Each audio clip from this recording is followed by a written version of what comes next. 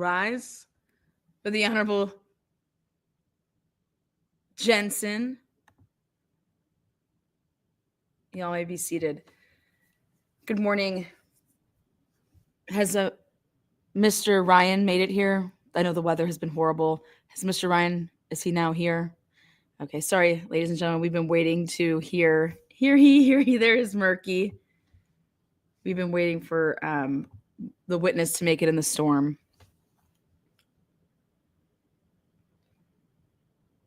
Good morning there, Mr. Ryan. We're going to re-swear you in, okay?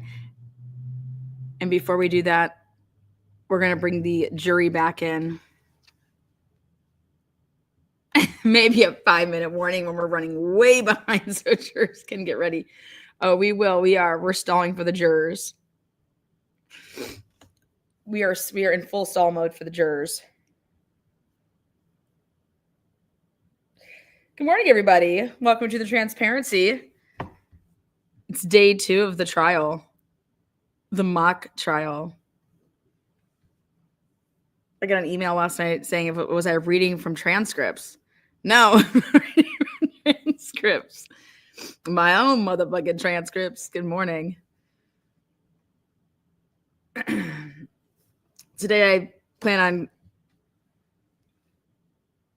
crossing up to shreds Marty Ryan here. We'll see, though. We'll see what the game plan is. We had to finish our breakfast burritos. The extra time was lovely. Oh, perfect. Perfect. All right. Sherry D, don't worry. We're going to make sure the foreman has all the jurors in line. Let's see here. Oh.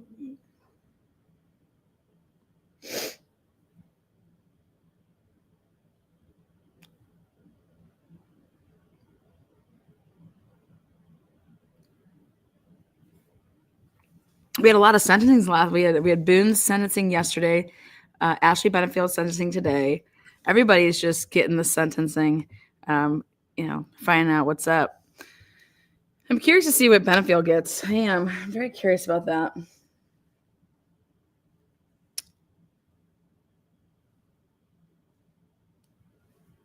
Right.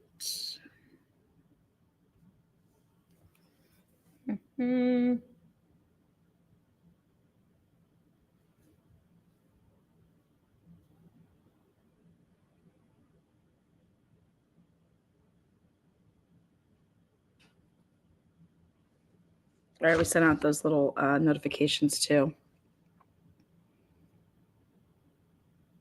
So again, good morning, everybody.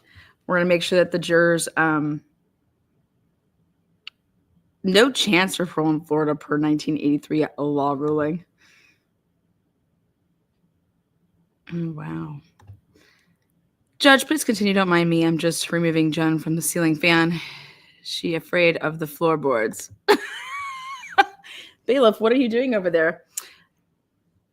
Jen wants to sit as high as she can. Satan be coming through them floorboards. Dead. Life means life in Florida.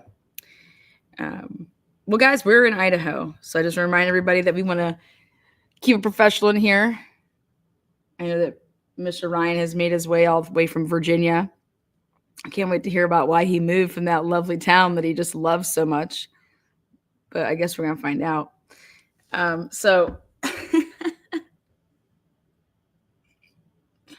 Woo, life means life.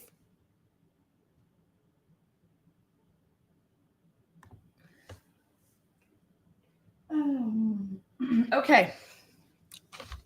Without any further ado, jurors, are you, we're going to ask you a couple questions here. Did you refrain from looking up this case on your own and contacting to the transparency?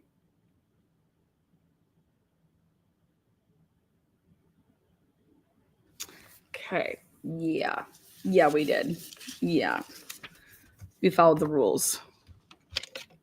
Perfect.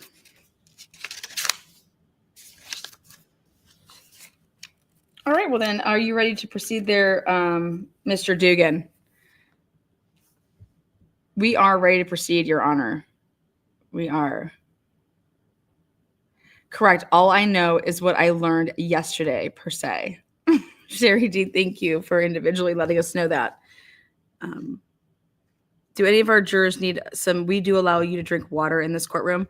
So you have to use the plastic water bottles that have vodka in them, though. So make sure you grab one of those from the bailiff. Okay. Then we're going to go ahead and begin. The floor is yours, Mr. Dugan. Ah!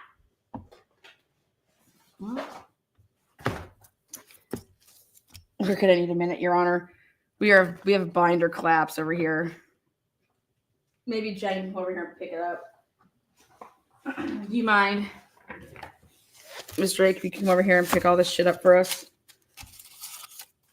Make sure to kiss the floor. Thank you. It all seemed to fall together, though, Your Honor. So 1 second here.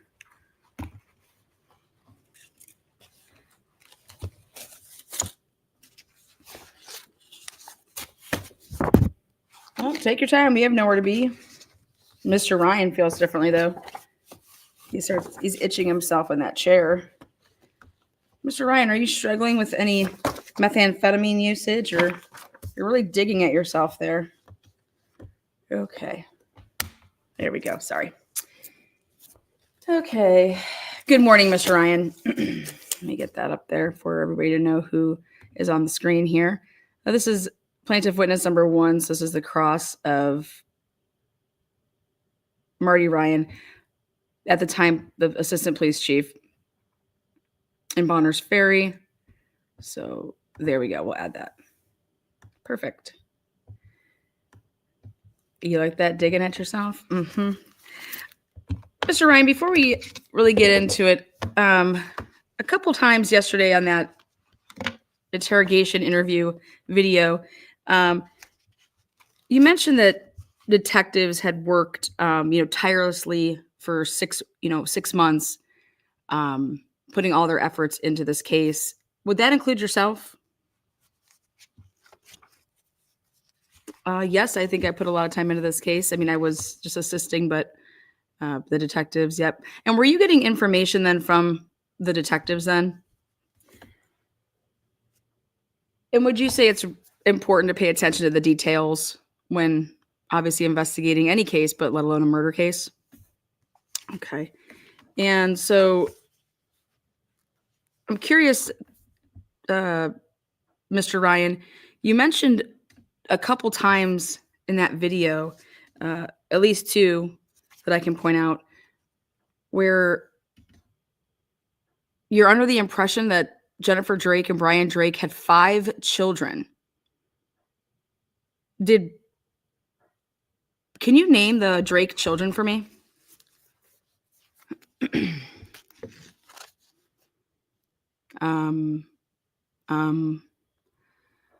No, that's off my head. I So you worked this case for 6 months. Is it something that you had remembered, 4 years ago, the names of the children? So are you aware, Detective Ryan, that Jennifer Drake has only birthed 4 children?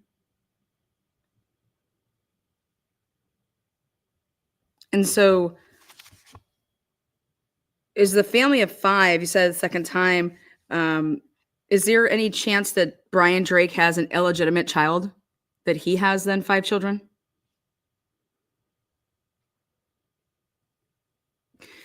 So Mr. Ryan, would you say that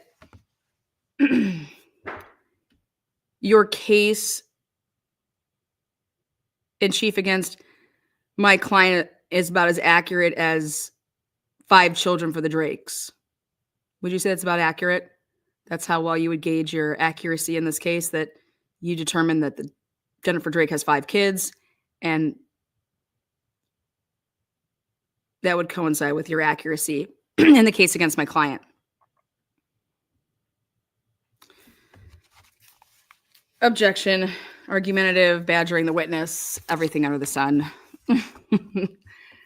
Just gonna stick that in there, though, Marty. You're going down with that one. Okay, Mr. Ryan.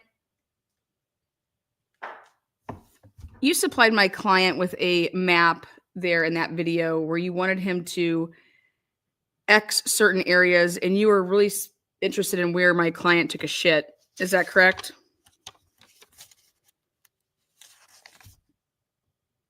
And so therefore you brought a map in to have him mark a spot and put the signature on there and put the timestamp and the date. And do you recall what my client asked you there? He asked you, is this for the jury? And you said, no, this isn't for a jury. But that wasn't truthful, correct? All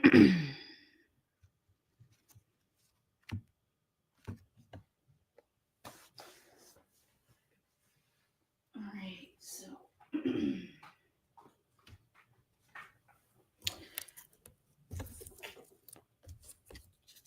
on direct, you stated that you interviewed and had a conversation with the first eyewitness to come forward, Isaac Funderburg, correct? Yes, I talked to Isaac Funderburg. That is correct. And you talked to Isaac Funderburg outside of the Far North Coffee Lodge on March 12th, 2020, the night of the murder. And something that we noticed that we want to get that cleared up immediately is that you had used a body cam belonging to Michael Valenzuela to record that. Were you aware that that body cam was on when you were interviewing Isaac Funderburg? Well, of course, I'm the one that told him to record it. And why didn't you use your own body cam? Mike Valenzuela works for the Boundary County Sheriff's Office, correct? So that's a different division of law enforcement. Do you guys work together? Do you guys commingle? Okay. So you didn't have were you in uniform that night? Did you have your deputy car?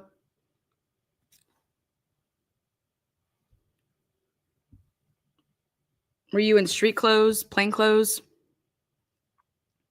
Were you in your uniform when you were interviewing? Okay.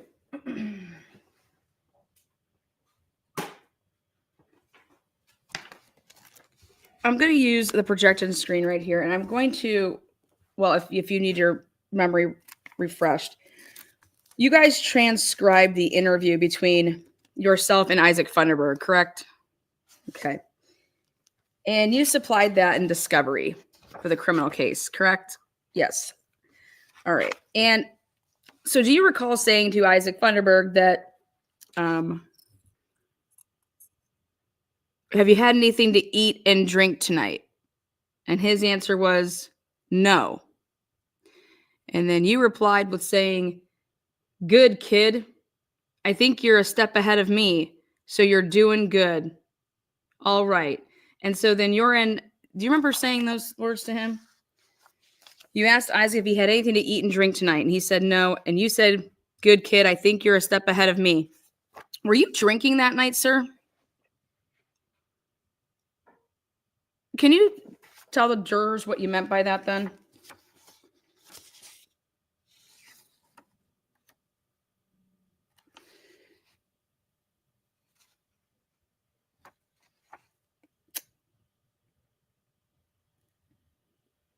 Okay.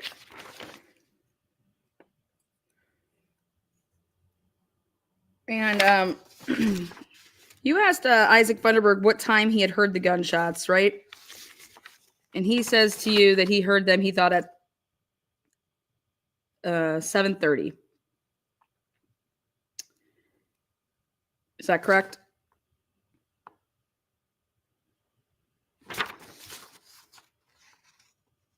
Did you ever look at Isaac Funderburg's cell phone to see if he had texted or called anybody?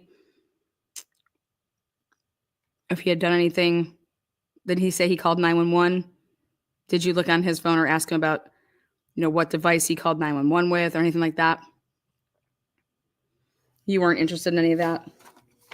You weren't interested in how possibly he called 911 before the wife that was on the phone with the husband that got shot?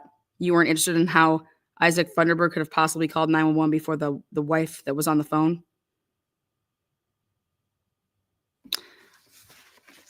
Are non-jurors allowed in here? Of course non-jurors are allowed in here.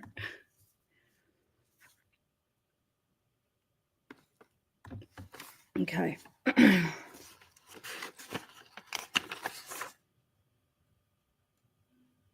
Now, isn't it true you called and got Idaho State Police involved rather quickly at 9:00 p.m.?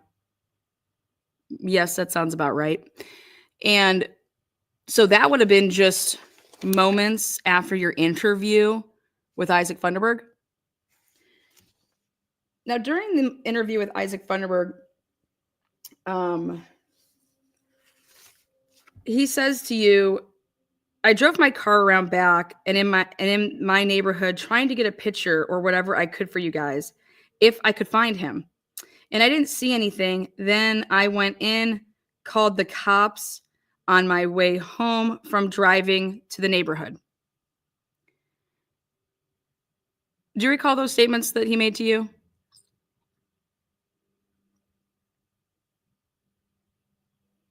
Did that statement make any sense to you at the time?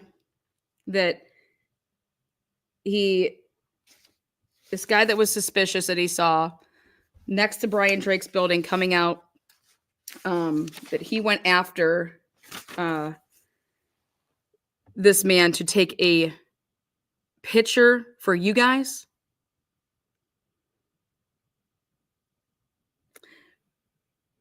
Isn't it true that Isaac Funderburg said that he went on foot at one point?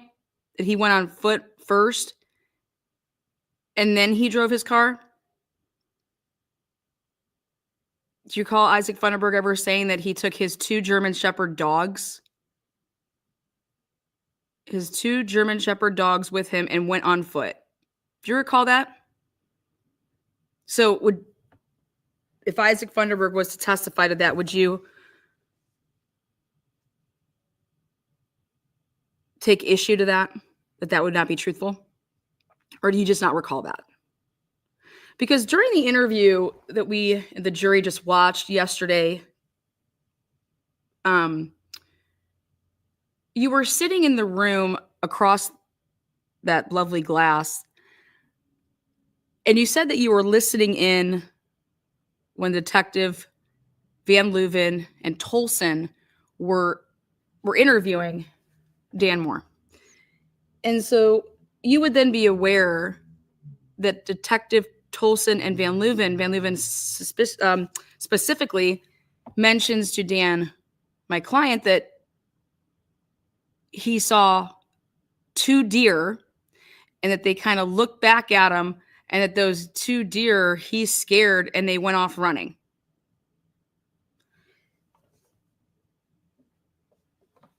Now, in the preliminary hearing, you testified that you saw the Idaho State Police PowerPoint presentation. Isn't that correct? So is it at all possible that the 2 deer that you're referring to as deer, could those be 2 German Shepherd dogs?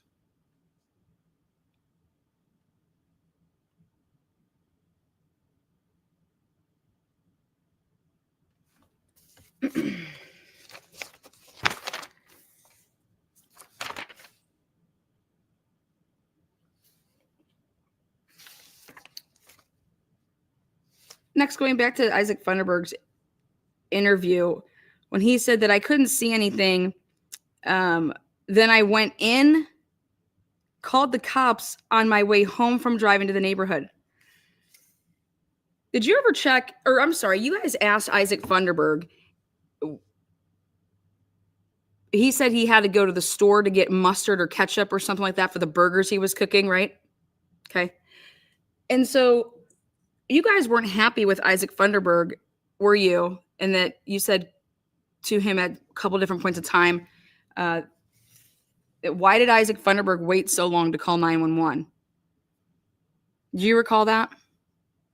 Do you recall you or anybody in your department meeting with Isaac Funderburg at any time and saying, well, why didn't you call 911 right away? And you guys have it listed here that Isaac Funderburg didn't call 911 until 7:29. Okay. Nope, I don't recall any of this. I don't recall any of this. Okay. Well, when Isaac Funderburg says, I didn't see anything, then I went in, called the cops on my way home from driving to the neighborhood. Did you ask Isaac Funderburg where he went in to before he then called the cops on my way home from driving to the neighborhood? Well, Isaac Funderburg said that he went to the local grocery store, Super One, correct? Were you interested at all, Mr. Ryan, in getting the cameras from the Super One grocery store to see what time Isaac Funderburg, in fact, went to the grocery store?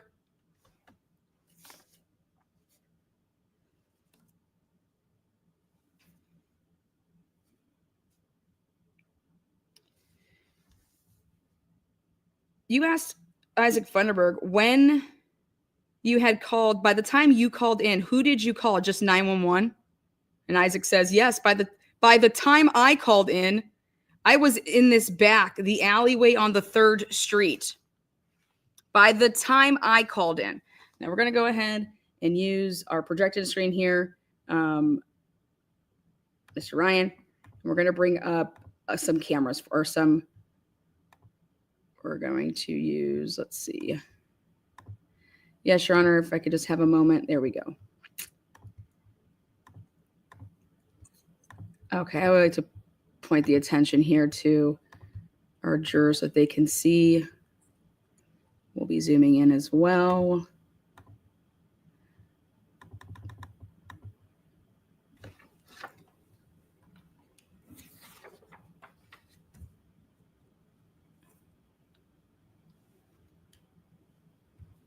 Okay. Ex-Chief Ryan, Isaac Funderburg said he was on the 3rd Street when he called. Is that correct? He said, yes, by the time I called in, I was in this back, the alleyway on the 3rd Street. Okay. So this would be considered, you got 1, 2, and this is 3, which would be Hillside, correct? And Hillside, that's that'll take you back right here. This is where Dr. Moore's office is, right? And this is Harrison, and this is your Main Street, right? Okay.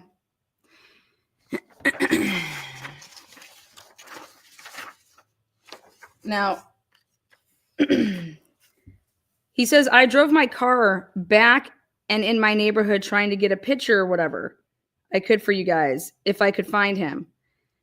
Did you ask him if he had a cell phone that night? Oh, I'm sorry. You know what I didn't do for my jurors? This would be Exhibit 2 for the jurors.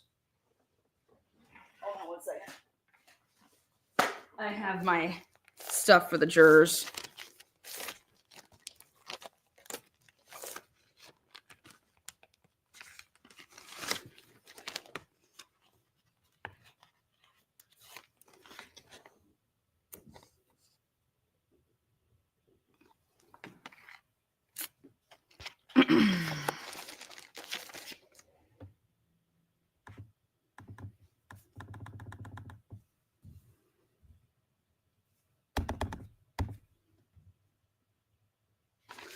So this is El Paso, and this is Hillside Alley.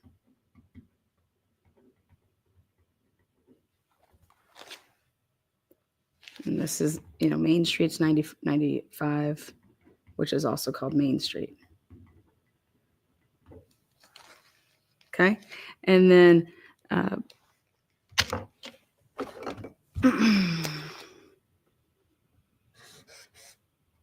that's Dr. M. And this is Drake.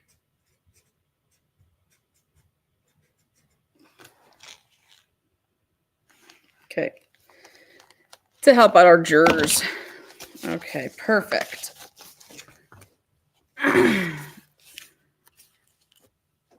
So did you ask Isaac Funderburg to see his phone? Anything like that? Did you ask him what type of phone he has?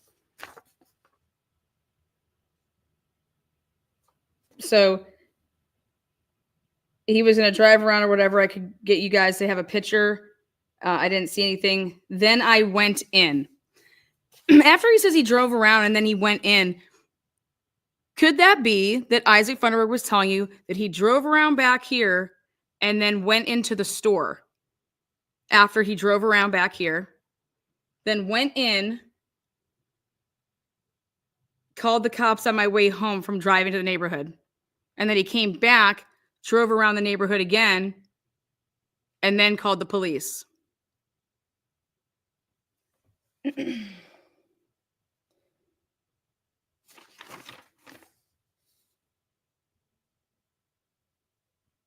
Now, isn't it true that Isaac Funderburg told you that he's probably Tanner and he looked shocked that I yelled at him? He looks super shocked that I yelled at him because most people wouldn't yell at someone after they shot. Confront them. Was that you?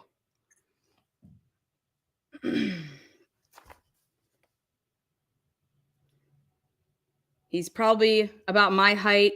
He's a little bit bulkier than me, not muscle, but just has some more fat than me. I don't really know how to describe him. He's got like a little mustache, maybe. I remember he was wearing black sweatpants and a black hoodie. I think he had a gray vest on. Maybe it was the way the light was reflecting, but I remember seeing a vest and he had a beanie on. Now, this is the description that Isaac Funderburg is giving you at 8:30 p.m., correct?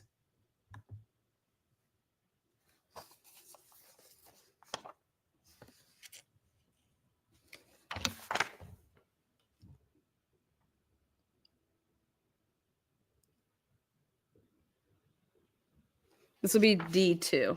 D2, baby. D2. Do you remember testifying at the preliminary hearing back 4 years ago? I'm sure you don't. I can recollect your memory if you'd like to see some transcripts. And you were asked by my client's attorney then, Jill Bolton, if Dan Moore, my client, has ever had facial hair ever in his life. And you said, I've known him for a couple decades and he's never had facial hair. Isn't that correct? And then she asked you, what color skin does Dan Moore have? Has he ever been tan? Has he ever been dark skinned? And you said, no, he is really light and Caucasian. Do you recall that?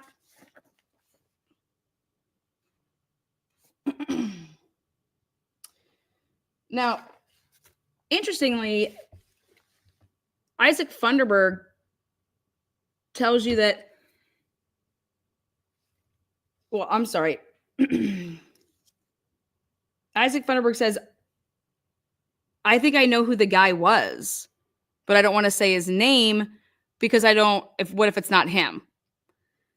And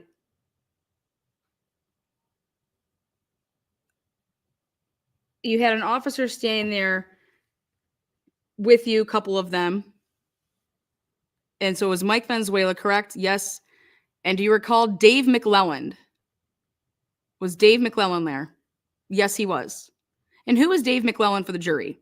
Dave McClelland is a detective with the Boundary County Sheriff's Office. Okay. And you and Dave McClelland are pretty good friends, aren't you? You guys talk a lot, right? And on the night of the murder, you called Dave McClelland, or he called you, right? Isn't that correct? You guys talked, right? And prior to this interview here, you told Dave McClelland to go into the crime scene and let you know what's up, right?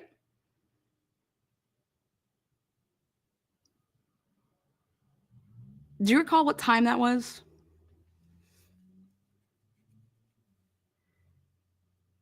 Would it be after they found the body of Brian Drake, I assume, right? So Brian Drake was found at 7:50, 3?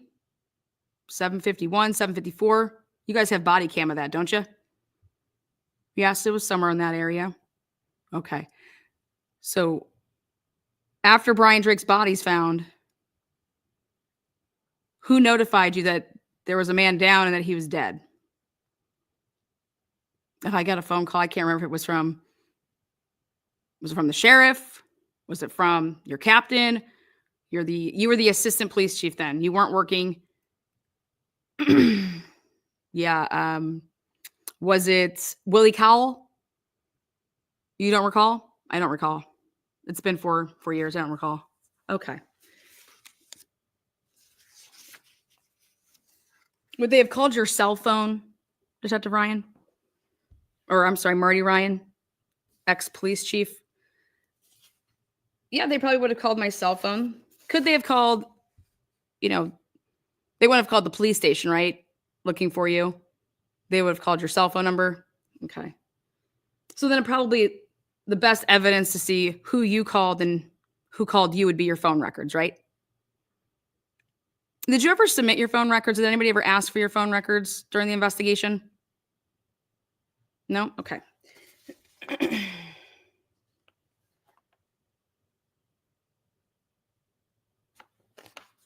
So Dave McClellan, he is a Boundary County Sheriff's detective, correct? Yep. And didn't you assign him a duty that night when you were interviewing Isaac Funderburg? I don't recall. Didn't you assign him to go across the street and to talk with Aaliyah Sandlin, the fiance of Isaac Funderburg, while you were talking to Isaac Funderburg because you wanted to go over there and get, see what she has to say? You don't recall saying that? Would you like to see the video? Oh, I believe you if you said it. I don't quarrel with you on that. That sounds like something I would say. Yeah, we would want to probably talk to her. Okay. So would you agree then Dave McClellan was sent by you to go talk to Aaliyah Sandlin? Okay. So then an officer that was there with you says, does he work at Liberty? Does he work at Liberty? And then he says, Isaac Funderburg says, oh, yes, I don't know his name, but the guy I'm thinking of, yes, he does work at Liberty.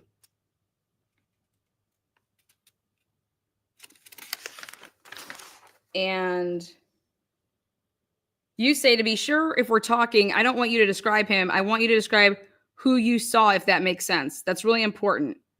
You're doing a good job. Well, didn't he just describe you who he saw?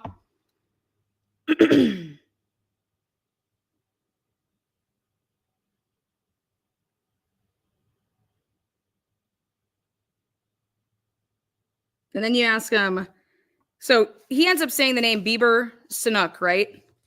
The guy that runs a Liberty gas station, right?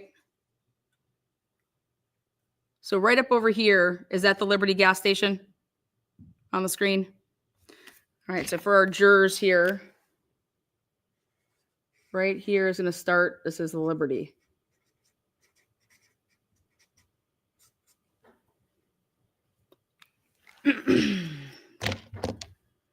Okay. Did you then go and interview Bieber Sanuk at any time? Did you write a report or anything? So an eyewitness tells you he thinks he saw that man and you never interviewed him, correct? Okay.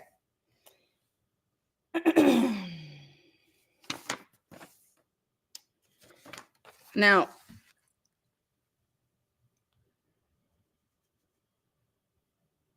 when you asked Isaac Funderburg if his fiance or wife, girlfriend saw anything, he says, yes, she saw the guy. Yep, she saw him run past the alleyway because she had come out to make sure I was okay, and she saw him. She was standing there when I yelled at him as well.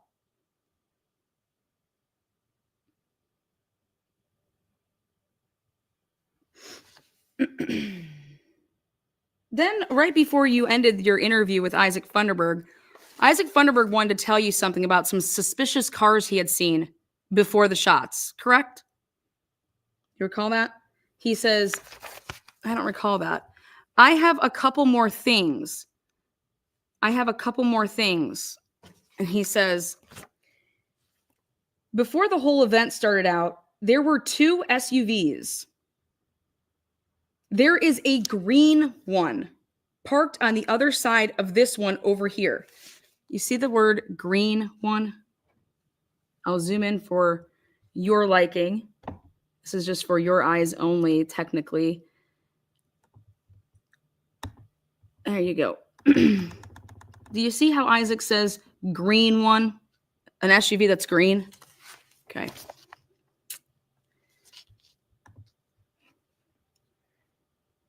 Yep. He says, this is a green one parked on the other side of this one over here. A car kind of similar to the one I saw further down the road, like in the store, further down the road. It was sitting there like for a solid 30 minutes or with its headlights on, shining up into our window, just sitting, facing this way, northbound. My fiance had asked me a couple times. She's like, that's really weird. He's been sitting forever. I told her I didn't know. It was probably someone picking up the car from Les Schwab. That's what I figured. And it sat there for quite a while. And then Officer 2 says, was it a newer SUV? And Isaac was adamant. And he said, no. No. The two SUVs were parked. The guy got out of the car and got in the SUV. There's mingling back and forth. There was a black car that was sitting facing our house. So a green SUV that's an older model. And he says that there was a guy that got out of the car and got into the SUV, the green SUV. There's mingling back and forth, and there was a black car that was sitting facing our house. And you said, black car or SUV? Were you trying to confuse Isaac Funderburg with those questions? Or were you just not paying attention? He says, the car was black. The two SUVs were parked. There was one SUV right there. So he's pointing, right? He's using his fingers and he's pointing to things, right?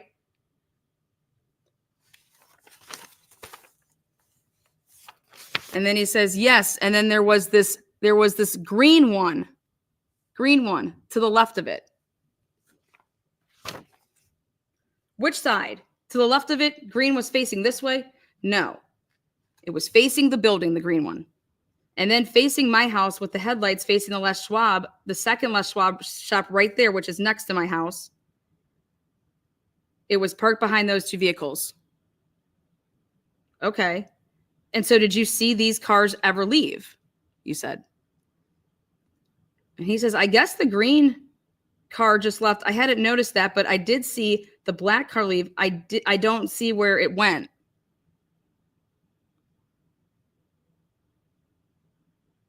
And then he says, sorry, the black car, and he refers then to the SUV was green again.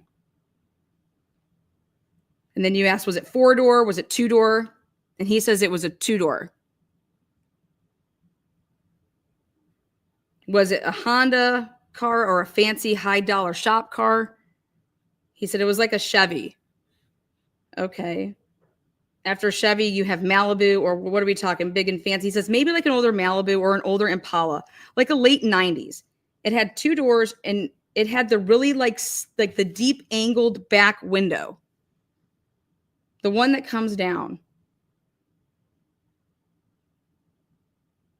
Could that have been like a Mustang when it says that it comes down? Like, could it be like one that would be like a convertible?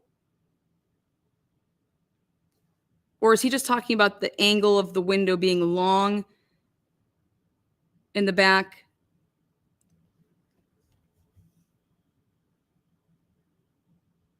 He says, I saw a similar looking car leave from the pediatrics office after you guys had all of your cars down from, I believe, the pediatric office.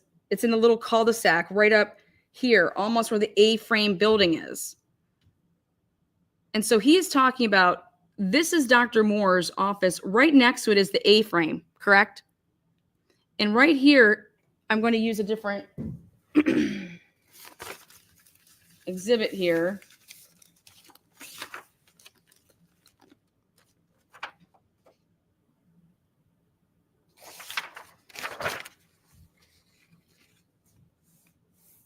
Actually, okay, here we can zoom in. For the jurors, so this is a building here, and that's a separate building, right? And this is the A-frame building, right? Which is, that's part of it right there, right? And then when you pull into El Paso here, you can just go right in like that, right? So off of from 95, you pull into El Paso, and you would go like right into kind of there. And there's places to see, there was a pediatrician back there, a kid's dentist back before, but right here, then there's that A-frame building. And then Dr. Moore's is right next to it behind that big tree, right?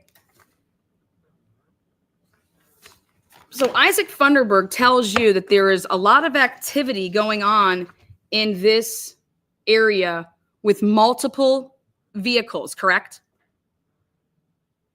All right. So he's pointing out an area that is heavily, that's where he sees the black car kind of come from, he said.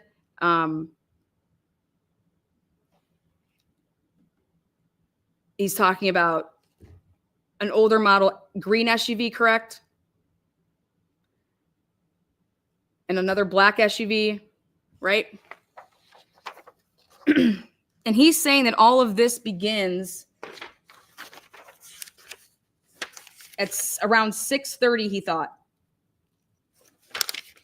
when asked.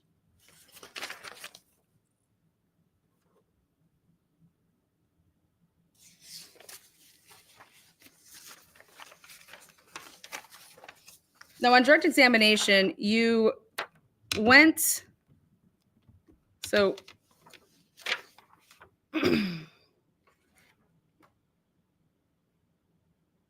you had made contact with a man named Jones, is that correct? Because you wanted to get him to look at some surveillance, is that right? So you told him to look for 7:30, see if you could find anybody. On what camera were you looking for him to look at? The Liberty camera, he ran those. So they had cameras there, and to see if he saw anything around 7:30. Somebody on foot? Did you tell him about the car? Did you say, hey, we're also looking for a blue or a green SUV, older model. We're looking for an older, like Malibu. Did you tell him anything ever about any vehicles? I don't recall.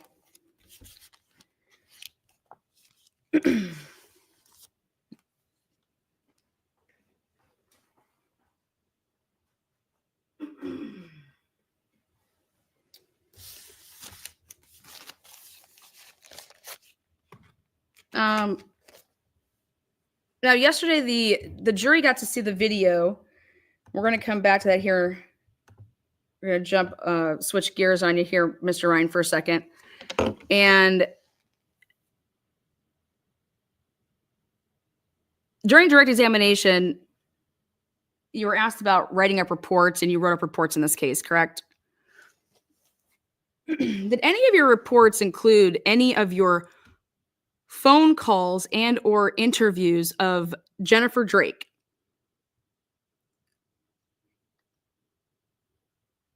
No, not that I recall. In fact, there are no interviews that you've ever reported that you had with Jennifer Drake and that you put into a report, correct? And there's no recorded phone conversations that you've ever put in when you've had conversations with Jennifer Drake, correct? So have you ever talked to Jennifer Drake?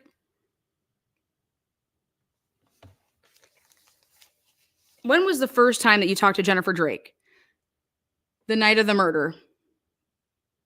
In fact, you called her cell phone, isn't that correct? From your cell phone, correct? Yes, I believe that's correct. And you called her at 8:57 p.m. How did you get Jennifer Drake's cell phone number?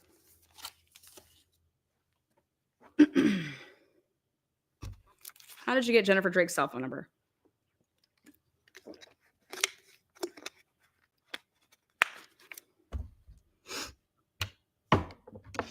Well, Jennifer Drake had been calling. She called dispatch and wanted an update. And so I said, here, give me her phone number and I'll call her and I will tell her. I'll give her an update. Okay, so you called Jennifer Drake from your cell phone at what time? 8:57, 8:56, something like that. You call Jennifer Drake and you tell Jennifer Drake on the phone while she's driving up to Bonners Ferry from Hayden. I told her not to come because the area wasn't safe and that her husband had been shot and killed. You told her this over the phone, Mr. Ryan? Yes.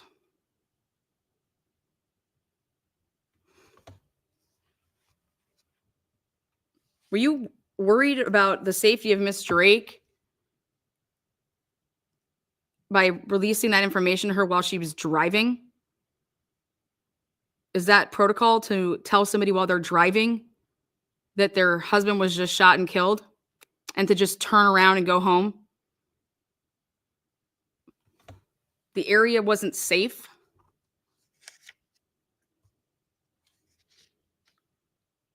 We were out looking for a suspect.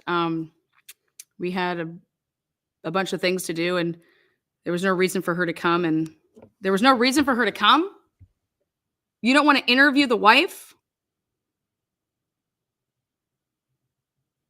You heard the story, right? That she was on the phone with her husband when he was shot and killed, right? When did you first hear that story? You've been doing this a long time, Mr. Ryan, right? Husbands and wives end up dead. Who's the first suspect? In your training and experience, Mr. Ryan, isn't the spouse always the first suspect? And then you find out she was on the phone with him when he was shot? Well, that's convenient, isn't it? Your mind never went there like, wow, that's interesting. Instead, you call her and you say, don't come here. It's not safe. And somebody will be in touch with you.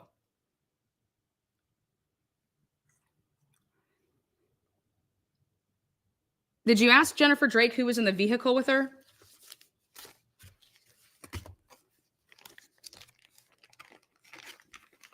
What if her kids were in the car?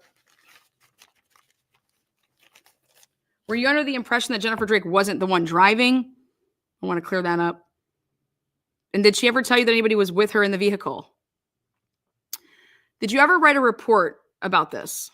No.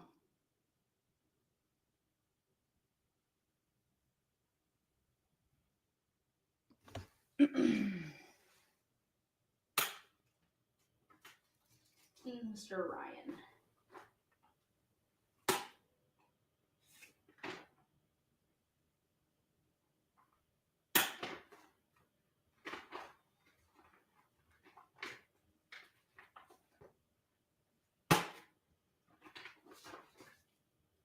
Okay.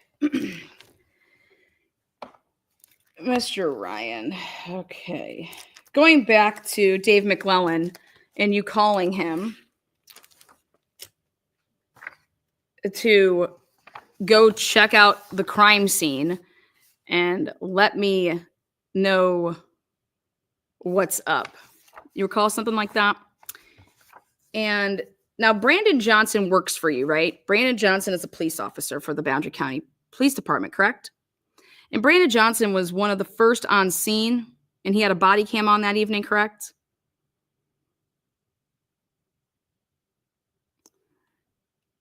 And do you usually look over, are you a superior to, if somebody writes a report, do you look it over? Yes. And in fact, you testified during the preliminary hearing that's exactly what you do. When somebody's about to submit a report, you appear like yourself in a supervisor role is going to look at that report, correct? And so Brandon Johnson wrote a report in connection with this case, correct? Yes, he did. And so then you would have seen it, looked over it, and made sure that it was accurate, or if there was any problems. How does that work? Can you describe that for the jury?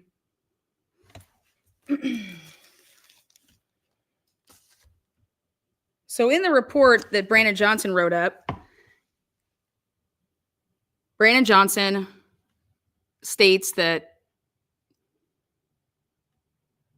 well, he was manning the crime scene, that the only person that went into the crime scene to look at the crime scene after they had roped it off was Detective Dave McClellan. And it was based on your orders that Detective McClellan go into the crime scene and look around. Detective Johnson also then said that nobody touched anything. Nobody touched specifically a cell phone belonging to Dr. Drake. Isn't that correct? It was repeatedly stated in his report that you would have seen, repeatedly stated Brandon Johnson wanted everybody to know that they never touched anything in that office, especially a cell phone that belonged to supposedly Dr. Drake, because it was by his head lying on the floor. Do you recall this? Now, you clearly were part of this investigation all the way to the end, more or less, because then you're interviewing my client in that interrogation room, right? And you're watching it. So you were kept up to speed on things throughout the 6-month investigation. In fact, on March 24th, you were part of a task force that was with the FBI as well on March 24th, 2020, that went into a home by the last name, the Butlers. Is that correct? Where an ex-wife, an ex-husband, they were both interviewed. A child was interviewed. You went out there for that, correct? On March 24th, 2020? Yep, I think I recall that. You were out there with the Idaho State Police. You were out there with the FBI. Were you out there with Border? I can't remember if they were involved. But yeah, there was a bunch of us. Yep. Gary Tolson was there. Yeah. And that would be March 24th, 2020, 12 days after the murder, right? Yes, that would be 12 days after the murder. Okay.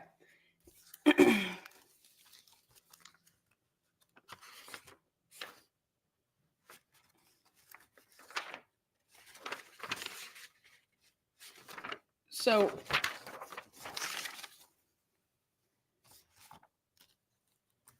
what did Dave McClellan... Oh, let me strike that. Mr. Ryan, what were you wanting Dave McClellan to tell you about the crime scene? You were on your way there, right? You're on camera interviewing Isaac Vanderberg.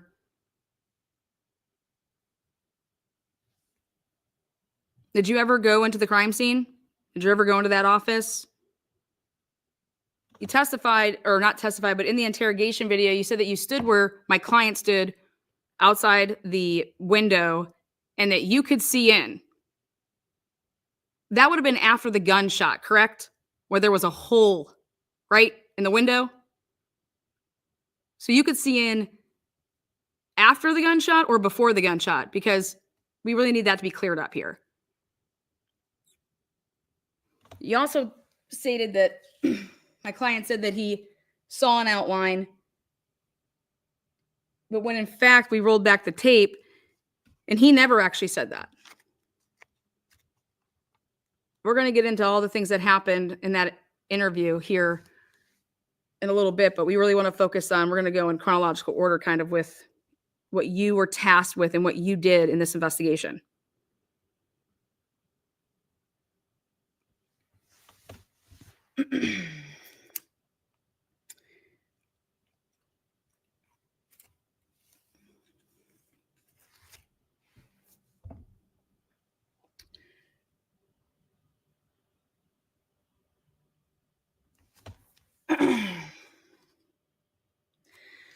So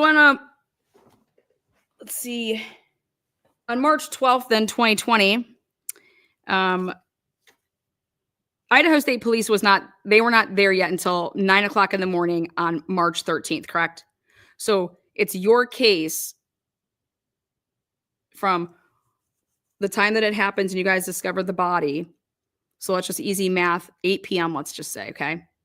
8 p.m. all the way until 9 a.m. You guys were responsible for that crime scene. That means anybody entering it, anything moved, anything different.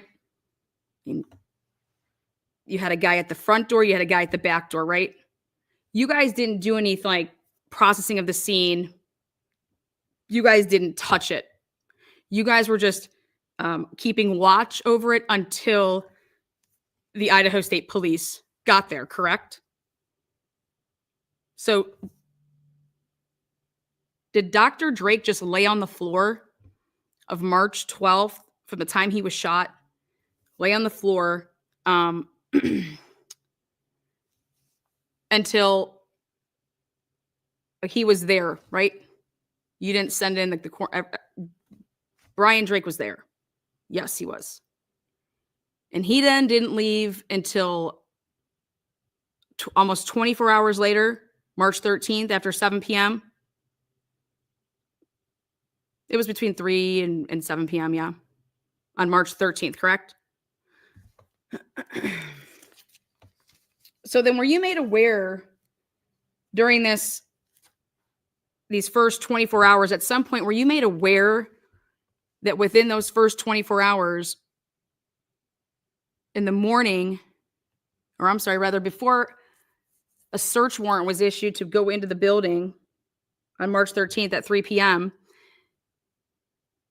you had to become aware at some point that Jennifer Drake called her life insurance company prior to her husband's body being picked up off that floor? Were you made aware of that?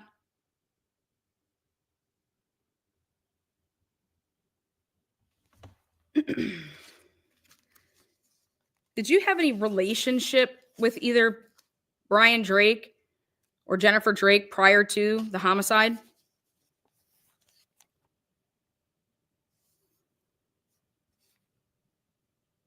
In your training and experience, Assistant Chief Marty Ryan, is it normal for a woman who is grieving just the absolute shock and horror of hearing her husband was murdered to then pick up a phone and call life insurance?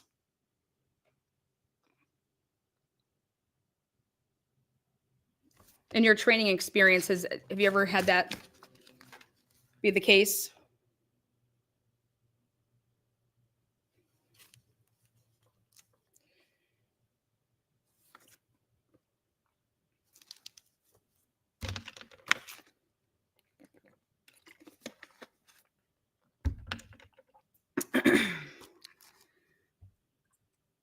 You actually emailed with Jennifer Drake throughout the investigation, correct?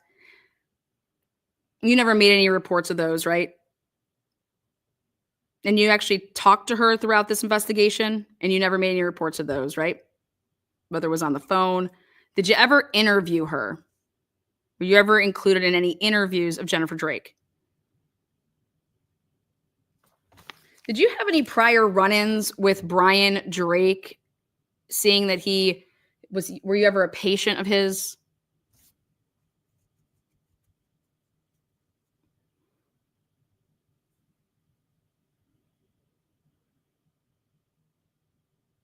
Were you ever aware that Brian Drake had run-ins with your law enforcement officers, being pulled over numerous times in 2016? So much so Are you aware in September of 2016, Brian Drake was pulled over 4 times in like a 4-week period?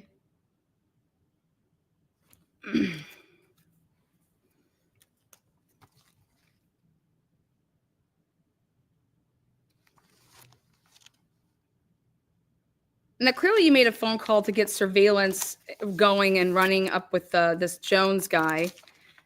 Tell the jury, the building next to Brian Drake's here, what is this relationship to the Far North Coffee Lodge that you have with the owner? Who owns the Far North Coffee Lodge? That would be my in-law. Who's the owner? Butch, Short. And so you're saying that Butch Short is your brother-in-law? Yes. Okay. Butch Short's your brother-in-law. And did you guys set up, because you couldn't be in this building, did you guys set up like a command area anywhere? Like, where were you guys conducting your command center? Did you guys use the Far North Coffee Lodge to meet up and to do to debrief the ISP and anybody that came down from different departments? Is this where you guys met?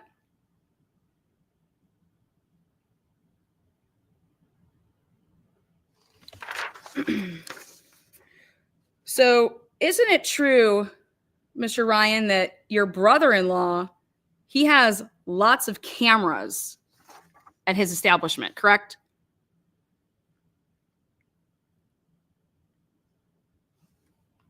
And isn't it true that it was reported by your brother-in-law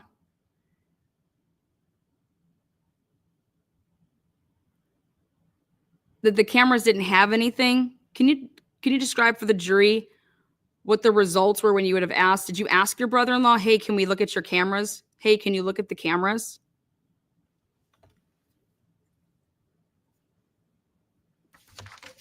And for the jurors, this will be exhibit, we'll just label it Defense Exhibit 1 here.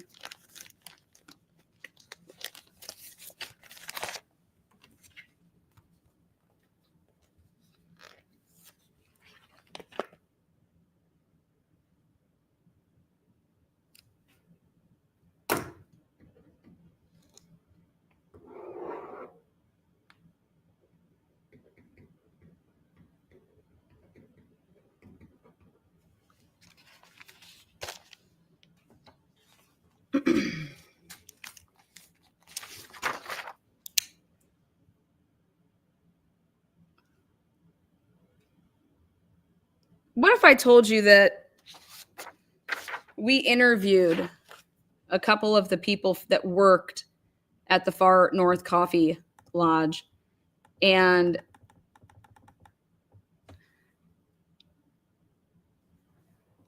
they told us that they had interviewed with police, both local and state, numerous times, yet there are no interviews in any of the criminal discovery involving any of the employees of Far North Coffee Lodge?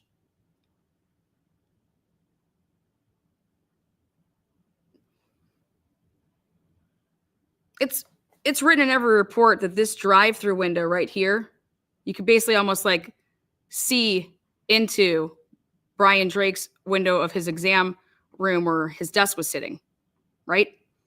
Who worked the drive-through window? Who worked that drive-through window that your brother-in-law owned? Would that be your wife's family then? Yes, that's correct. That's my wife's family. Okay, and isn't it true that your wife worked that drive-through window? Yes, she did. Okay, so let's make sure that we sort this out for the jury. This building, which literally is almost on top of Brian Drake's building, where he was shot and killed through a window that this drive-through window can basically see through. It's 16 feet away, is owned by your wife's family, and it's connected to a gun store, right? Yep, the Outfitters. He owns all that, right? And so you're saying that none of these cameras worked. Your wife was the drive-through window attendee, and her family owned, and none of those cameras saw anything.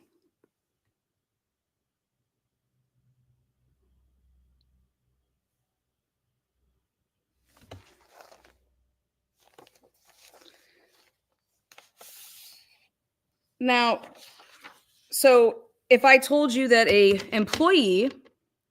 multiple employees were interviewed by local law enforcement and state officials, Idaho State Police, who worked here because they didn't go to work the next day. It was almost like it was taken up by law enforcement, but they were interviewed multiple times. And where are these interviews at? Are you saying that you never interviewed any members that worked at the Far North Coffee Lodge?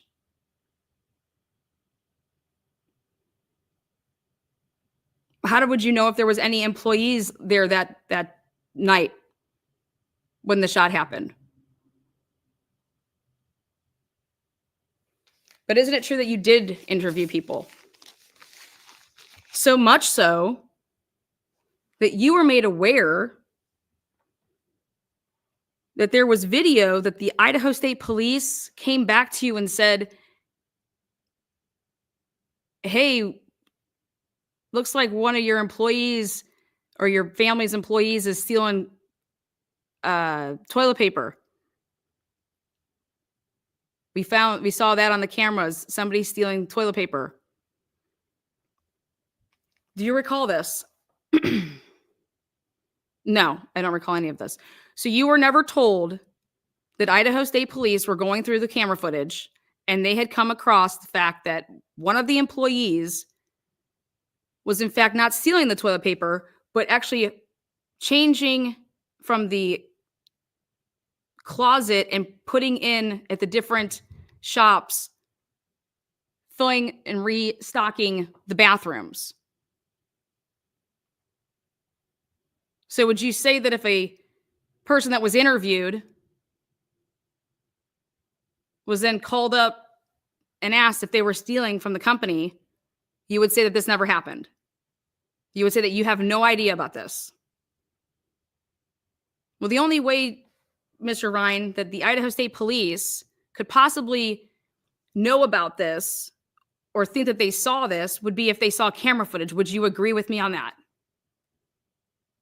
But you're saying you've never been told anything like this. You've never heard anything like this.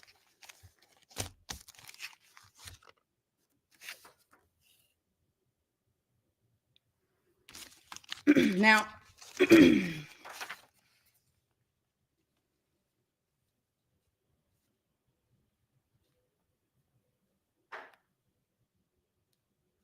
you asked my client in the interview, hey, you tried to go in the back door first, didn't you? You opened up that back door, didn't you?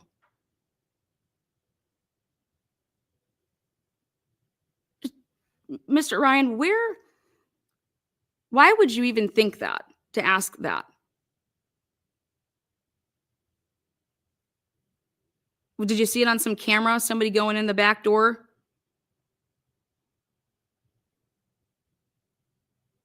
Did you guys dust for fingerprints and you have, unknown, you're able to get a hit on a latent print? So what made you ask that question or insinuate and try to get my client to say that he went through the back door at first, but then decided to go up around the building towards the window?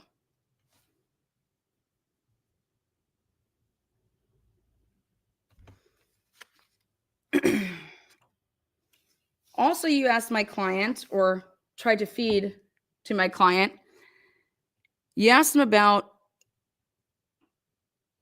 what he heard when he got there up to the window. Did you hear anything? Did you see anything? And he said, no, I didn't hear anything. You didn't hear talking or anything like that? Nope, didn't see anything.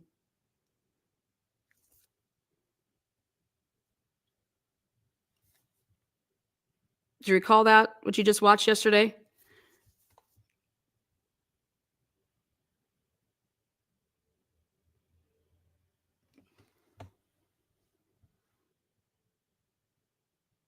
And that's a problem for the evidence, right? If my client didn't see or hear anybody by that window that was sitting right by that window talking to supposedly his wife on the phone, right? That would be a problem in this confession that doesn't match the evidence, right?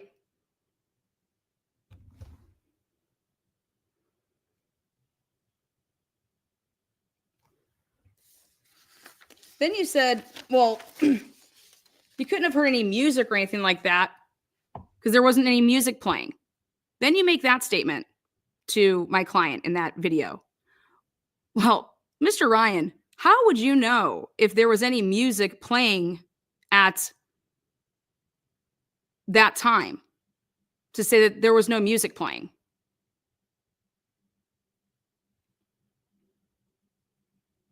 What are you referring to? Were you there?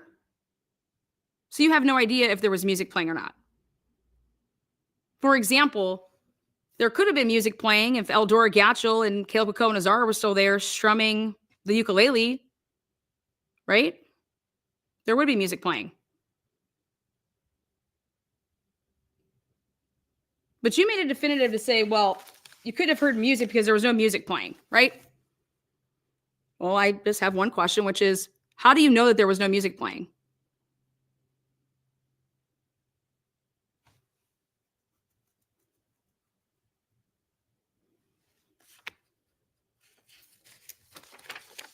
We're going to come back to that video here in a little bit. But going back to more chronological order stuff with, now you had to brief ISP when they got there, right? But now we have a bunch of time that we're going to talk about here around like 10 p.m. on the 12th, and then all the way up until about 6, 7, 8, 9 o'clock in the morning before they arrive, okay? So that's where we're going to be. This is our gear we're going to be in here, Mr. Ryan, okay? So,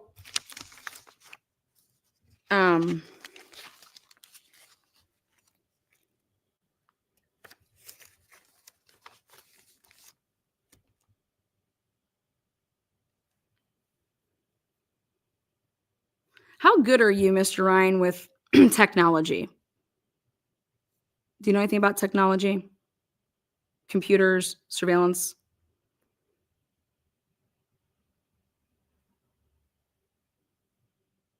So if you needed to find out during your career when you're with the Bonners Ferry Police Department, if something was like manipulated, if tapes, surveillance tapes were ever manipulated, okay, is there anybody that you would go to say, hey, I want to make sure this is accurate, that this hadn't been messed with, manipulated? Have you ever had to do that during your career?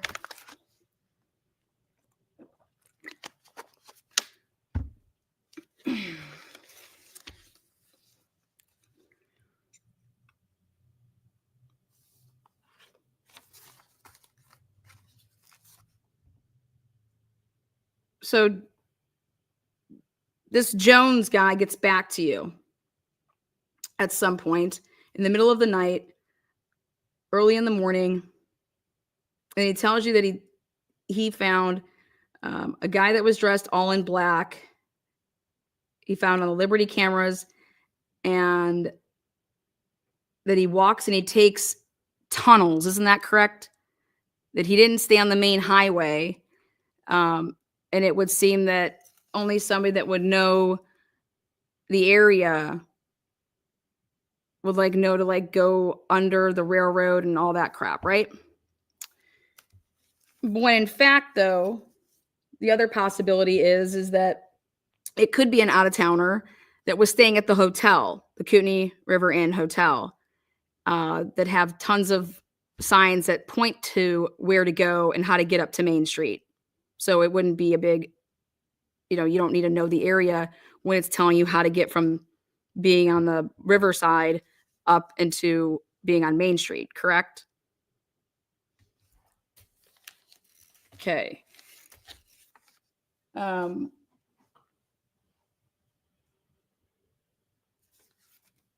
Now, who sent Caleb Watts to Aaliyah Sandlin and Isaac Funderburg's apartment in the morning of March 13th around 9 a.m.? And Caleb Watts is a detective with the Boundary County Sheriff's Department, correct? And you don't recall who sent him there, but you're not going to quarrel with me that you know that Caleb Watts was sent to Aaliyah Sandlin and Isaac Funderburg's apartment in the morning of March 13th, right? And in your report that you wrote up, you said that Caleb Watts somehow inadvertently shows Aaliyah Sandlin, or she sees a picture that he would have had in his hand of a printout that came from this Jones guy that was able to show you guys these clips and zoom them in, and here you go. This is, I just followed this guy back, and this is, he was walking from the area, and he was on the Liberty camera, gas station cameras, correct? And so how would Caleb Watts end up with that printout, Mr. Ryan? You were the only person, right, to talk to Jones at that time. And you testified during the preliminary hearing back 4 years ago that you did go and meet with this Jones guy in the morning. And did he give you a printout of the enlarged photo of this guy? How did it then get into the hands of Boundary County Sheriff's Detective Caleb Watts? Because in your report, you then state that Caleb Watts goes to Aaliyah Sandlin's house, apartment there across from Dr. Drake's, as well as that's where Isaac Funderburg lives. And he was sent there for what? Are you aware that Caleb Watts never wrote up a report about what he went there to go do? He didn't record the conversation. Are you aware of all of this? You put this in your report. So you're reporting on something that somebody else did. Now, Marty, Mr. Ryan, were you the one that was responsible for writing up and trying to preserve, let's say, cell tower dumps and any type of search warrants in connection with this case? Were you working on search warrants? Yes, I was. And in fact, you worked on the search warrant, or rather, there was a couple of search warrants and then a detainment warrant in connection with this case on that day, March 13th, correct? And it came from the information that you received from this Jones guy, right? This picture, this person that happened to be walking and seen on Liberty gas station camera and then down by the casino and staying at the casino, correct?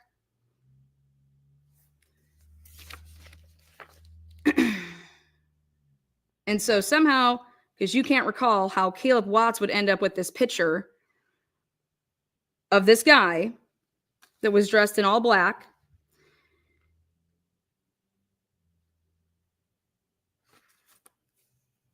ends up in his hands, and then for some reason, he takes it to Aaliyah Sandlin's and Isaac Funderburg's apartment, and he was just talking to her. And in your report says that Aaliyah Sandlin somehow sees the picture inadvertently and screams out, "Oh my gosh, that's him. That's the guy. That's the guy we saw. That's him. That's the guy we saw." Right? That's what your report says. And you wrote this report up on March 13th, didn't you? So you got this information from Caleb Watts, who didn't write up a report.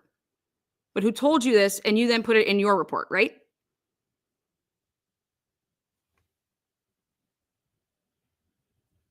Then Caleb Watts was sent back to Aaliyah Sandelin and Isaac Funderburg's apartment that morning. A little bit later, right? Did you send him back there?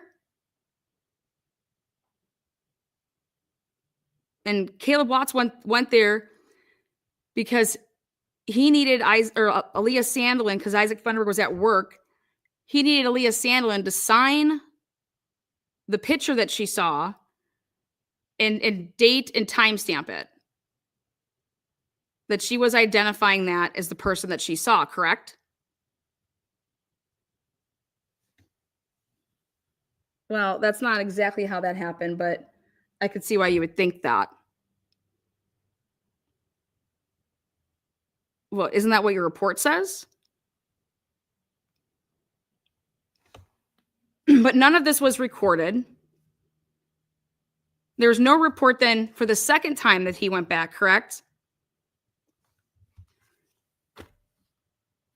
Now, if you saw a picture of Caleb Watts, would you be able to identify him, Mr. Ryan?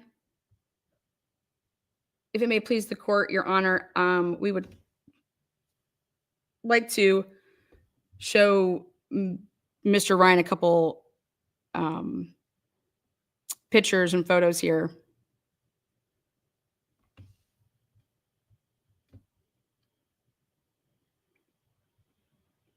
So hang tight here then.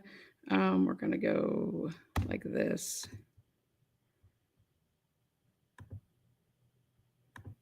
Well, I'll come back to letting him identify that in a second. So now, Mr. Ryan, you use the information that Caleb Watts had given you. Okay, wait, here we go.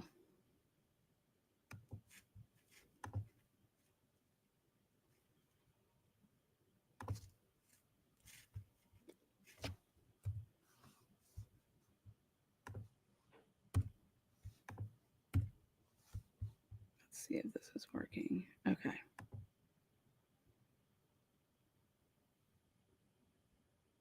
My assistant here just told me that we can go ahead and put this up. Let's see if it works.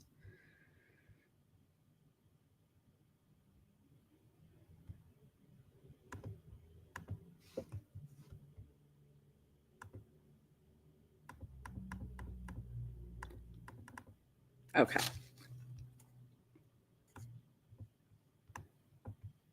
Is that a true and accurate representation of Aaliyah Sandelin's and Isaac Funderburg's apartment there where the wooden stairs go up?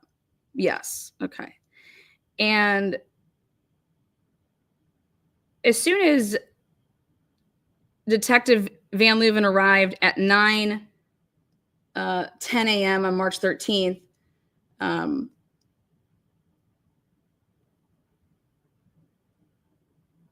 he said he was briefed by Boundary County Sheriff Dave Kramer, and then at 9:22 a.m., Marty Ryan, the Assistant Chief of Police with Boundary Ferry Police Department, gave me a briefing to those officers/personnel who were on scene.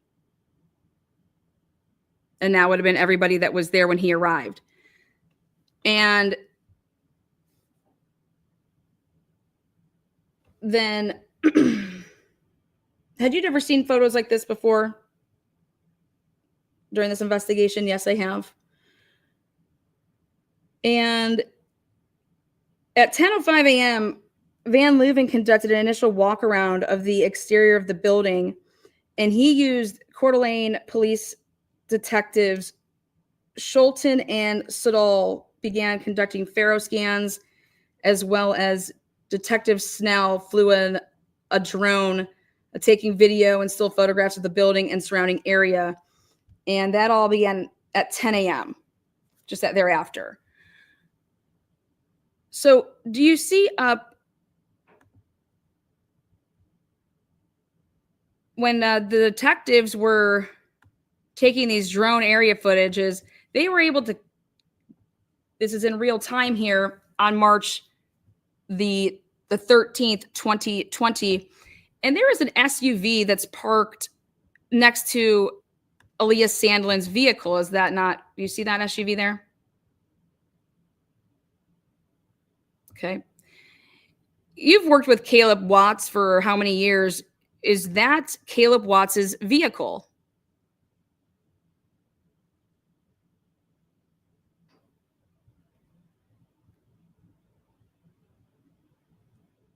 In fact, do you see that next photo there? Literally the next in sequence photo, that vehicle then is gone. Now, let's go back and show you this photo, which is, do you see the door is now opened?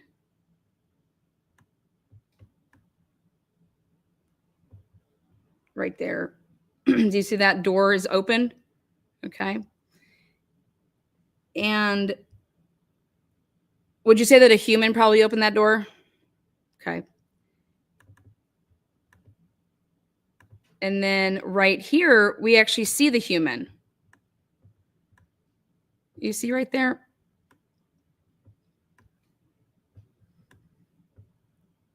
Now, this person seems to be in a uniform with the little patch on the side and seems to have papers in his hands.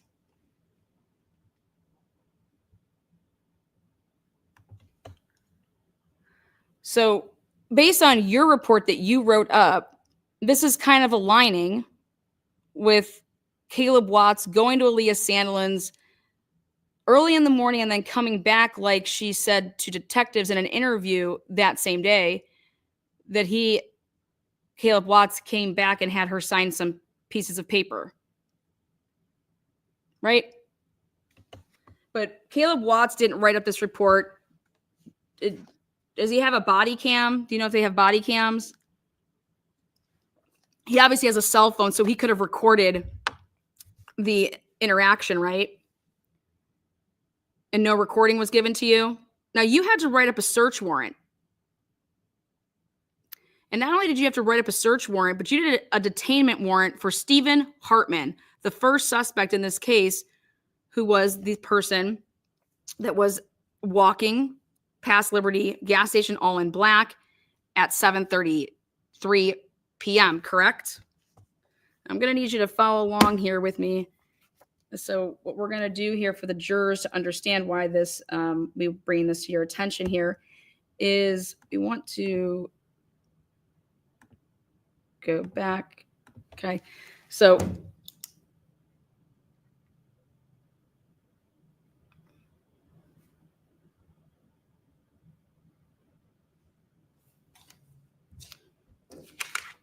on this camera, Liberty, it was brought to your attention. In fact,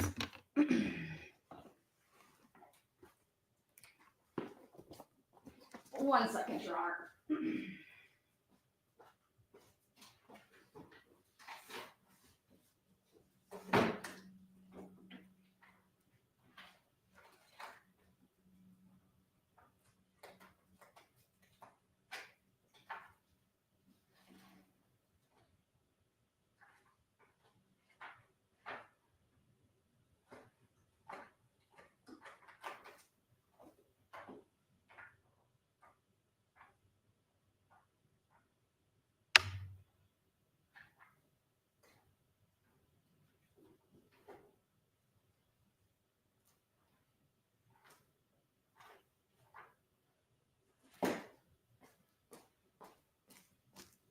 Yeah, sorry about that, Your Honor. We just had to take a look at something.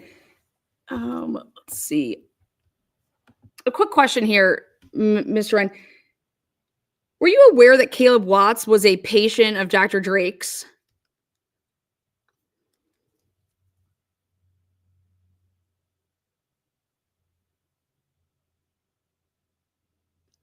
So it surprised you to find that out? If, in fact, Caleb Watts was a patient of Dr. Drake's? Okay. So 1 second here.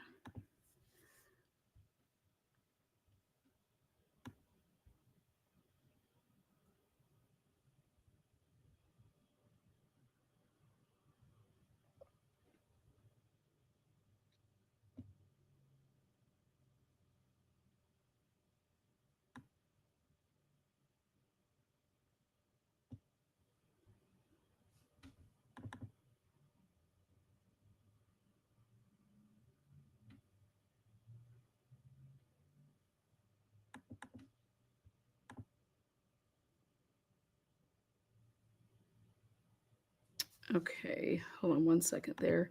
Your Honor, we're just working with a 1998 issue 3. Let's see. What's going on? Okay, here we go. Thank you. Perfect.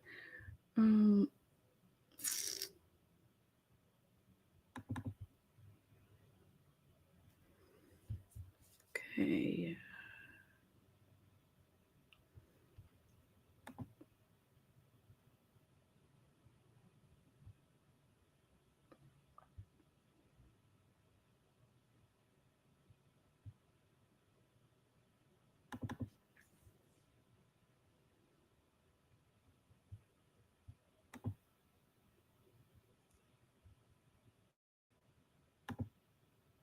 Sorry, Your Honor, we're printing off something that we want identified here by Mr. Ryan.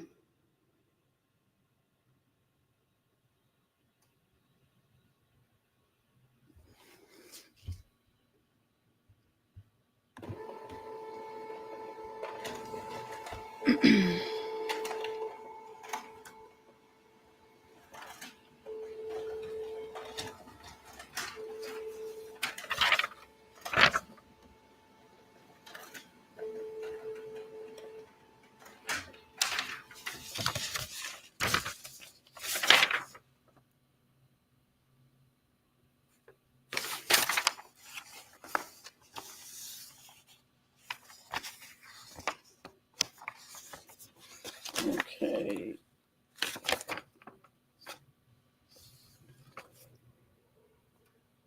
Proof by oral testimony having been presented to me by Marty Ryan, showing that there is probable cause to believe that certain information is believed to be on the person, to wit, Stephen Hartman, a white male adult, 6'2", 220 pounds, brown hair and brown eyes, which person is wanted as a person of interest in a homicide investigation, and his present location is Boundary County Sheriff's Office interview room. Such information that needs to be obtained is all clothing, including his undergarments, shoes, socks, photos of piercings, tattoos, and hands, watches, any cellular, electronic, and digital devices containing information, including but not limited to the following.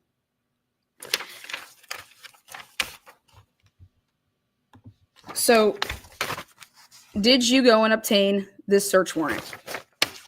And you did that through by means of proof by oral testimony, correct? Did you ever submit in your report any recordings of any oral testimony that you gave in connection with any detainment or search warrants in this case?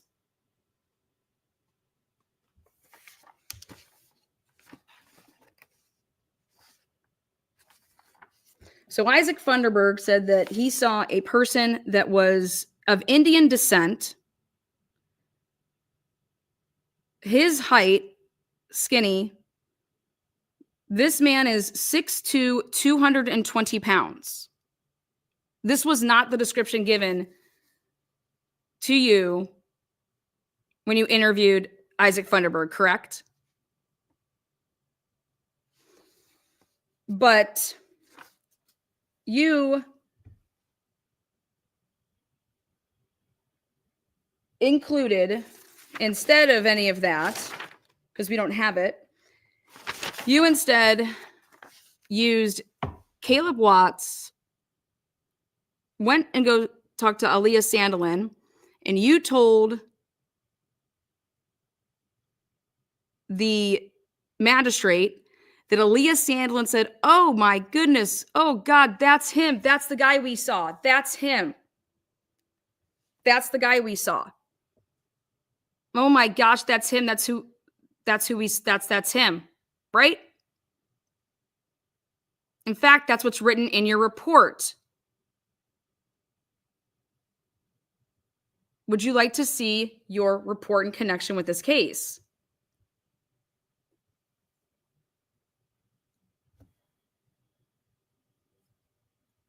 So, Detective Ryan,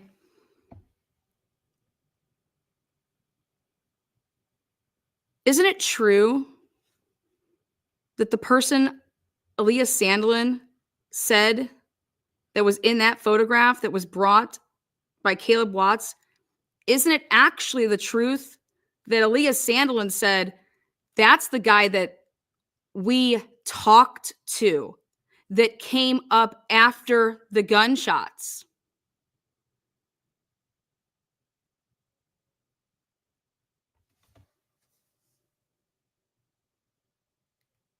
Nope, that's not how that. And you wouldn't recall this, though, because you weren't there, right? So we would have to ask that of Caleb Watts, correct?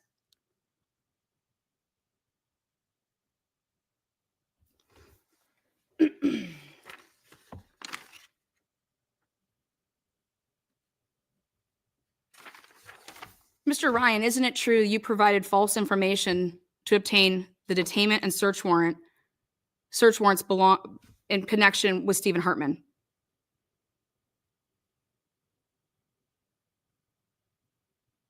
What information did you have at the time that you gave a sworn by proof of oral testimony having been presented to me by Marty Ryan, showing that there is probable cause to believe that certain information is believed to be on the person?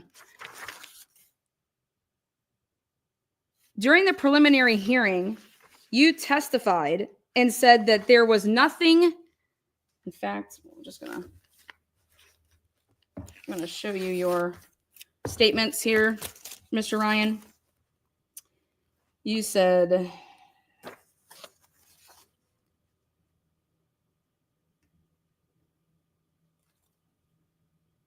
okay. You told Jill Bolton, no, ma'am. The next day he called me early and said, this is Jones calling you, and said he had seen something that matched somewhat from what he had observed. I saw no footage that evening, but the next morning, as I recall it, and this is the best of my recollection, ma'am, I'm not reviewed those actual reports from that time in quite some time, but my next morning he had contacted me and he had reviewed video that he thought could be of assistance. So you said that I saw no footage that evening. When did you see the footage, Mr. Ryan? That you put that in your report, and your report was stated that you saw this figure, this person, who then was able to be identified as Stephen Hartman because of hotel information. How did you get that hotel information? How were you provided the hotel information of the name and all the information associated with this man?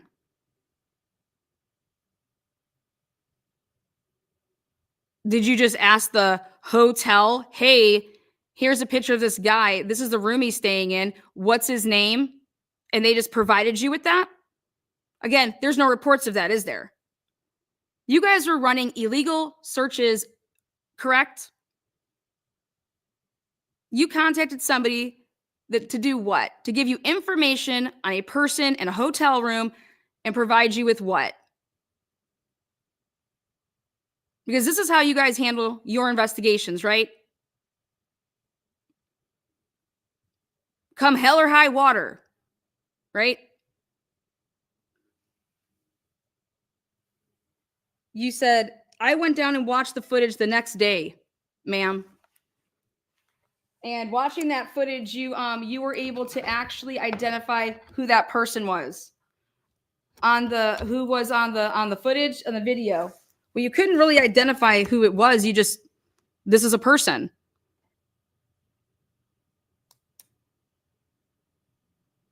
And then you were asked, well, the suspect, who that person was on that video. Yes, ma'am. that matched the description of the suspect that was given by Mr. Funderburg. And then Tevis Hall objects to that. I'm going to object to the characterization of the suspect. And Tevis Hall didn't like the fact. The court says, what's wrong with that word? Because he's not a suspect. He's a person that had dark clothes on. That's maybe a person of interest, but not certainly a suspect. The court says, I'll let the witness clarify that. He's certainly capable. You were then asked to clarify. Please ask, okay, were you able to go and watch a video, because after talking to Mr. Jones and giving him the description that you got from the witness, he said, oh, you've got to come look at this, right? Correct. And so you went down and looked at it. Correct. And because he had found someone that matched the description that you had given him, that the witness had given you, right? It was somewhat consistent with what we were looking for. Yes, ma'am. A guy in a hoodie was part of that description, right? Correct. And a guy that looked like the guy that works at the gas station, right? Well, that was another comparison.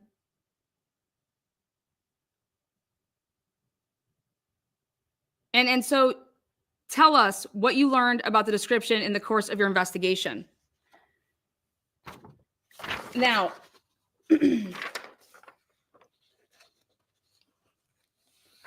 Tevis Hall had a problem with calling him a suspect. You had no problem calling him a suspect, a person of interest, right? In your search warrants and your detainments that you were trying to seek, right? In connection with this case, right?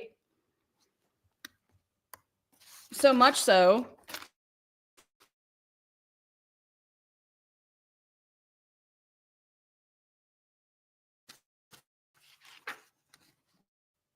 that you believed you wanted his cell phone information. You got access to his hotel room. You searched his whole hotel room, right? And then you ran GSR on his hands, right? Can you tell the jury what GSR is? Gunshot residue, right? And you testified at a preliminary hearing that you moved on from this person. Like that day, you never looked back, right? This was, gosh, everything that you're asking me about, this guy has nothing to do with anything, right?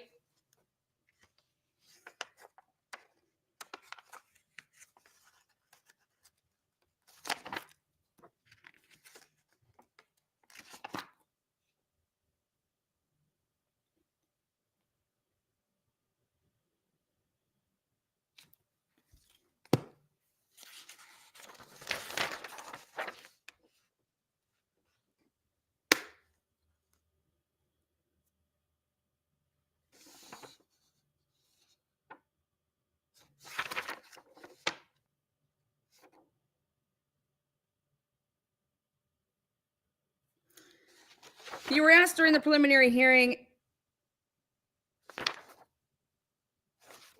if you gave this Jones guy who's going through surveillance about the vehicles.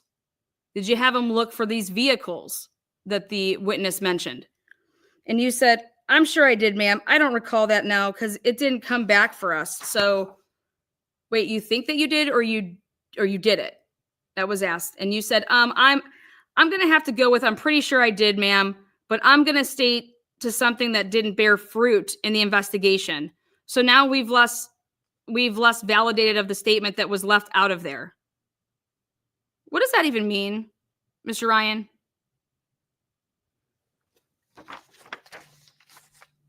Going back to gunshot residue, when did you get that test result back? When you tested Hartman for gunshot residue. When did you get that test back? Do you recall? Were you involved in that? Are you aware that he tested positive for 2 particles of GSR?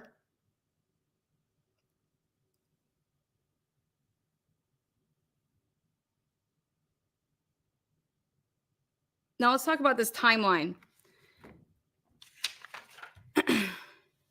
You have it, Hartman walking from this way, which is heading then south, and he passes the Liberty gas station cameras. Well, actually, you have it at first. That's at 6:40 that he leaves the CUNY River Inn, and then by the time he gets to the Liberty gas station cameras and he's walking south, you have that at 7:02, and then you have him coming back, walking north, and on the cameras at 7:32. Correct?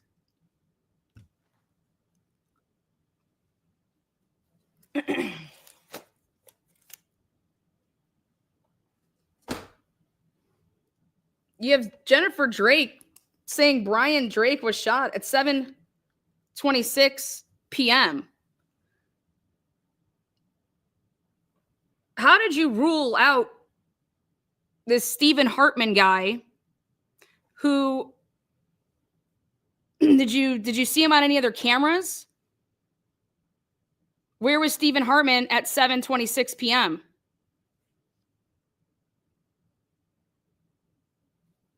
Did you get footage from the Columbia Bank?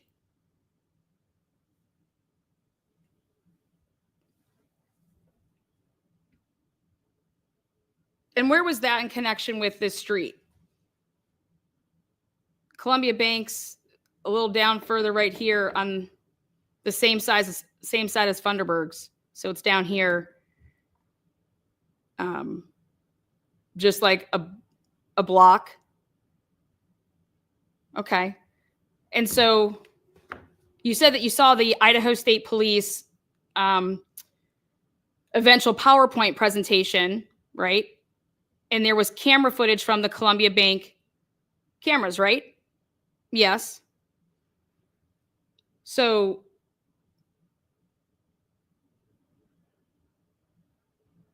did you ever verify that Stephen Hartman was in fact walking back north and seen on Columbia Bank cameras? Yes, we have him. Yes. And that's at 7:29 p.m., correct? Yeah, that sounds about right.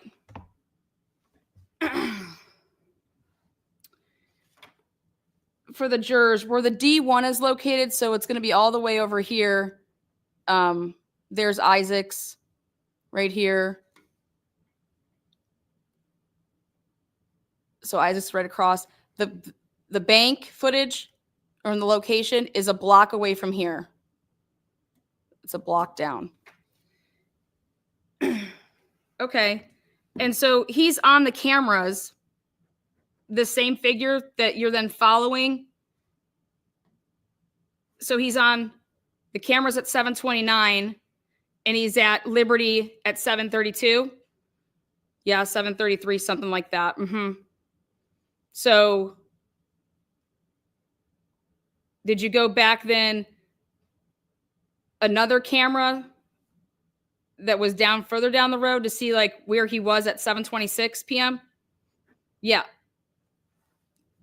So you have his whereabouts basically from 7:26 p.m. on a camera each almost block until you get to Liberty here at 7:32 or 7:33.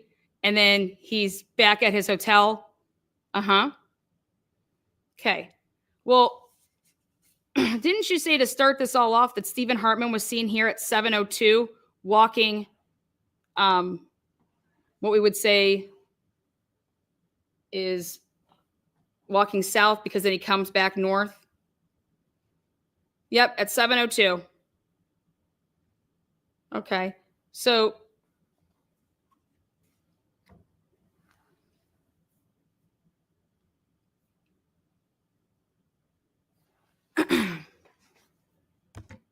Detective Ryan, or Assistant Chief Ryan, now nobody, retiree, isn't it true the reason you and the rest of your colleagues on March 13th, 2020 immediately gave up on Stephen Hartman is because of what Aaliyah Sandelin and Isaac Funderburg said in interviews then recorded by Idaho State Police on 3/13 at 12:20 in the afternoon and 4 o'clock in the afternoon. I don't understand the question. Well, you said in the preliminary hearing that after the first day that Stephen Hartman was no longer, we never came back to that, right? And he was no longer part of this investigation. Well, how did Stephen Hartman become no longer part of this investigation that you knew that he was no longer part of when you testified at a preliminary hearing?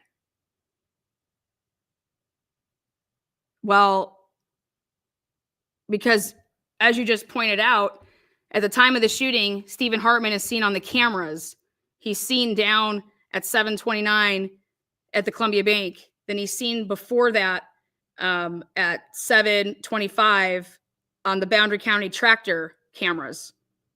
So you have his whereabouts covered at 7:26, and that's how you cleared him, by saying we have him on camera footage during the time that Jennifer Drake says that the shooting occurred, correct? Well, isn't that your testimony that your time of your crime is 7:26 based on Jennifer Drake's statements to you? She was on the phone with her husband, right? He was shot at the end of their conversation, right?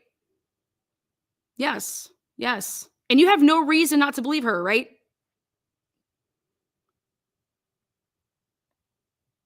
Well, you had the case for the first 24 hours. And did it ever cross your mind that Jennifer Drake could be involved in her husband's killing? You didn't do any investigation into Jennifer Drake, right? Okay.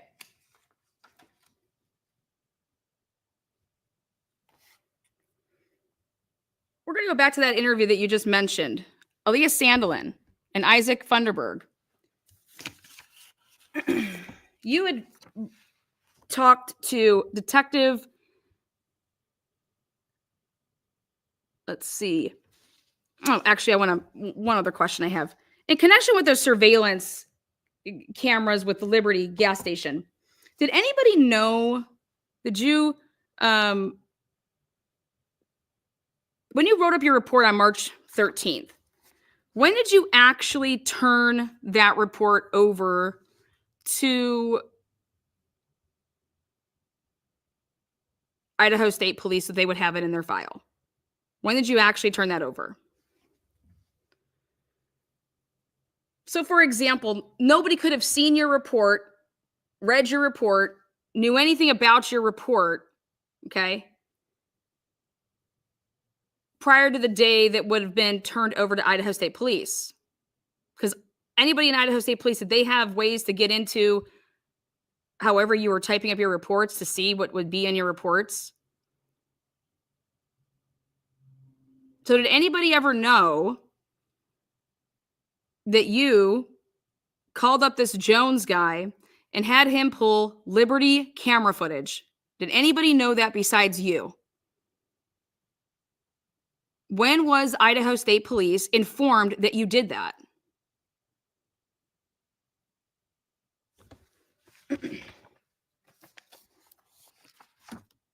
Were you given the clips of the Liberty camera gas station footage? Did you just record it with your phone? Did you watch just little clips of it, or did you watch a whole segment of an hour?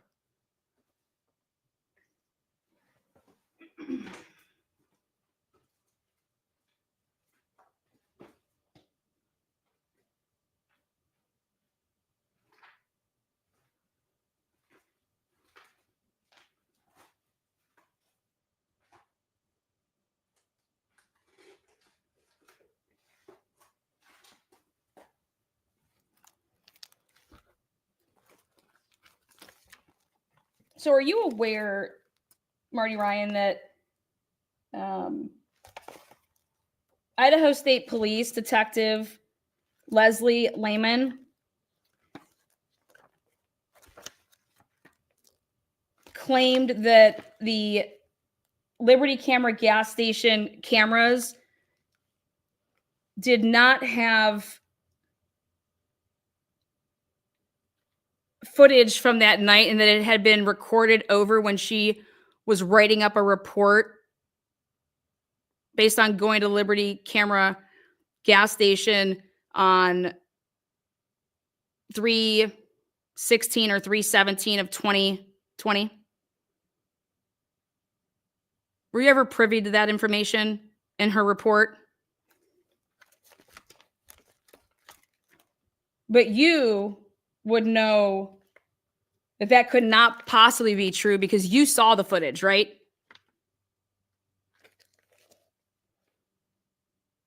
So would you say that Leslie Lehman's potentially mistaken if she said that?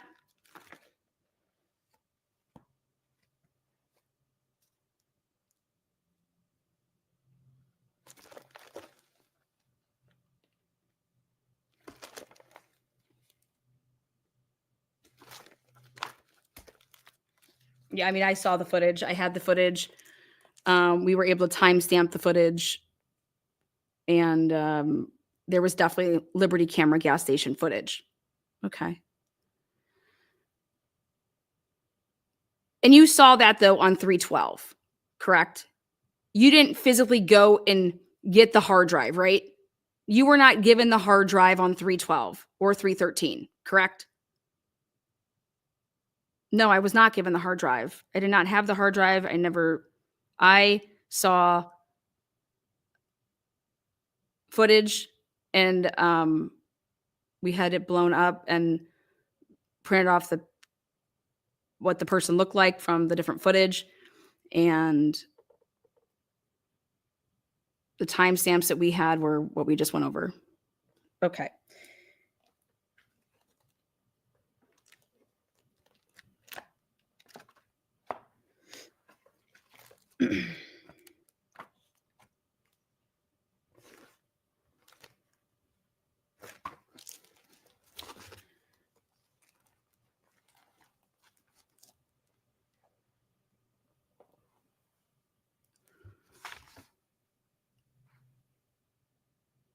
On March 13th,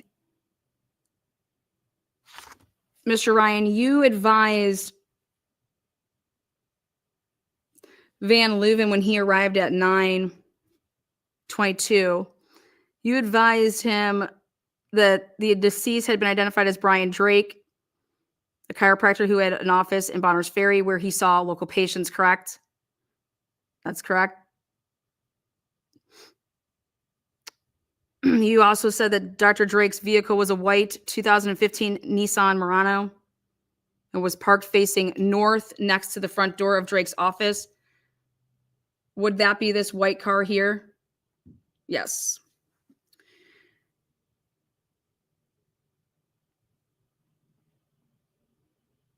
You advised that Drake lived in Hayden, Idaho with his wife of 20 years. How did you know that at the time? On March 13th, that the Drakes were married for 20 years.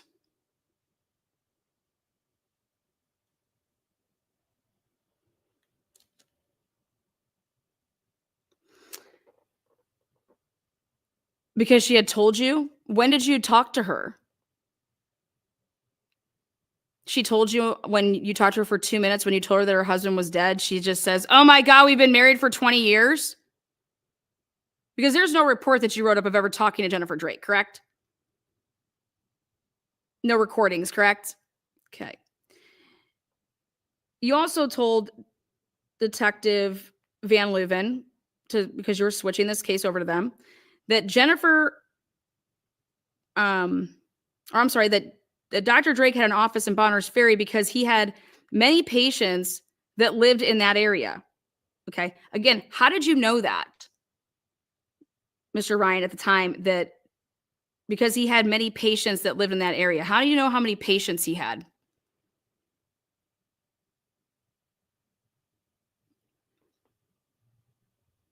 Did you say those things to Detective Van Leuven? Now, isn't it true that you told Detective Van Leuven that Drake had been on the phone with his wife, Jennifer Drake, at the time he was shot? Now, how did you know that to be true? You just said that because that's what she said? But you had no personal knowledge that that was actually, in fact, true. You then said Jennifer reported that during their phone conversation, Brian had exclaimed that he had been shot by someone through the window of his office, right?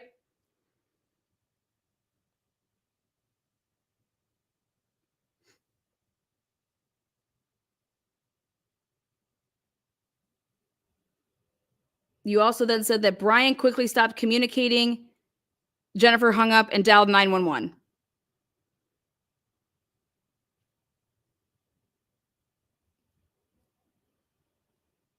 Assistant Chief Ryan continued with the briefing, advising that there was a witness across the street named Isaac Funderburg. So you told Van Leuven about Isaac Funderburg, correct? Who had heard the gunshot and had witnessed a man in dark clothing walking north along a fence line on the north side of the building where the Drake office was located. So you told him that, right? Yep.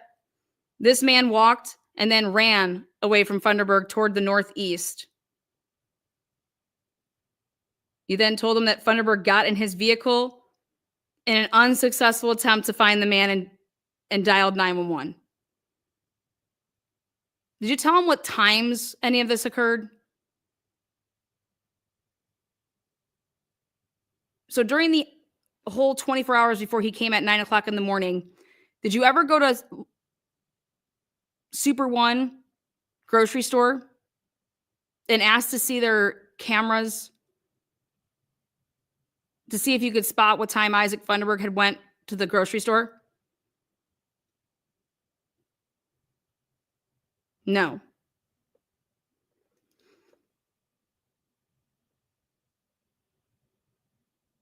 When you're training and experience, wouldn't that be something that you would want to preserve so that the camera footage wouldn't be lost? Isn't it true to Marty, Ryan, that you guys use Super One all the time in cases around that area because of how like more modern their cameras are compared to others in the area? It's more high tech. In fact, Super One's always posting about on their Facebook page how their cameras caught another, theft.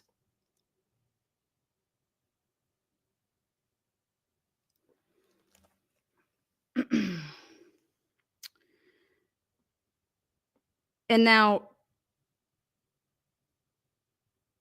did you ask Boundary County Dispatch what time Isaac Funderburg's 911 call came in? Did you ask to see Isaac Funderburg's phone to see what time he called 911? Assistant Chief Ryan advised me that Boundary County 911 aired the call about the gunshot and suspicious person. You guys aired the phone call? What does that mean? Explain that to the jury. We put it over the scanner. Is that normal? You just played the recording of the phone call over the scanner?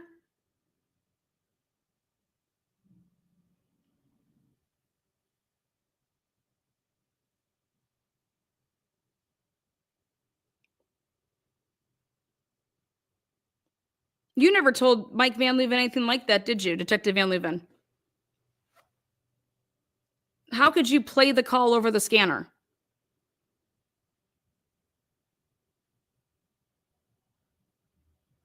Or was it, you're going to have to explain that to the jury so we have an understanding of that.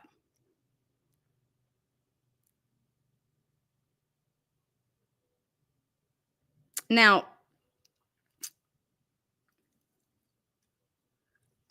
you told Van Leuven that Boundary County Sheriff's Deputy Mike Valenzuela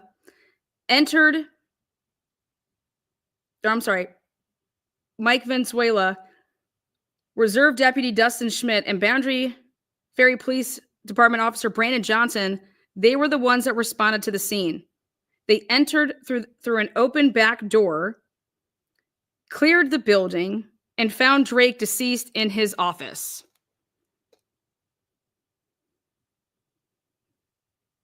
Now, Mr. Ryan, you were also made aware that not only was the back door unlocked, the glass back door, but isn't it true that the front blue door, the side front blue door, was also unlocked when your officers went through the building?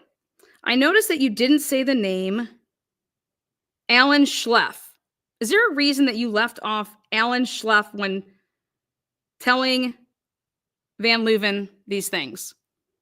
Is there a reason that you left off Travis Stoley?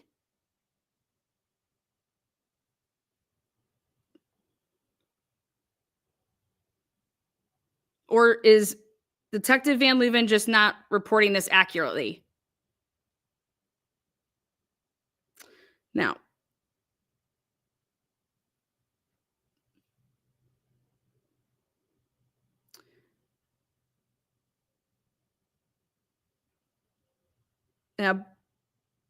we also then said that the Bonners Ferry volunteer ambulance personnel came in and they verified that Drake was deceased and cleared the scene.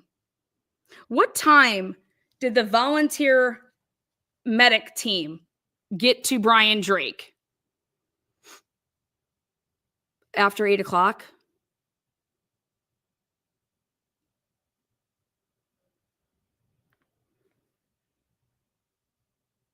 So can you think of any reason, Mr. Ryan, that dispatch in this case would have called Jennifer Drake at 7:44 p.m. and said that medics were with Brian at 7:44?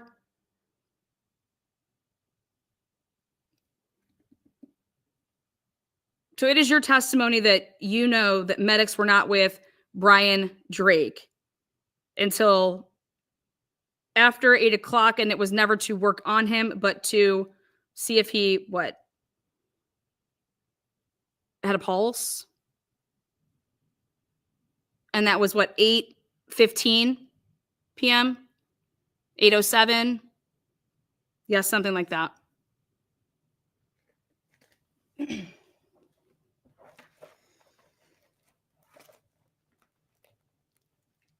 So were you made aware at any point in this investigation that Jennifer Drake said that medics were with her husband at 7:44 p.m.?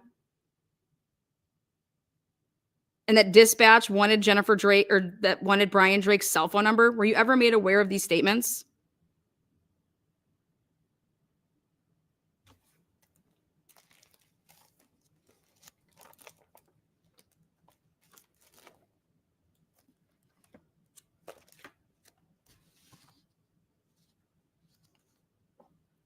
You also advised Idaho State Police when you were transferring over this case that you had a person of interest who was seen walking in the area who had been identified as Stephen Hartman, right?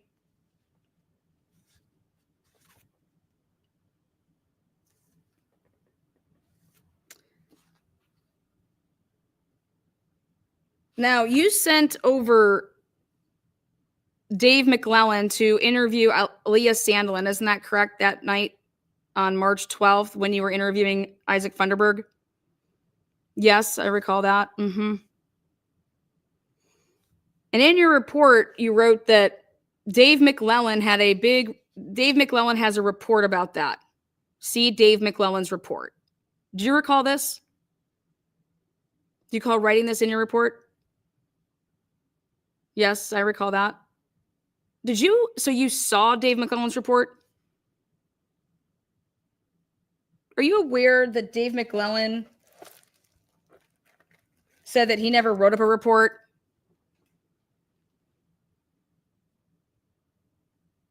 So what report did you see?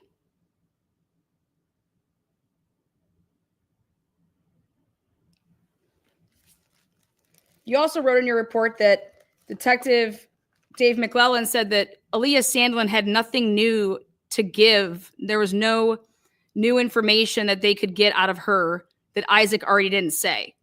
Do you recall that? That you wrote that in your report?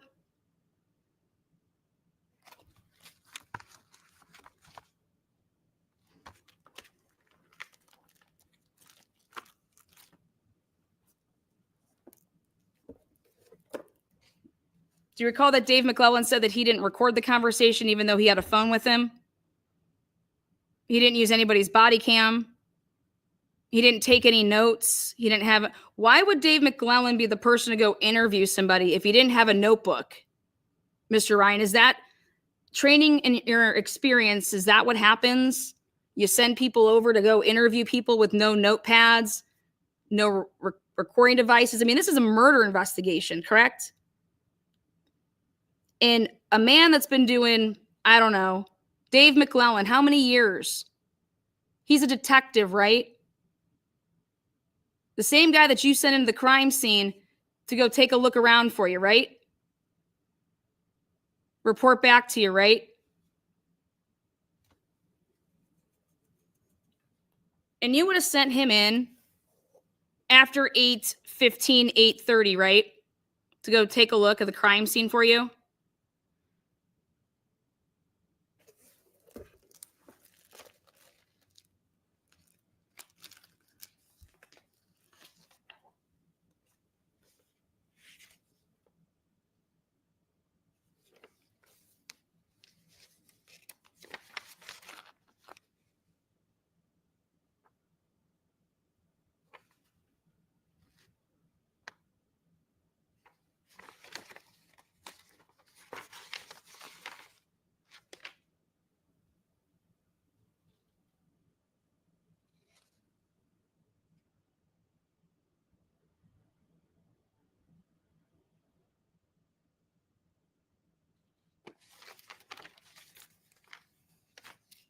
Isn't it true that you told Alan Schleff to go locate Funderburg and bring him to the scene per Boundary Ferry Police? Like that's, you had him bring him to you? You had Dave Schleff go find Isaac Funderburg and bring him to you, right?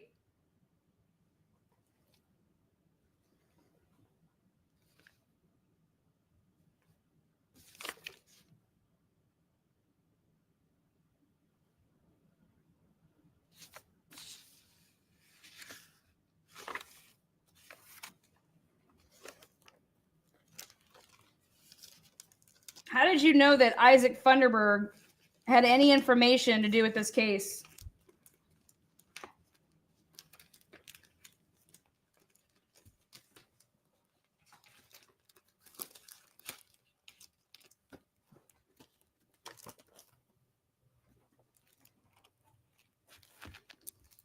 Well, he was the 911 call.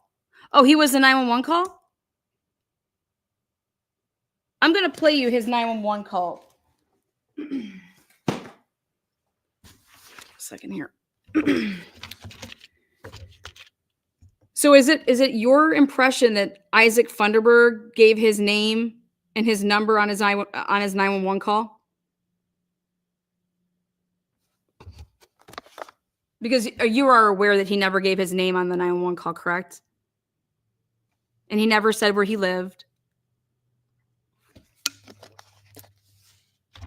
And in fact, you guys ran a trap, trace, and locate, or whatever you guys do that when someone calls 911, right?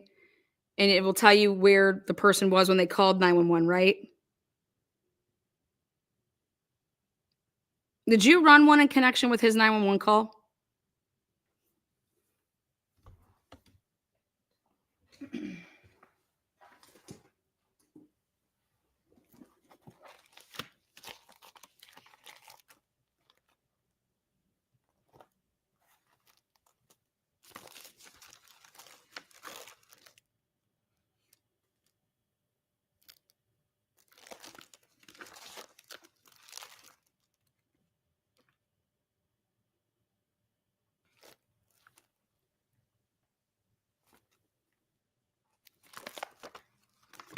Now let's go back to this whole timestamp of 7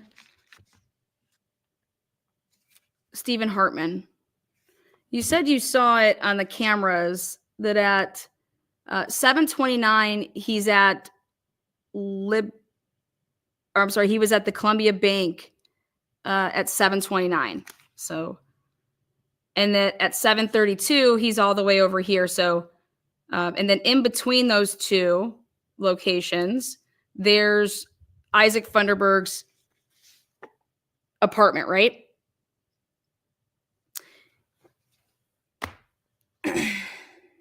And you learned through this investigation by March 13th, the day after, that Isaac Funderburg and Stephen Hartman actually met and talked right here on the sidewalk because Aaliyah Sandelin, in the recorded interview with Idaho State Police, said, oh, the only other person that we talked to was a guy that was walking up after the fact, like by 30 minutes after the gunshot. And I told that to the guy that came asking questions this morning and asking me to sign papers of, like, you know, saying who I saw. Isn't that correct, Marty? Mr. Ryan? You were made aware of this. Also, during the detainment and interview of Stephen Hartman, he tells you that on his way heading back, he runs into a guy, skinny, early 20s, 2 German Shepherd dogs, and a gray, like a Subaru type hatchback. And you're privy to all of these interviews that are going on because you're running around, you're getting the search warrants for stuff, right? And so you have to take the information that you're gathering to be able to get these search warrants, right? So you know all of this is happening simultaneously. So that would make Stephen Hartman and Isaac Funderburg having to have a conversation before or after 7:29, because this is when he's seen on this camera walking from Columbia Bank, but before 7:33, right? That's when they would have had to have this conversation between those two time periods, right?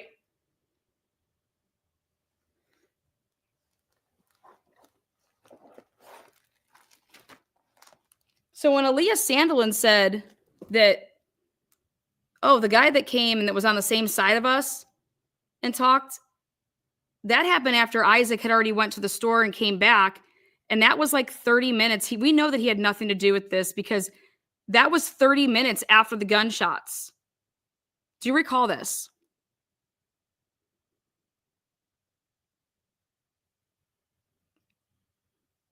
Now, ex-police chief, assistant police chief, Marty Ryan,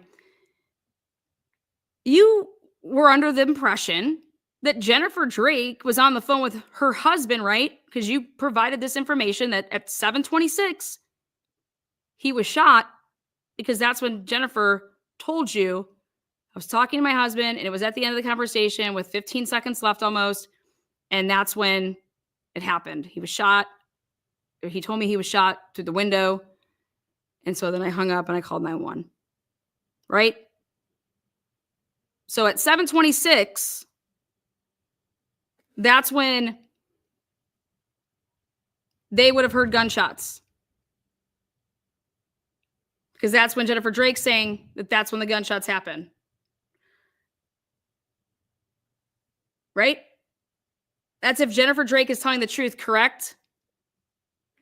Well, here, Stephen Hartman would have been right here across the street from Brian Drake's talking to Isaac Funderburg. And they said, oh, we talked to him. Aaliyah Sandelin says, he came 30 minutes after we heard the gunshots.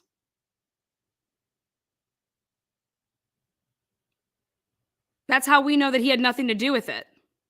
Those are her exact words to the Idaho State Police on March 13th at 1:30 p.m.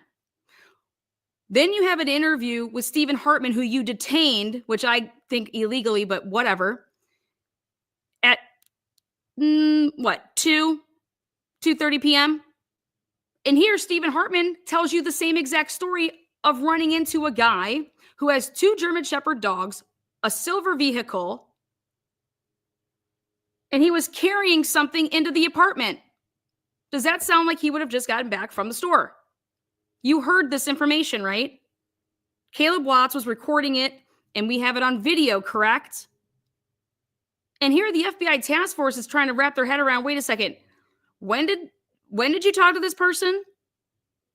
Because they know who he's talking about, Isaac Funderburg. Yeah, I saw him as I'm walking up the hill. And then right after that, I see all you guys.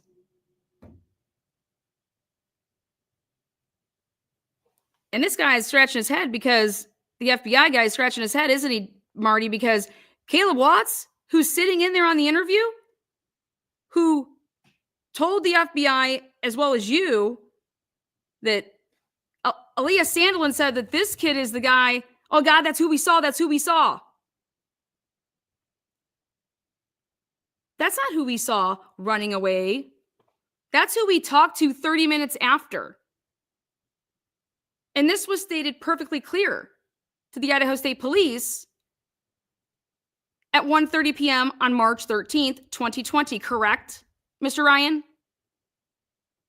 And so here the FBI is so confused, right?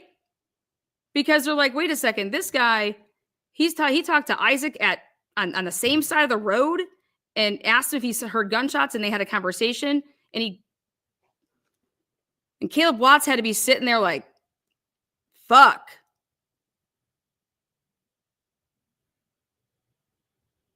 Now, Mr. Ryan, if Aaliyah Sandelin and Isaac Funderburg are telling you that their interaction with this man was way after the gunshots, their interaction with this man was at 7:30. Do you think that a witness would say way after is 4 minutes? In your training experience, would you say 4 minutes is way after that he?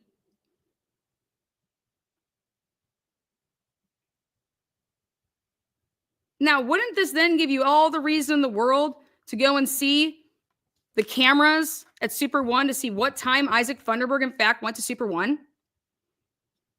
Because what Aaliyah Sandelin and Isaac Funderburg have created, as well now as Stephen Hartman, 3 completely independent sources, right? That are actually, all of their statements are lining up, but it's clashing with what, Mr. Ryan?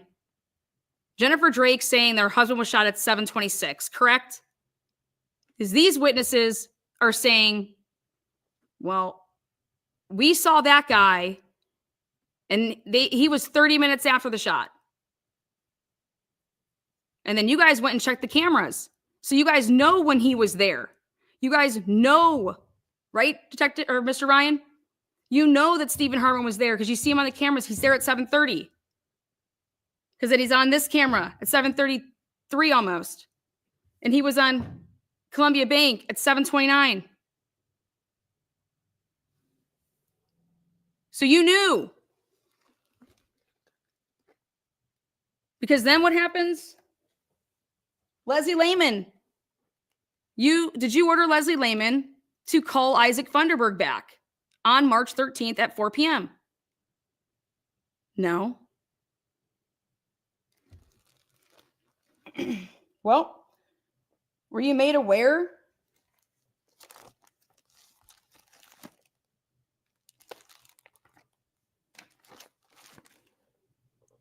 that Leslie Lehman called back Isaac Funderburg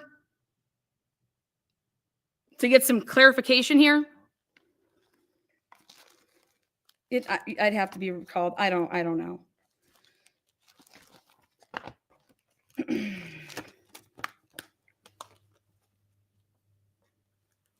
Well,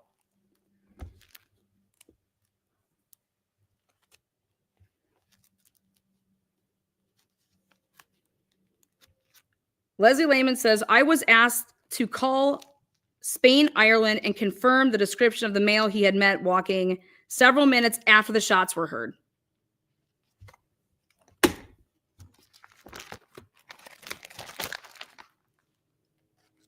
You've never seen this police report before? It's called a supplemental.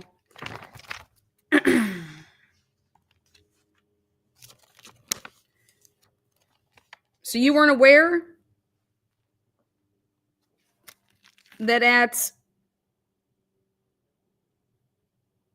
16:26 hours, 4:26 p.m., Leslie Lehman contacted Isaac Spain, Ireland on the phone. ISP Detective Rich Alderson was in the investigations building for the Boundary County Sheriff's Department serving a detainment warrant on Stephen Hartman. That's the detainment warrant that you got, correct? So you knew Stephen Hartman was being detained, and it was based off of the information that you gave in a search warrant and a detainment warrant, correct?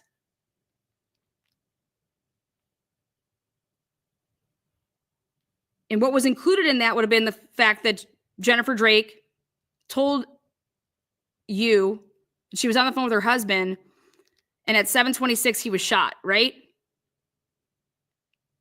And you did nothing to corroborate that information, right? You just went with it and you put it in when you gave an oral speech in front of a magistrate to get these warrants, correct? Well, so then I'm providing you some information here, and I want some questions here I want some answers to my questions here, Mr. Martin, Mr. Ryan.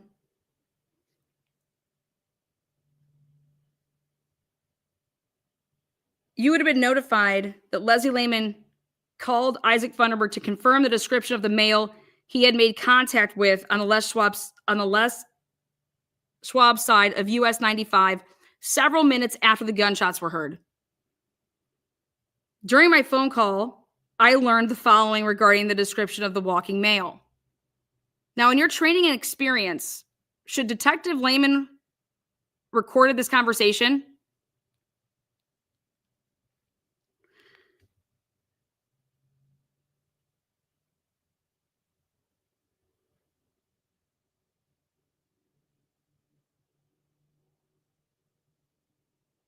But Leslie Lehman says that there is no evidence to be placed in ISP evidence regarding the phone call with Spain, Ireland, because she didn't record it. But this is what she reports, so this would be hearsay, correct? And she said that Spain, Ireland had just returned from the store and was standing next to his vehicle near his apartment when he saw this male walk up, and then he asked him if he had heard the gunshots. Spain, Ireland estimated the conversation with the male took place 10 to 15 minutes after hearing the gunshot.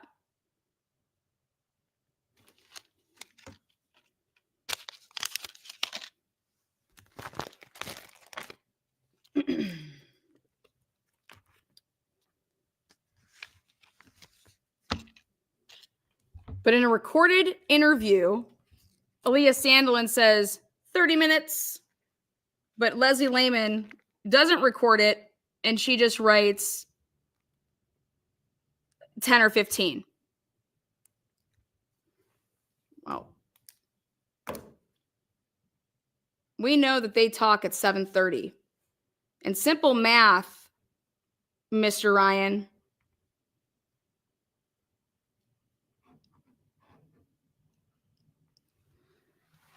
$7:15 is then based off of even Leslie's BS. She tries to say 10 to 15 before is when the gunshots. Well, we're going to have a nice little field day with this. But if it was 30 minutes, as the recorded conversation says with Aaliyah Sandelin, the gunshots would be more at that time, 7 p.m.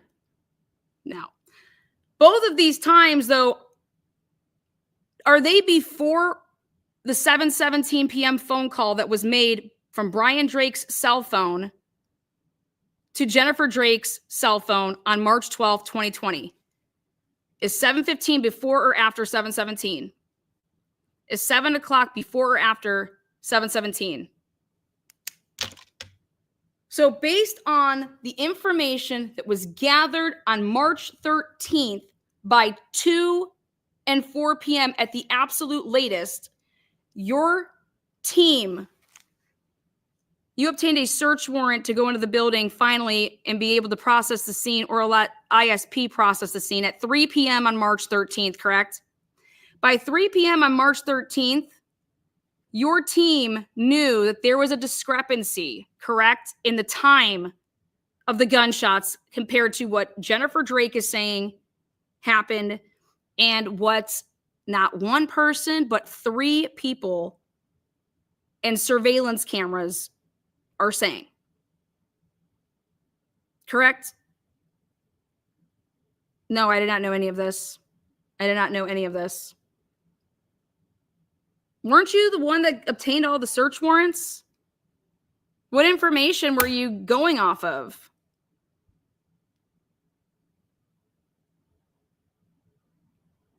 And isn't this the reason that you stopped looking into Stephen Hartman?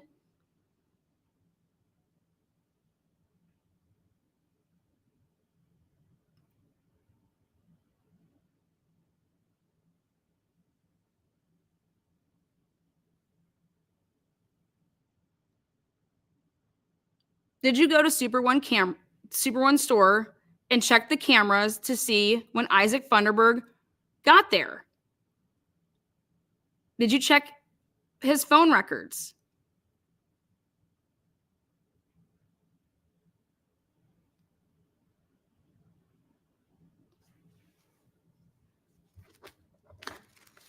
No.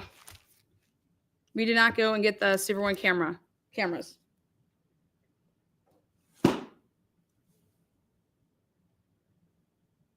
Were you aware on March 13th that Leslie Lehman was in fact at Super One store?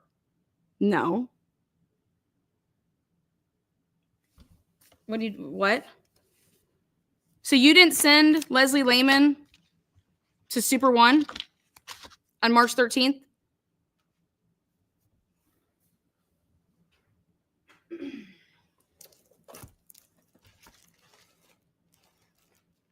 Are you aware, Assistant Police Chief,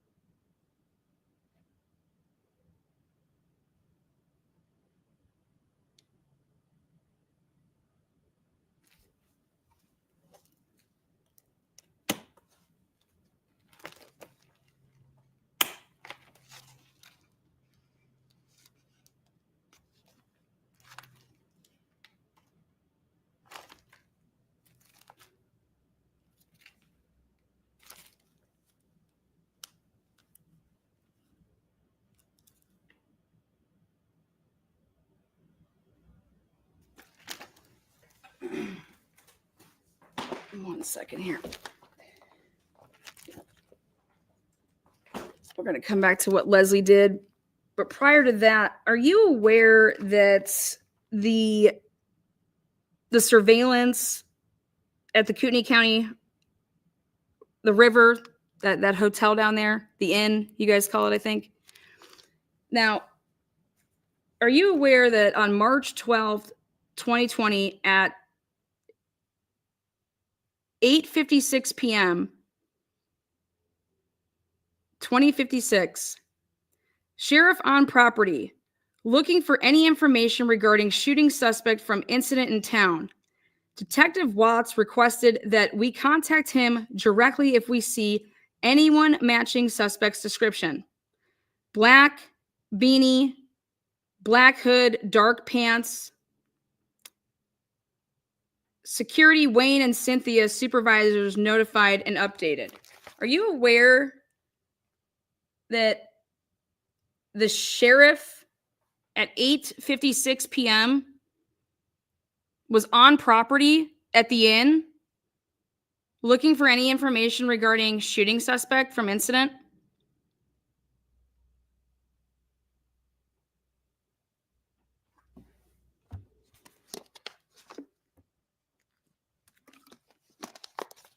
What time did you interview Isaac Funderburg? On that recorded. How did you have this description at 8:56 p.m.?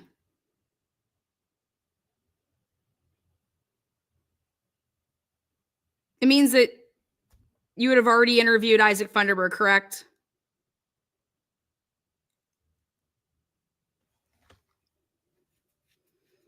And you relayed this to the sheriff, and the sheriff then drove and went to the inn and went to the casino and was on property there. He's seen on camera.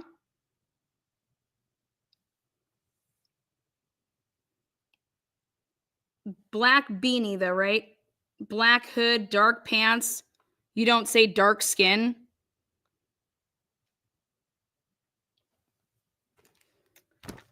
Then Friday, March 13th, 2020 at 4:47 a.m., called dispatch to have an officer come over to look at some footage of possible homicide suspect room 210, Stephen Hartman. At 4:47 a.m., you were able to identify and know the name by 4:47 a.m., the name Stephen Hartman. Now, the 1505, that's what Caleb Watts is. Is that his number? Whose number is 1505? He was out of position and had city officer, the 66, stop by and look at it. Who's the officer that's the 66? And then 4:56, officer 66 on site was dispatched by dispatch off site. And then at 6:16 a.m., officer 62, chief investigator on homicide suspect, into view files of site.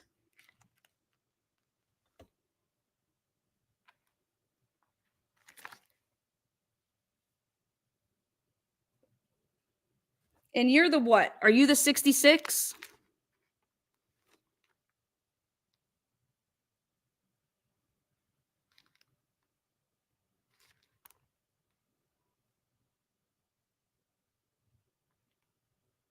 And what does it mean when the 1505 was out of position and had city officer 66 stop by and look at it? Where was Caleb Watts if he was out of position? Where was he at? Is that who the 1505 is?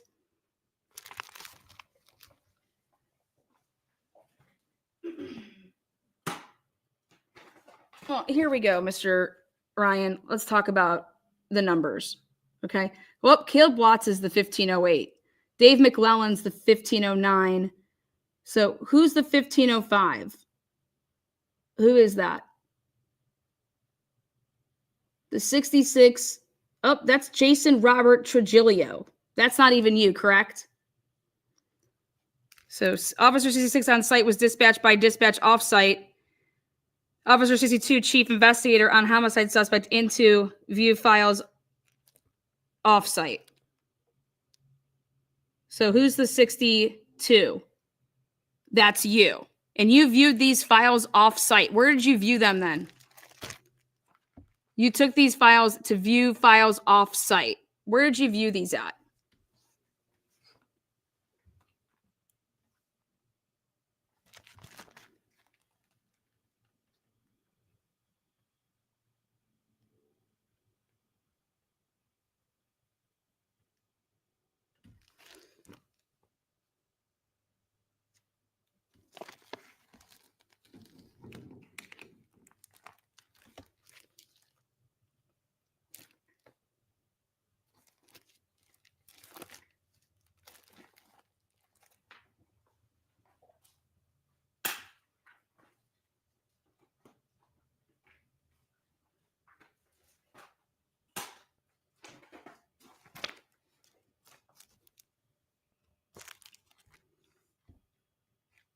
This is a defense exhibit 3. This is just for identification purposes. I'm not looking to submit this.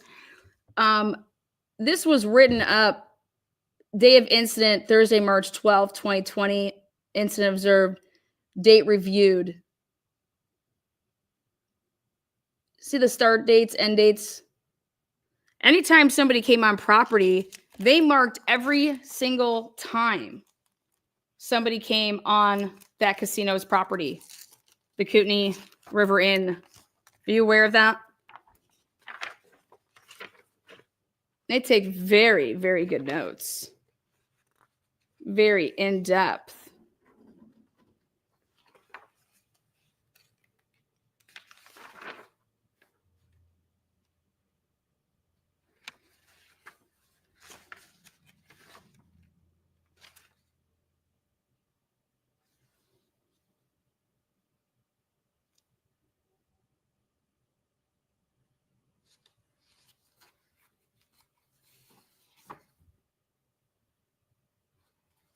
$15.42. Search warrant being served to Security Wayne. See that? That would have been your search warrant, right? Okay. In a search warrant that we would have to listen to what you said to that magistrate and get the recording to hear, in fact, what you said to obtain a search warrant of this man, Stephen Hartman's hotel room, right?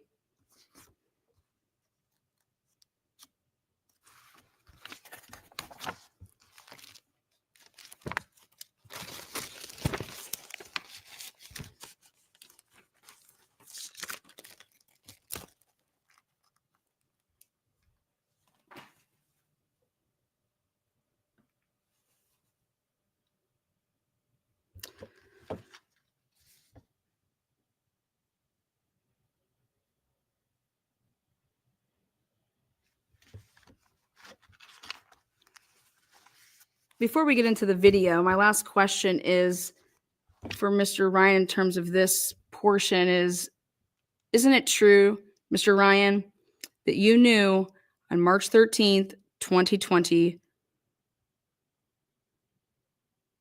that the Idaho State Police, as well as Boundary County Sheriff's Office, as well as Bonner Ferry Police Department, all working in collaboration here, that there was a time discrepancy between surveillance cameras, eyewitnesses, and what Jennifer Drake was reporting for the shot being at 7:26 p.m.?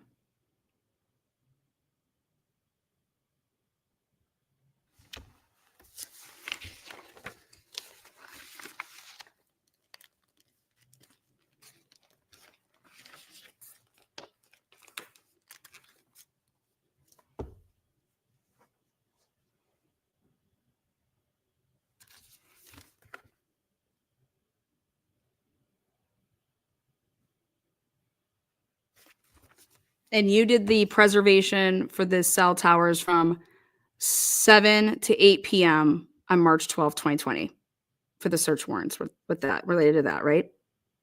Okay.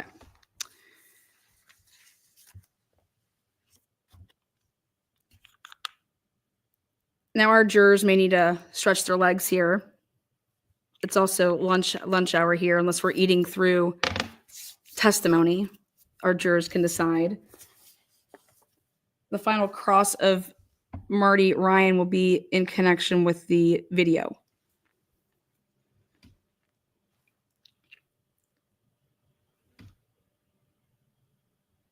And then after the cross, any jurors that have questions for Marty Ryan, they will be able to be asked.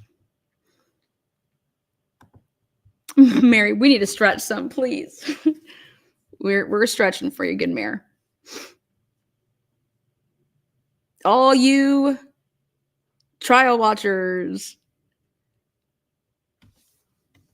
if you or somebody else is being stalked, truth finder, truth seeker, TV court, crime and law. I brought my foam roller. Yoga.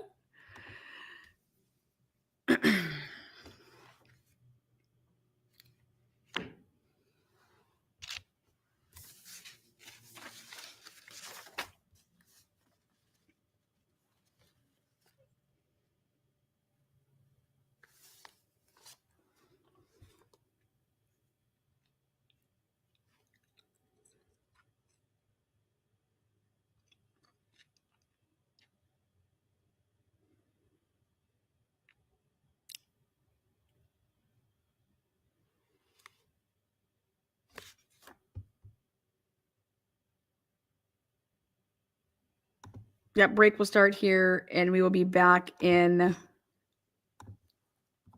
20.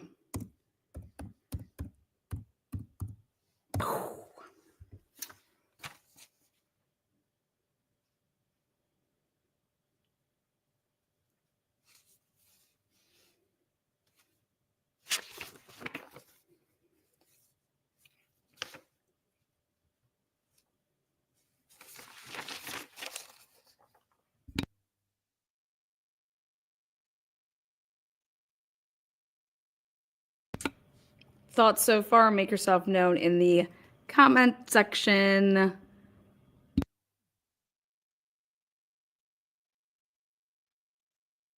Bailiff Murky always has good thoughts.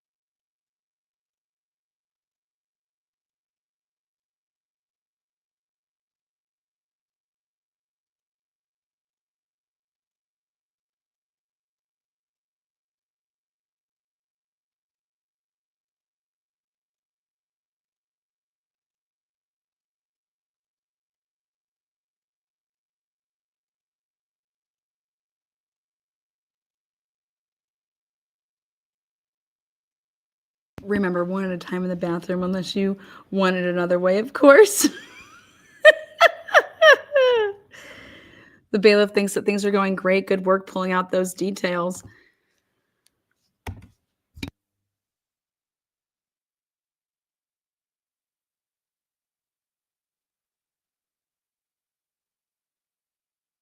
Remember, jurors, if you have questions for Mr. Ryan, those will be taken after the cross, unless there is a redirect, which right now, Peter Erblin's stunned and shaken.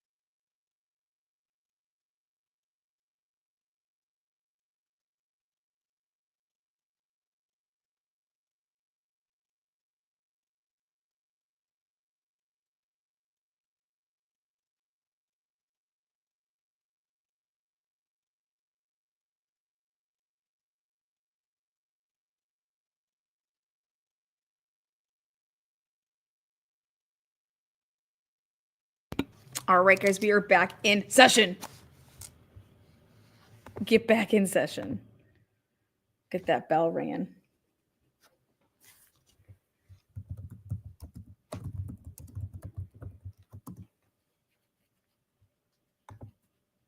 Back from break.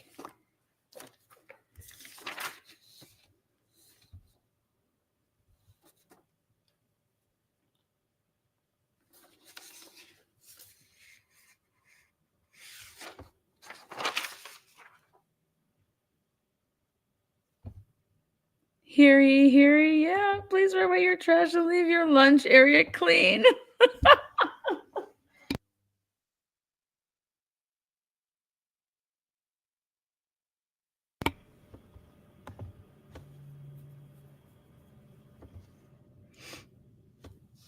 Oh, let's go. We're having so much fun over here.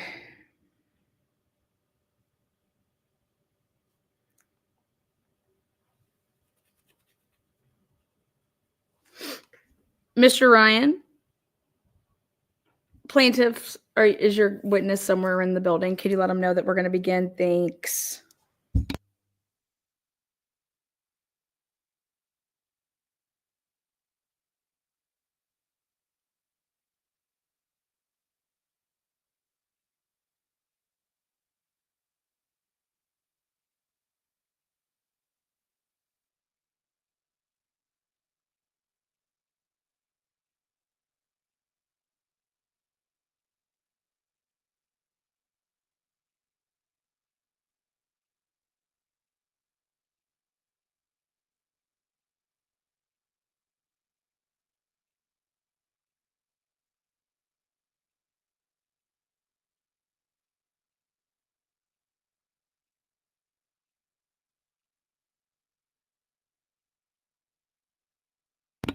Present.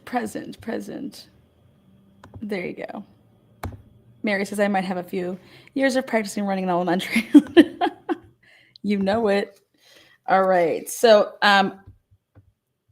again, back on the record, bringing the jury back in. Marty Ryan, reassume the position.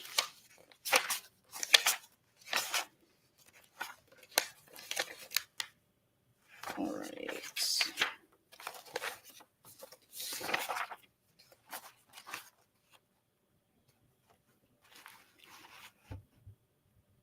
Share screen. Mr. Ryan, we're just going to have a couple things that we're going to.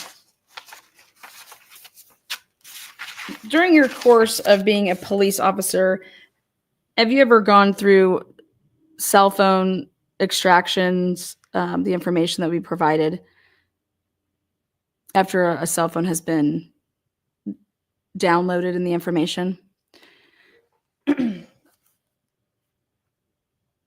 And so you sent Dave McClellan into the crime scene sometime after 8:15, 8:30, according to Brandon Johnson's report, and you wanted him to take a peek at the crime scene.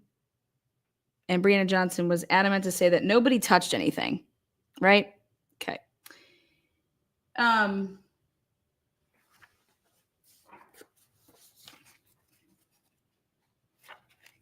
And we both can agree that the body cams reflect that Brian Drake was dead by, no later than what the body cams at least can show, which would be 7:53 p.m. Correct? Okay.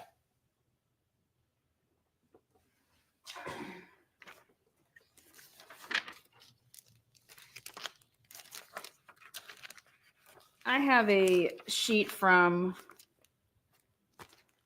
here we go. This is from the extraction of Brian Drake's phone, his personal phone. And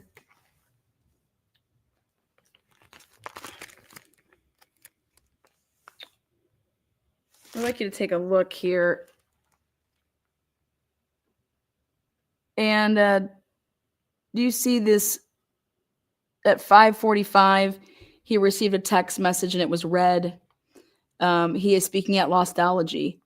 Then an 8:16 and 58 p.m. text message, I love you. And then at 8:17 and 1 second, so like right after, within 3 seconds, Papa. And those would be 8:16, 8:17, and then one at 9:52 saying, do you have slots tomorrow? Okay. And do you see how it says read, read, read, unread? Mr. Ryan, I would like you to explain to the jury how, if Brian Drake was deceased at 7, at the latest, we didn't even say 8 o'clock, 7:51, if he was shot and killed at 7:26, how does Brian Drake's phone, have you ever seen this before? If it was read at 8:16 and 8:17, how does a dead man read his phone at 8:16 and 8:17?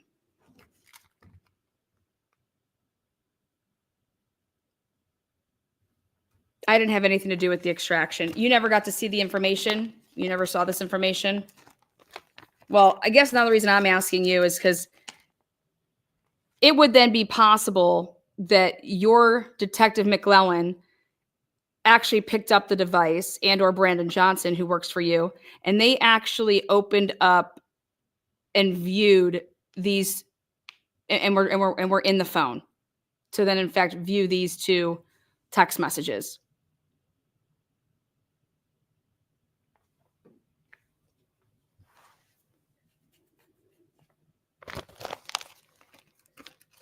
But we can at least be certain that a dead man didn't view his text messages, correct? At 8:16 and 58 seconds and 8:17 and 1 second. The read and unread means if you went in and opened up that text message, correct?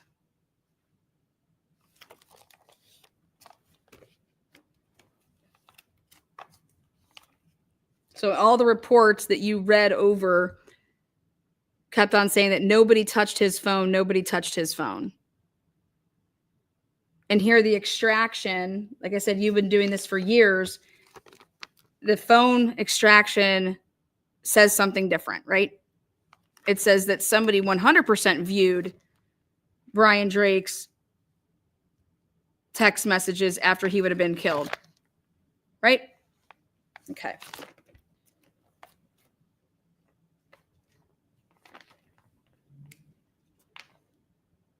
And those viewed text messages, just for the time, again, those would have come in, those two text messages, right after then you sent in Dave McClellan to check the scene, correct?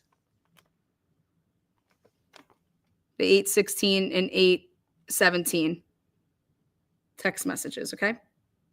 So you sent in Dave McClellan after those two timestamps, right?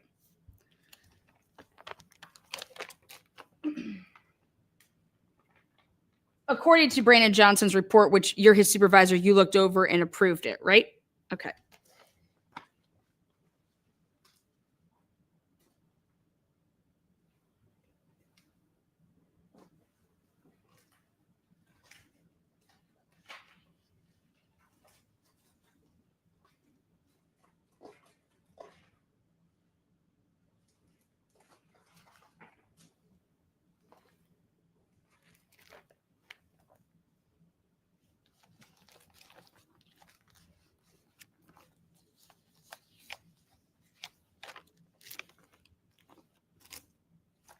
And for the jury, this is not being used. This is being used just to identify. Is this the view that you would see when the footage that you received from Liberty gas station? Like, this is the camera view. One of them, correct?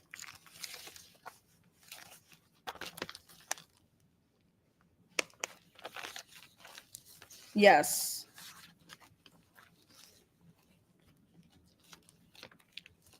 And is this a true and accurate depiction of the gentleman you interviewed, Isaac Funderburg? I will zoom in for the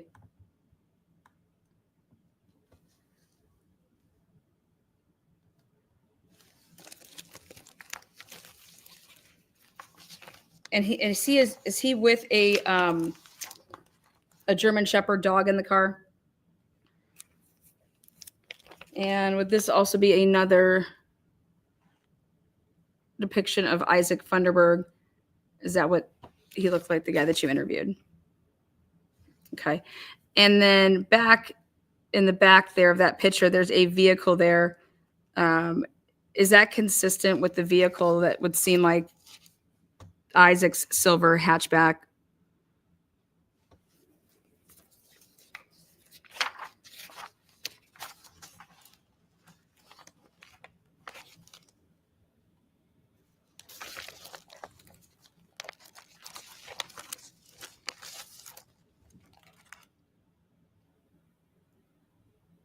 So his German Shepherd dogs, they were big dogs, correct?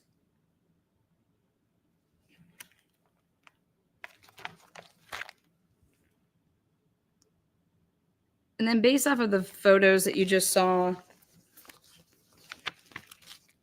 and his vehicle was taken, there was pictures taken of his vehicle and put into evidence, you saw those. Would this be, looking at this footage, would you consider that the footage shows Isaac Funderburg's vehicle? If you were looking at surveillance camera, would that flag you, and would you say that looks like it could be Isaac Funderburg's vehicle?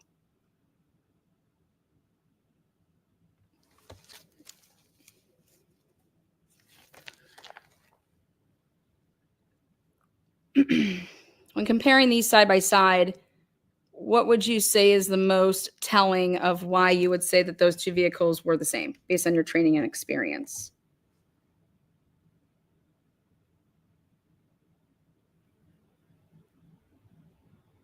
I would say the black tires, probably the tinted windows. Okay. What about like when a vehicle is moving like this one? Is that a little bit harder to identify, or would you still think that that's consistent with the outline of? Would it help you then if you were to see like another camera that was, next to that building's camera you'd want to like, well, let's go and see if you can find another camera in the vicinity around the same time. So, for example, you guys got cameras from, this is the thrift store, right?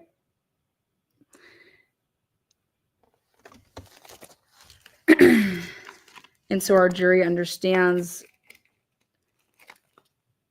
where this is, the thrift store.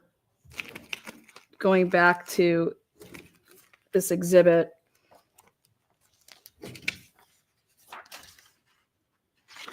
is the thrift store on the same side of Brian Drake's office or on the opposite side?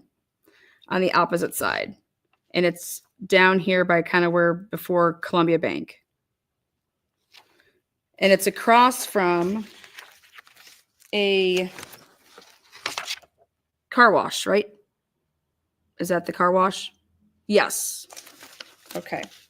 So when determining if this would be Isaac Funderburg's vehicle or not, you would like to take the timestamp, 1843 and 11 seconds from the community thrift shop, right?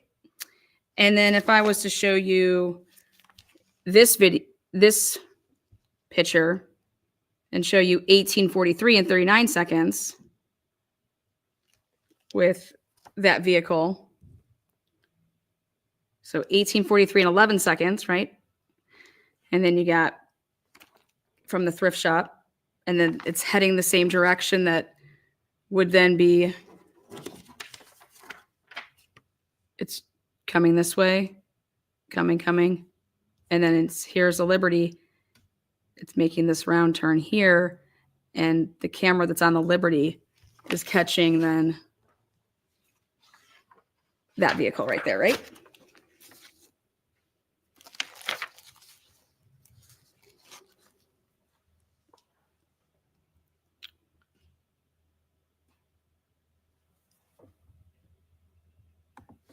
would that be something that you would do in your training and experience to say, yeah, wow, this vehicle, yep, it was on the cameras at 18:43 and 39 seconds. And before it got to the Liberty, there's a picture taken of 18:43 and 11 seconds, which would be 28-second difference, right? And you've lived in Bonners Ferry for a long time. And would you say that's consistent with, would you say that that's consistent with how long it would take for you to drive from the thrift shop heading north, and by the time you got on the video camera of Liberty gas station, that, yep, about 28 seconds. I could see that, totally right. Or is that completely wrong? No, that makes sense. Okay. So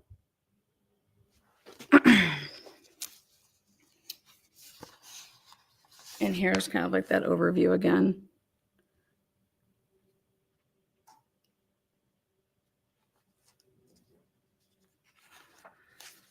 So then would it surprise you now? It says 3/12/2020, 3/12/2020, correct? Okay. And you used Liberty camera footage to talk about Stephen Hartman, correct? Okay, I'm going to zoom in. And I want to show you something else.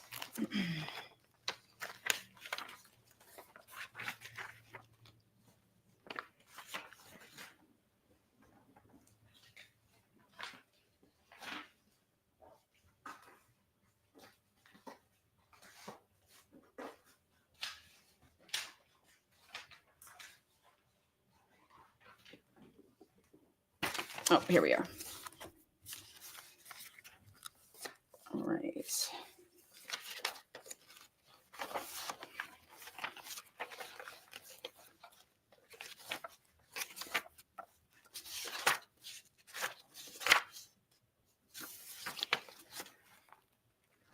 This would be the same the thrift store camera, and 3/12/2020, 19:04 and 56 seconds. So that's 7:04, 56 seconds. Is this who you are determining to be Stephen Hartman walking?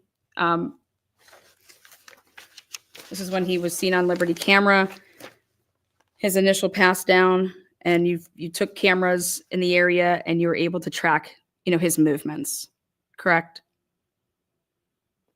And so you determined that this was Stephen Hartman based on if he was up at 7:02 and some seconds, and then based on he's a couple blocks 2 minutes later, right?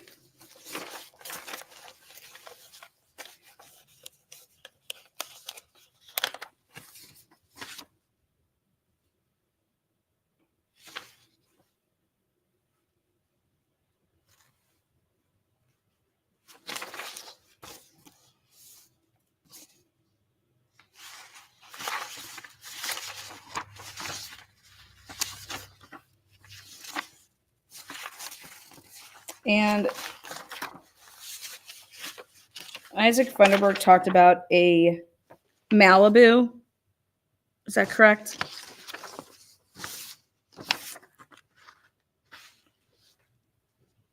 Is that consistent with being zoomed in from the thrift store camera based on the background of there's your car wash, and then if you saw a video that was zoomed in as such, is that the car wash? Did he also mention an Impala during his interview? If you have any car knowledge, is that consistent with being the looks of an older model Impala?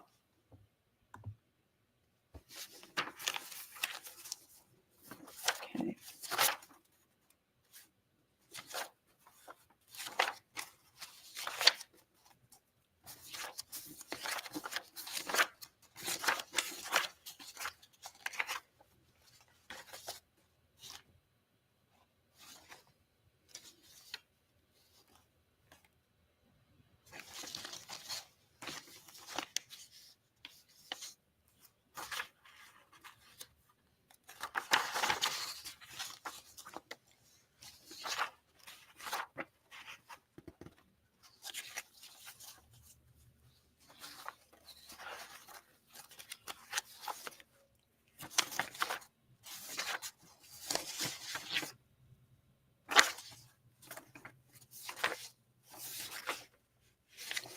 And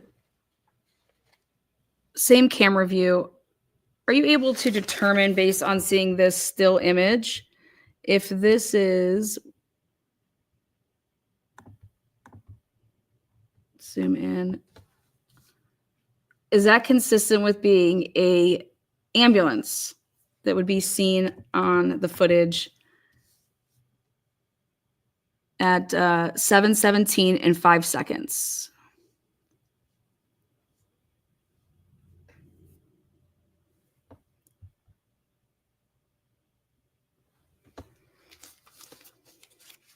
Now, when you were Bonner's Ferry chief assistant for the police department, would your ambulances just drive around for the hell of it? How did that work?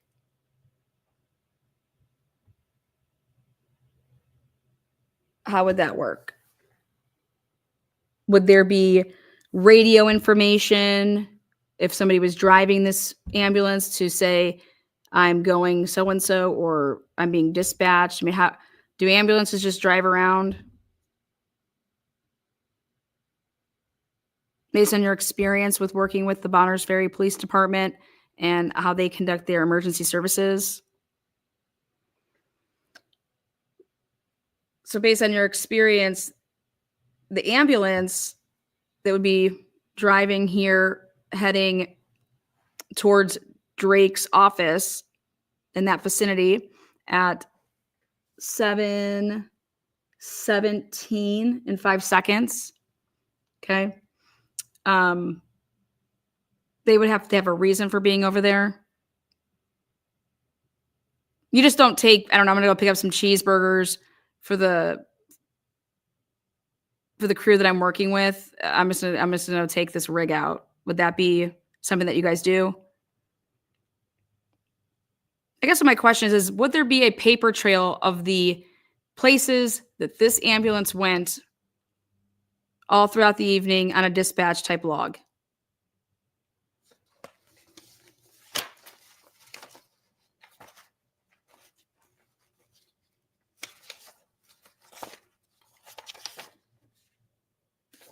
And just for identification purposes, is this consistent with being a Bonners Ferry SUV?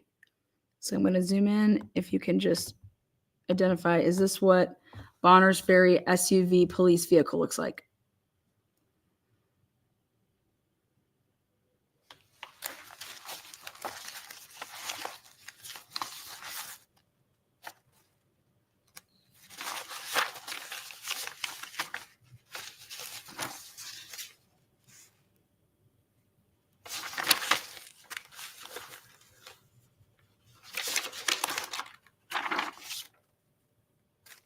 Okay.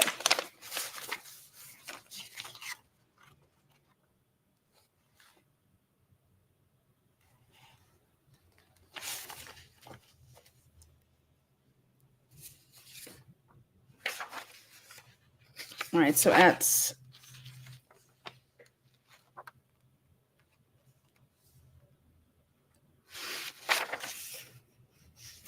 7:11 and 17, at 7:11 and 13 seconds, this vehicle is caught on the surveillance camera from the community thrift store.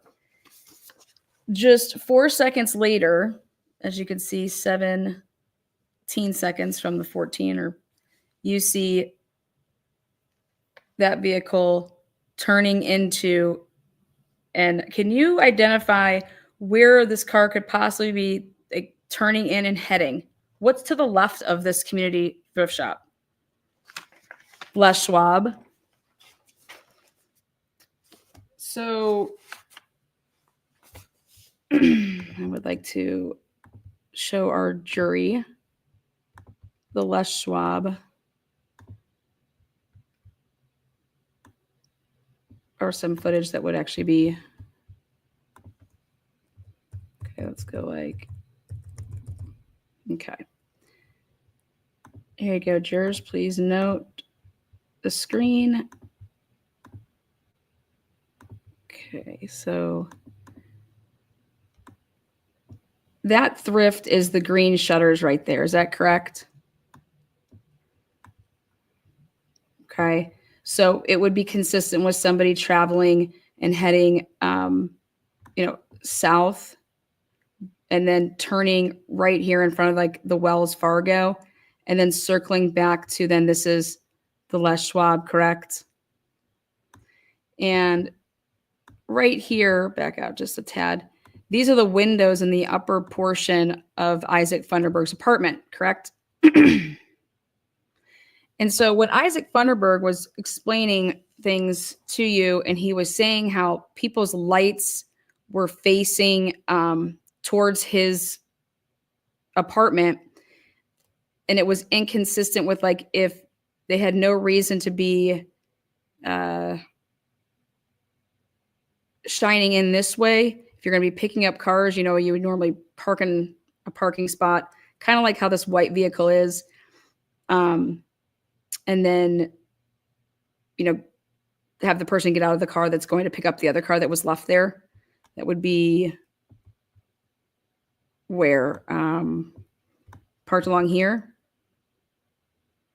So the only way would it be even possible for Isaac Funderburg and his girlfriend, fiance, to be at their apartment here and to see anything that would be going on along the building of Les Schwab over here? From that angle, would they be able to see any of that, or does the Les Schwab building block that? So, and in fact, anything that they would have been seeing is happening kind of right in front of these windows where cars would be coming in and out of, or right kind of where the white truck is. In order for Isaac and his girlfriend to be seeing things, it has to be visible for them. They can't see stuff that's happening behind a wall. Would you agree? Okay. And in order to go from Les Schwab, if you're right here, okay, or somewhere right here, you would be able to just go straight across the street, and this brings you right into the far north coffee lodge, just on the opposite side of where the drive-through lane is, correct?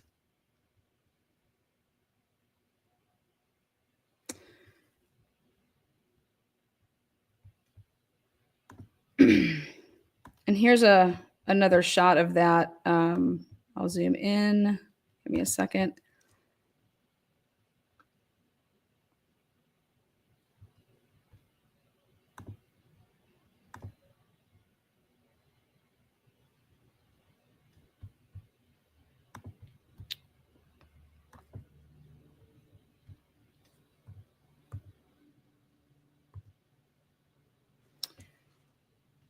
So if they came right across the street, and then they would be able to come then around to the back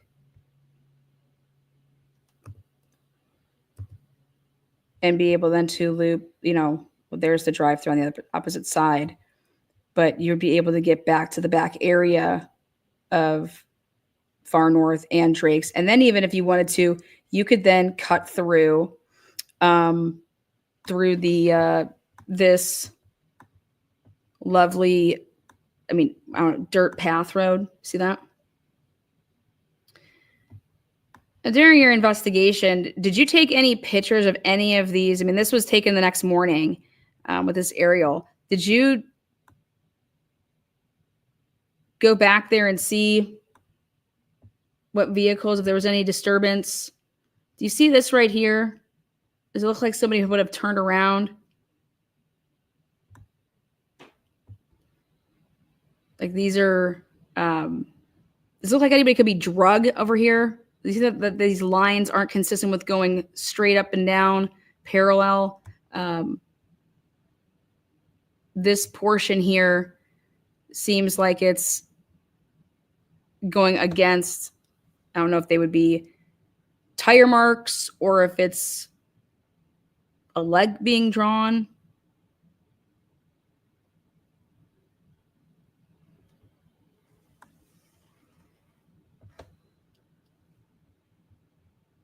You guys never looked over there at the area?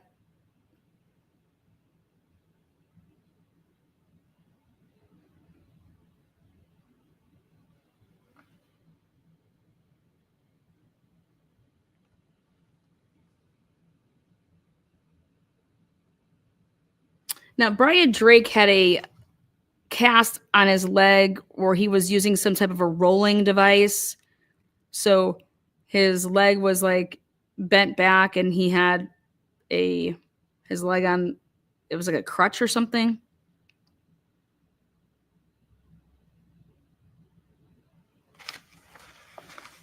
Okay. But you didn't feel it was important to possibly take any pictures of the back alleyway with any the tire marks. There's no pictures of that, right?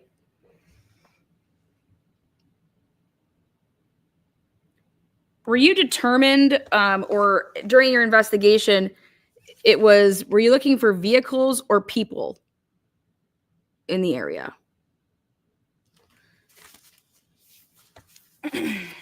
Well, based off of what Isaac Funderburg had said, his description, we're looking for, somebody on foot, kind of. Okay. Well, they would be running or walking. And do you think that person would have actually went into a vehicle at some point or into a home?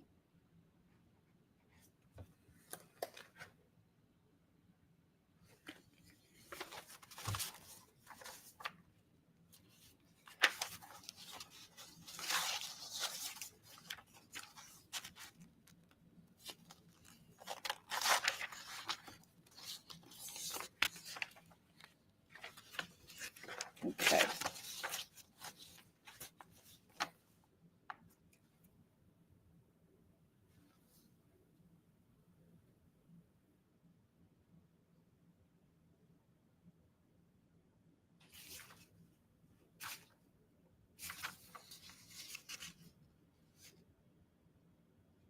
Was there multiple people out walking that night, like dog walkers or anything like that?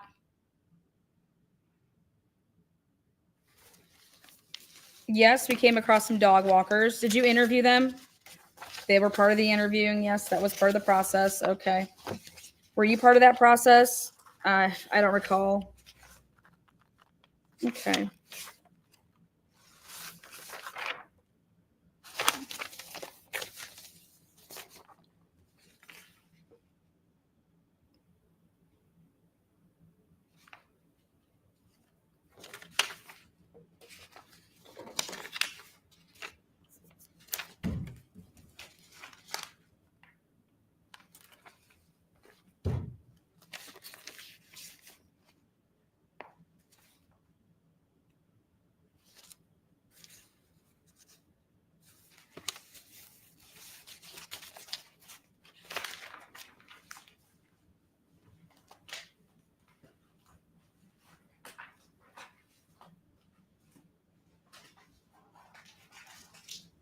Now, you eventually went into Dr. Drake's office, is that correct?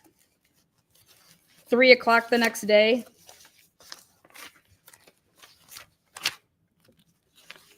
Well, that's what Idaho State Police did. You weren't involved in that? You didn't go in? You never went to the crime scene? You just sent people in for you? Are you afraid of crime scenes, Mr. Ryan?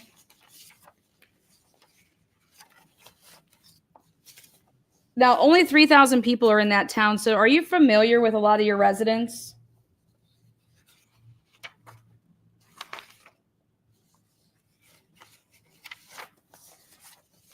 Now, during that interview with my client, Dan Moore, you had mentioned the window.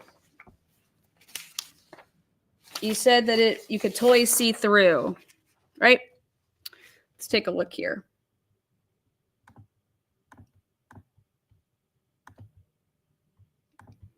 There you go. You said that they were really shitty blinds, right? Detective or Marty Ryan, sir, can you go ahead and look through those blinds there? That's one of the windows that was in the waiting area of Dr. Drake's place, correct? Can you go ahead and identify for me what's outside that window? Can you see anything outside that window?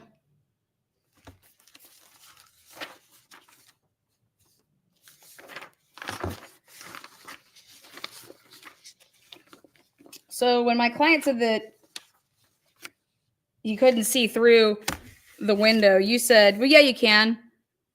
Because it was shitty blinds. So you could see through. Is there a reason that you were so adamant on it, saying that he could see through these blinds?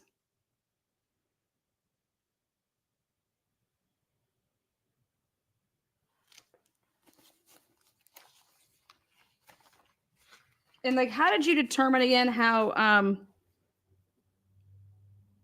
did you guys determine that he was sitting down at his desk, right? And he was on the phone with his wife. You're in an interrogation video a room, knowing what you knew on March 13th, that there is huge discrepancy in what time these gunshots were. And you tell Dan that you're just circling this place, right? God, you're casing the joint, right?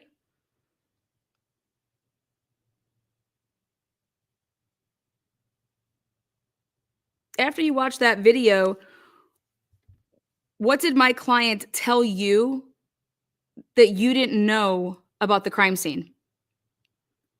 What information was brought to light that you did not know about prior to interviewing him?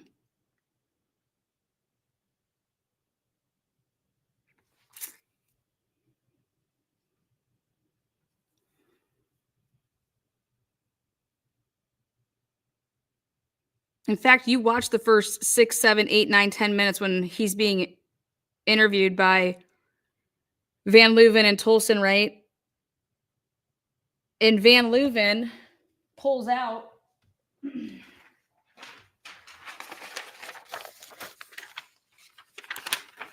his handy dandy. We got it.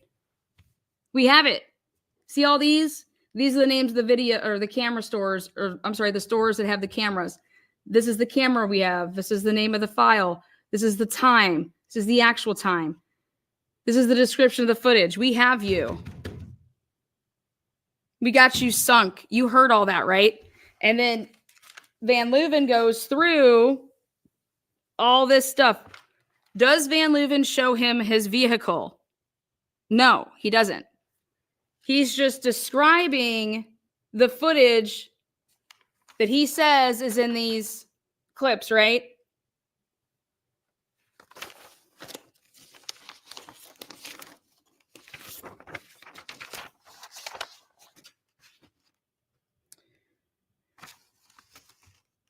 In fact, Van Leuven is very specific when he wants to say 7:17 and 52 seconds. Moore's truck northbound on Denver. So what he does is then he says, here, give me a map, right? Give me a map. Where's a map? Here's a map. Give me a map. Okay. This is what you did. At 7:17 and 52 seconds, Moore's truck is northbound on Denver, which is where's Denver at?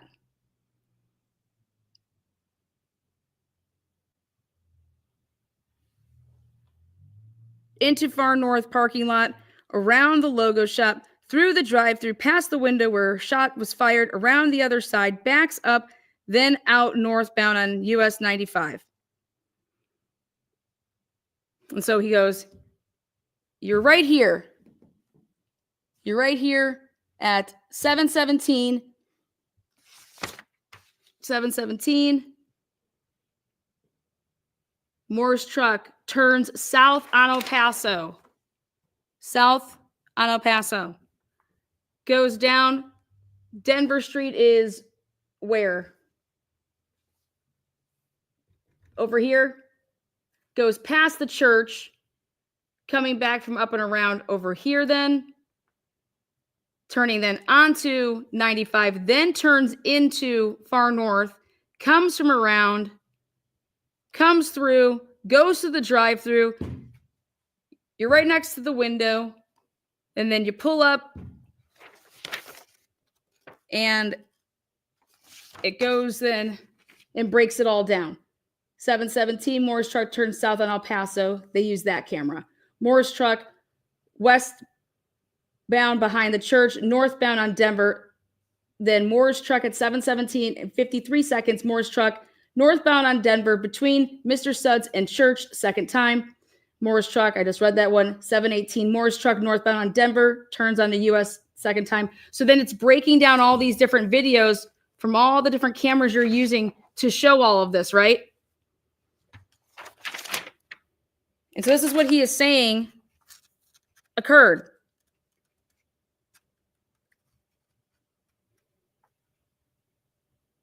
And I want you to take a really good look here. And you told me, or the other attorney at the preliminary hearing, that, wow, you should really check it out someday. You should really see the PowerPoint presentation that the Idaho State Police put together. It's really something. Do you remember saying that at the preliminary hearing?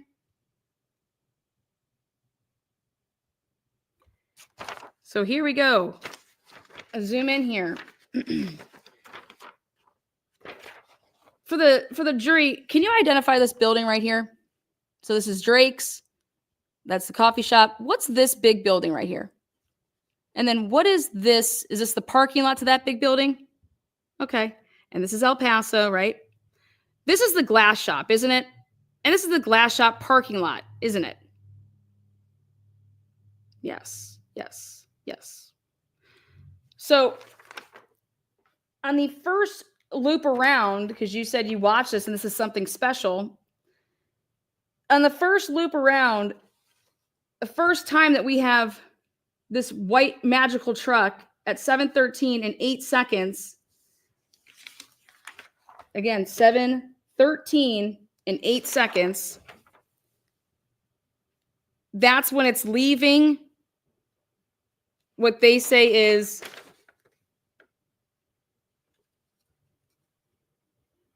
seven 13 and 8 seconds from Millette's house. Who's Millette? The coroner's house? Okay. So I'm going to go ahead and give you something easier to look at. So I'll bring you back over here. Here you go, jurors. Take a look at the overhead projector so that Mr. Ryan can walk you through it.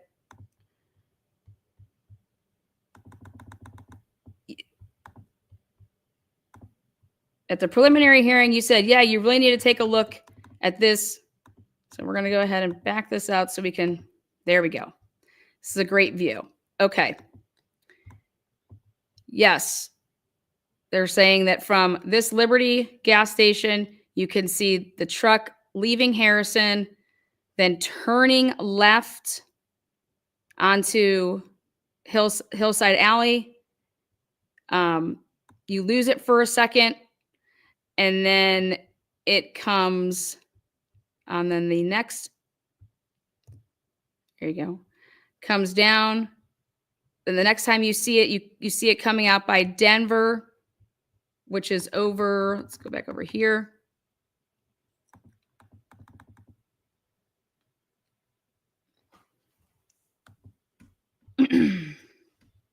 So this is another angle. This is the Far North Coffee Lodge down at the bottom of the screen. But see that street that's coming up there? Okay. And then you meet to 95. Are you referring to this area here? Yes, because the green building that you see zoomed in right there, that's one of the churches. The Mountain Springs Church right there. So the truck coming back in this area and then traveling like around and making like this loop like this. Then this is Denver Street here. And then right here, you're getting then out to 95. And this is that car wash, right, that you see in the background from the thrift shop video. That's the car wash. And then the Wells Fargo Bank. And then what's right next to the Wells Fargo? You can see it says Columbia Bank. Okay. But the signs there, but the bank's more over here in that brown building, right? So that camera footage. And that camera footage from Columbia Bank is the camera footage that was used to then see all this area on 95, such as the white truck getting to here, then making a right onto 95, correct? Yes, exactly. Okay, perfect. And this white truck then comes out, makes a right. In the first loop, what does it do? Oh, yes, the first loop, it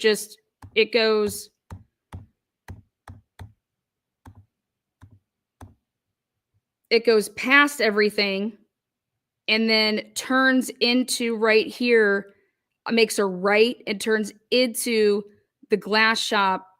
This is the glass shop, makes a right and turns into the glass shop. Okay. And I noticed in this video that you encouraged me to watch and said it's something special. I would agree with you. You're definitely onto something here, Mr. Ryan. So I thank you for telling me to watch it. I want you to note that, is that when it says that it, I'm going to show, is that when Detective Van Leuven is telling Dr. Moore that his truck then starts to begin another loop and it would have come out of the glass shop parking lot, right? How long was the vehicle at the glass shop parking lot for? Because Detective Van Leuven, as you sat there and watched, he was saying that the vehicle never stops. Okay. It's constantly moving. But in reality, this truck that you've named Dr. Moore's, it stops at the glass shop parking lot and it's there from 7:14 and 40 seconds, about 7:14 and 50 seconds actually, to 7:17, which would be 2 minutes that it's sitting right here somewhere, like here. Because then as Van Leuven was sitting there just circling this map and saying this is where the vehicle's going, he's not showing my client the vehicle, right? He's just using this piece of paper, but for the jury, we're just trying to show that to the jury, right? He's not doing any of this in that room, right? No, he's not doing any of this. Okay, so this is for the jury to understand.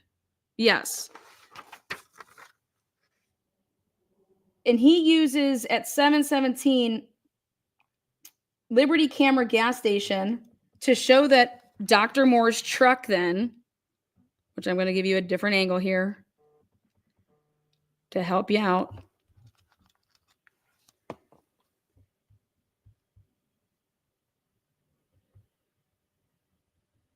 Let's see.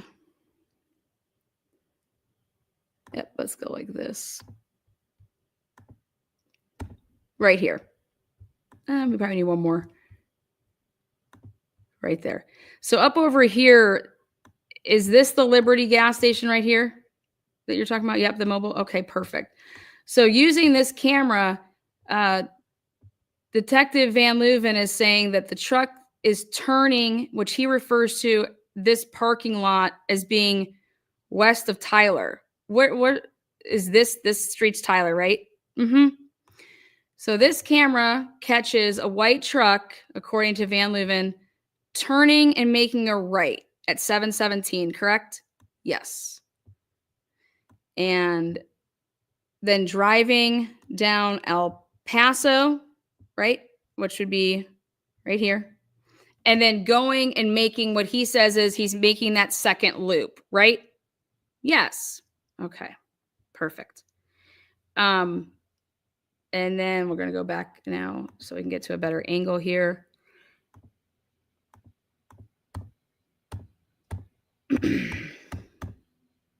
So then this white truck would have been driving along El Paso back here.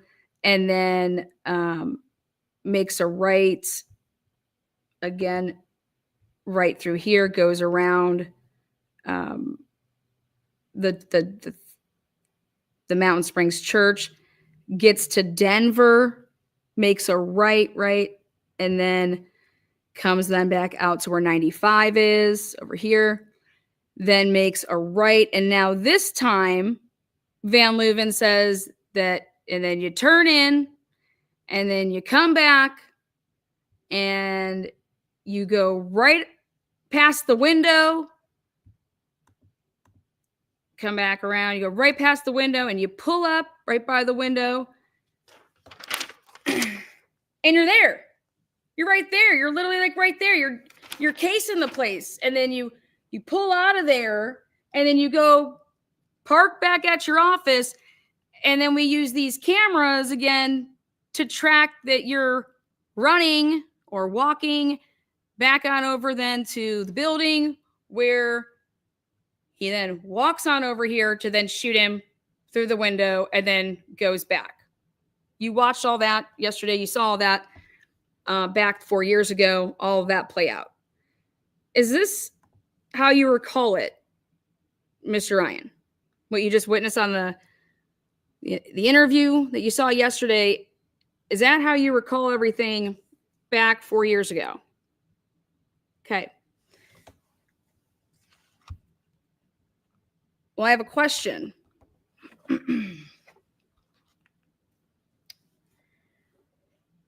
During this investigation, you came across Brian Drake's last patients, right? Yes, Eldora. God, what a godsend that woman is. She's such a lovely woman. Thank you. And Eldora Gatchell said that she had an appointment with Brian, right? And she said that her and her brother were there, and then they left, right? She said, do you recall her saying that during her interview, she told ISP, which was just a couple days after the murder, as well as told Boundary County Sheriff's Department, Bobby Goad, who was sent there within 24 or 48 hours, which did you send him there? Okay. That she had spoken, she had said that she saw a white truck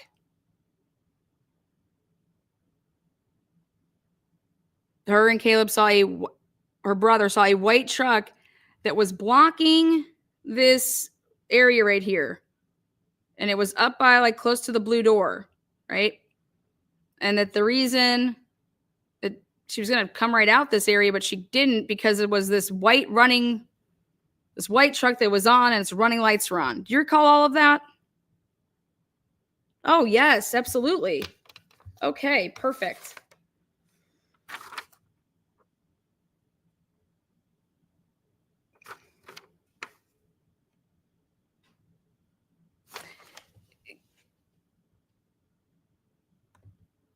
Can you point out here for the jurors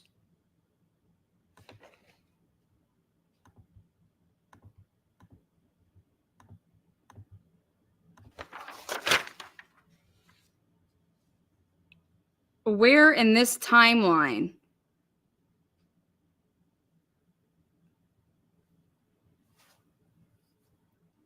would you put the cameras catching Eldora Gatchell's pilot leaving Dr. Drake's office?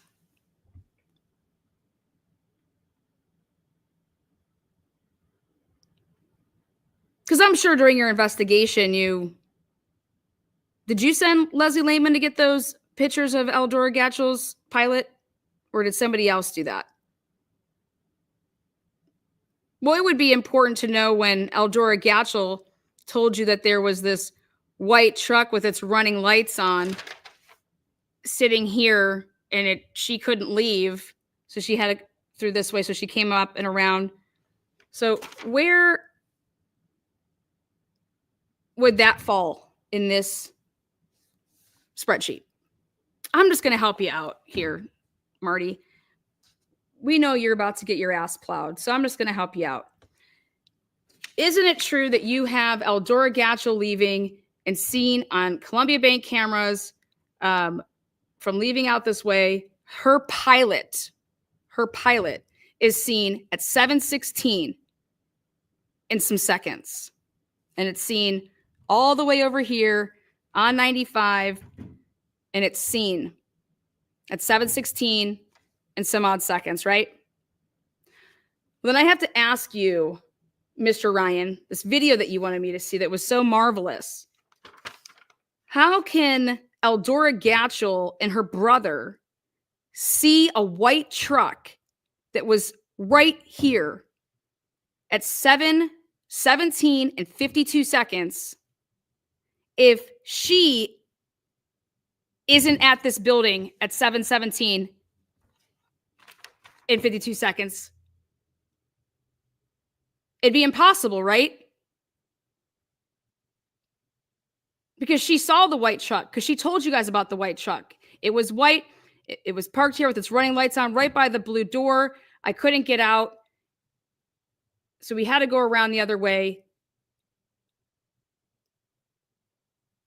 And the only way that it's possible is if she saw it, right? Well, then what car did Eldora Gatchel and her brother leave in? Because it wasn't the pilot. Because the pilot at 7:16 and 15 seconds had already left. And in order for Eldora Gatchel to see that white truck and know the movements of that white truck, which is clearly demonstrated here, and that happens at 7:17 and 52 seconds, Eldora Gatchel would still have to be there. Right, Mr. Ryan? And in order for Eldora Gatchel to still be there at 7:17 and 52 seconds to witness all of this, and that vehicle then stays there until 7:19, right? Then that means Eldora Gatchel and her brother are still present in that building prior to the 7:17 phone call being made to Brian Drake's phone, or from Brian Drake's phone to Jennifer Drake's cell phone, correct? But I thought that Brian Drake called Jennifer after his patients left.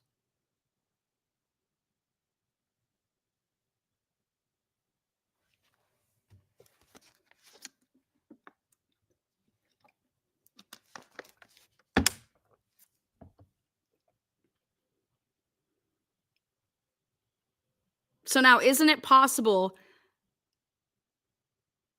that the ones who called Jennifer Drake's cell phone could have been Eldora Gatchel or Caleb Nazara, who were still present? Correct?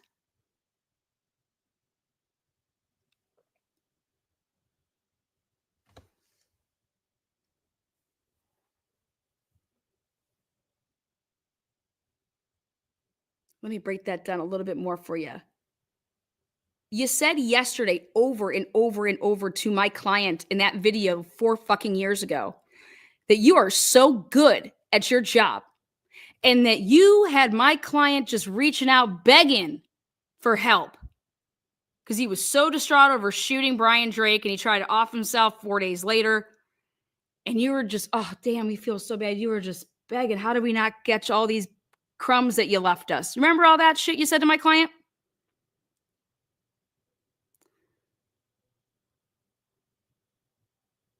So at 7:16 and 15 seconds, I'm going to show you a video.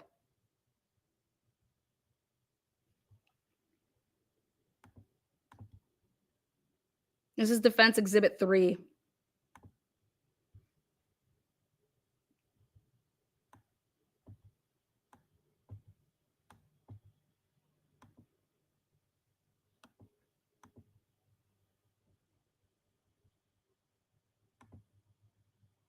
We're using a horrible AC person, AV person, tech person over here. Here's your video. Oh, shit. Video. Video kill the radio. Let's see.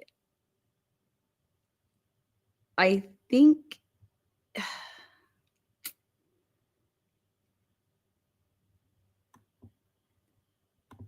I have to check here.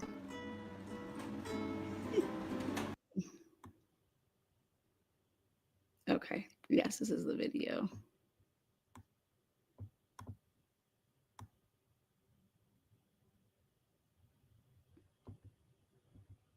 Oh, sorry, that's not the video.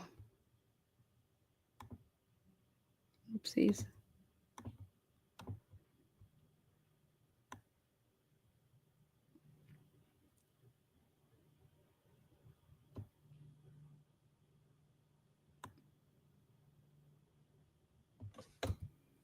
Oh, there it is.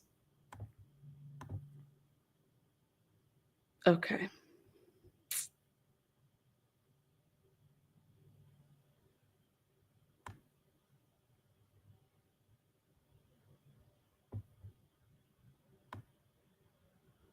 Okay, right here.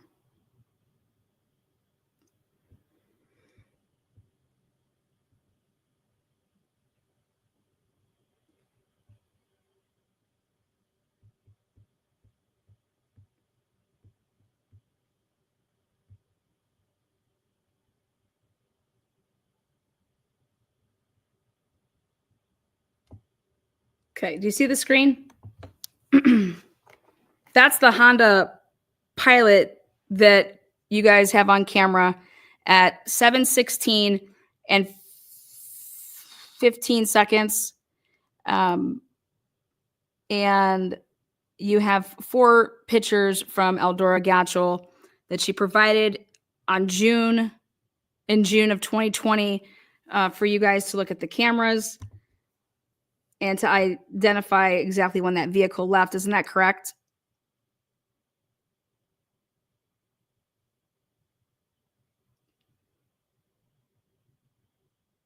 Yeah, that's correct. That's correct. Okay. So you don't want to quarrel with me that at 7:16 the pilot left, right? Okay.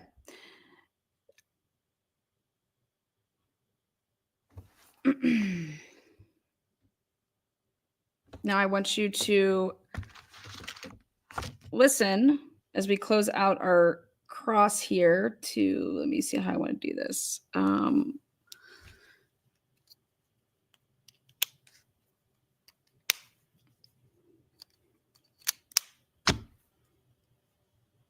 Well, it's very simple because actually I want to leave a couple of these questions here for Detective Van Leuven. When you saw the video footage that they put together for this PowerPoint Excel spreadsheet, there was no other vehicles identified, correct? It was just all to do with this white truck, right? This white truck that became a point of interest because of Eldora Gatchel telling authorities that when she left, that there was a white big truck parked there and that she thought it was the patient that was before her, right? Okay. And, you know, and so she left and she leaves in her Pilot with her brother, right?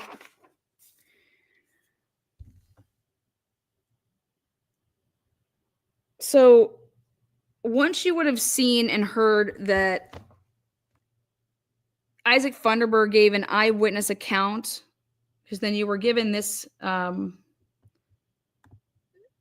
video showing Eldora Gatchel and her brother's last appointment, right? And it had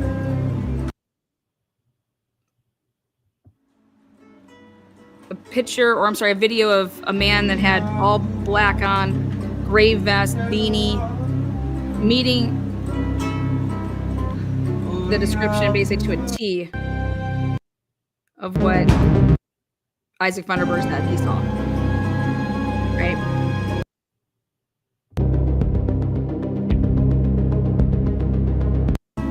So when you got this video and you notice that, the only way that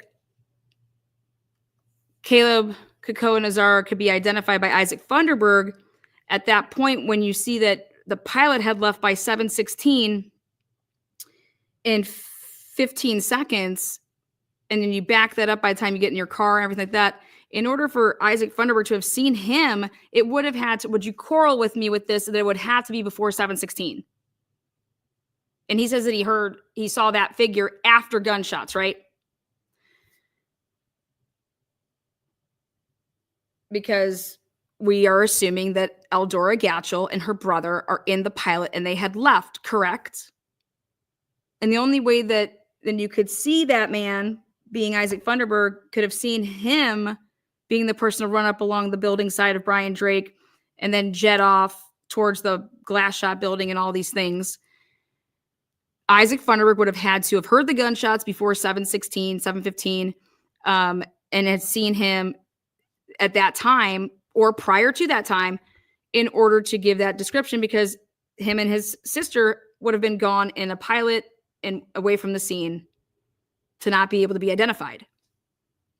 Correct? Okay. Unless what, Mr. Ryan? Unless Caleb, Kako, and Azara, right? And Eldora Gatchel didn't leave in that SUV pilot. Right? That could be how it could happen later, right? Or Isaac Funderburg and the gunshots would have had to happen way before 7:15, right?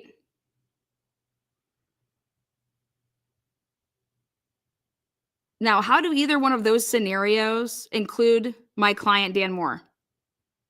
How does figuring out that have anything to do with Dan Moore? You would need to know that, right? That would be a really good thing to know. Because you have Eldora Gatchel telling you that she's seeing a white truck literally make the movements that she describes to a T to detectives. But how does Eldora Gatchel know the movements of the white truck unless she's there? And the answer is she wouldn't. She would know the white truck's movements because she was there. Or because she's driving the fucking truck, right? So which one do you want to pick? Is she still in the building and in the back? Or is she driving the truck?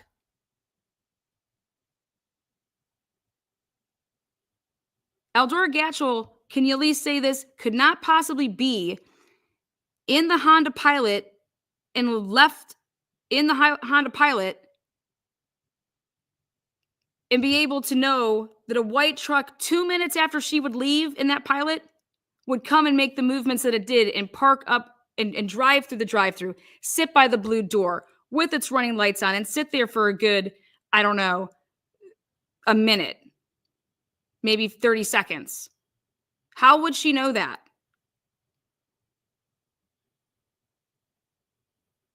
That truck doesn't do that until after 7:17 and 52 seconds. And we're using the same camera to show it. So it's not like, oh, maybe one of the cameras were off more seconds than we thought. No. We're using Columbia Bank cameras to show it all.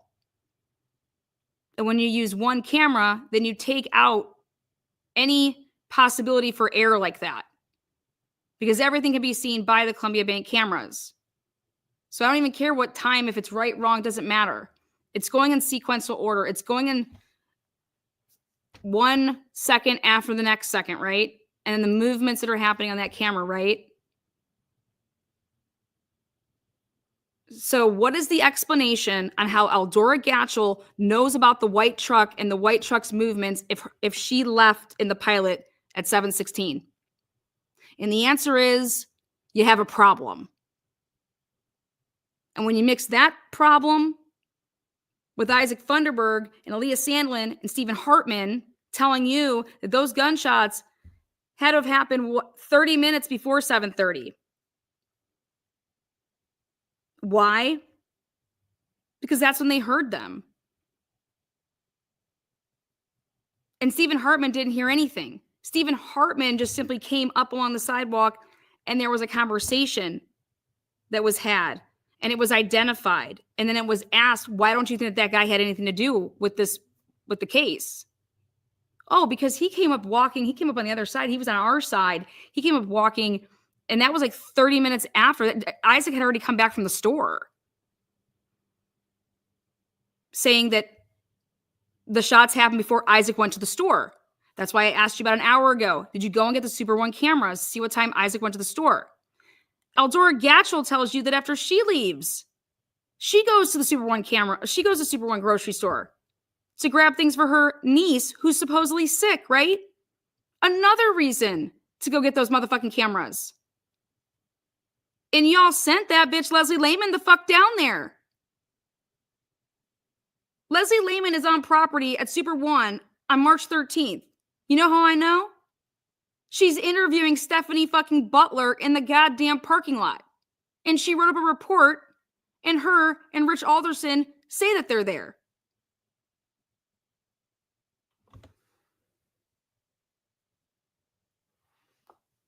Now, I'm not accusing any of you guys being in a conspiracy, but what I am accusing you guys of being is fucking dumb. You guys are not good at your jobs. This is horse shit. But all I know is Caleb Pico-Nazara was identified by Isaac Funderburg to a T. And Eldora Gatchell and Caleb Pico-Nazara are there when that 717 phone call goes out. Why would Brian Drake ever say to his wife that I just watched my patients get in the car and drive away and wave to them, and then I called you, as Jennifer says? That would be impossible. That Brian saw at 7:16 in 10 seconds, that just 30 minutes or 30 seconds before that it was Eldora and Caleb that got in that car and drove away. But why would Jennifer even need to say that? Why would Jennifer say that? So did you ever feel in this investigation that Jennifer was Eldora's alibi and Eldora, they were alibying each other in a way? Because the only person that's keeping Brian Drake alive until allegedly 7:16 is Eldora Gatchell, correct? Because she's saying that she had an appointment with him and then they left at this time and this is when we're getting into the car and boom. And that the vehicle leaves. All of that's only substantiated by Eldora Gatchell saying that those are her movements, right? Well, Eldora Gatchell saying something about that white truck blows up all of that. She's still there, and so is Caleb. And that 7:17 p.m. phone call then could be made by them, right? Because they're there.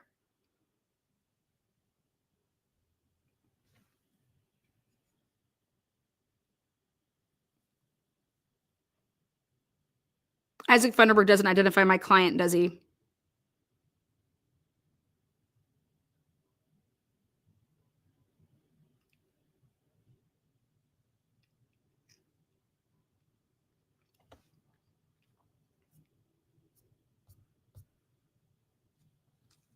Your investigation can't go anywhere until you clean up March 13th and March 12th interviews. Because nothing that was told to you on either one of those days is remotely true, correct? There's some problems there, right? So I'll ask you again, what time was Brian Drake killed? You have no idea, do you?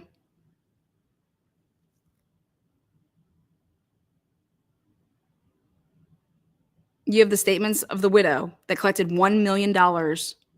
And she asked you, Marty Ryan, she called you and she texted you and she asked you to call life insurance for her, didn't she?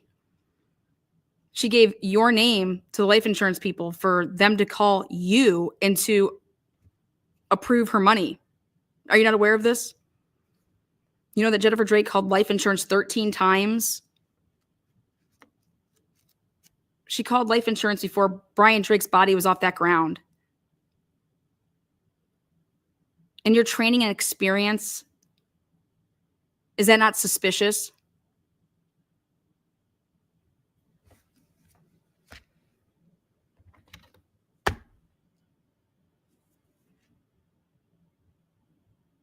number for the questions for this witness. I'm done.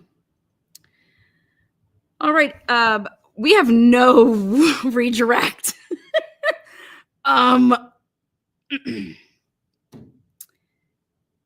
Well, actually, I do.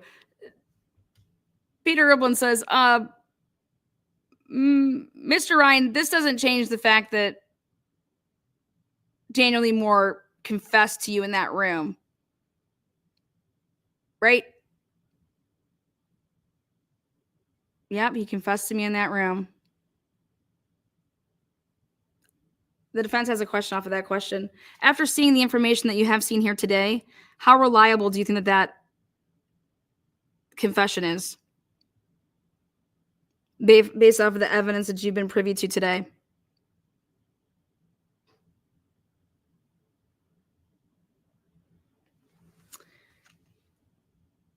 Who the fuck is Eldora? And Caleb says Charity. Anybody from the jurors have any questions now that Marty Ryan has to sustain? They need to say it just like that. Gloves the fuck off, says Spicy Chicken Nuggets. Love it.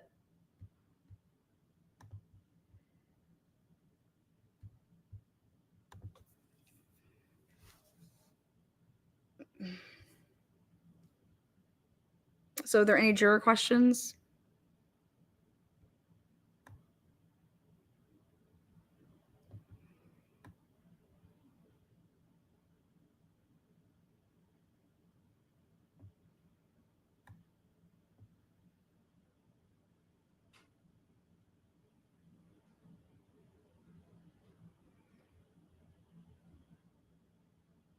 We need Scooby-Doo and Shaggy to testify on their stupidity.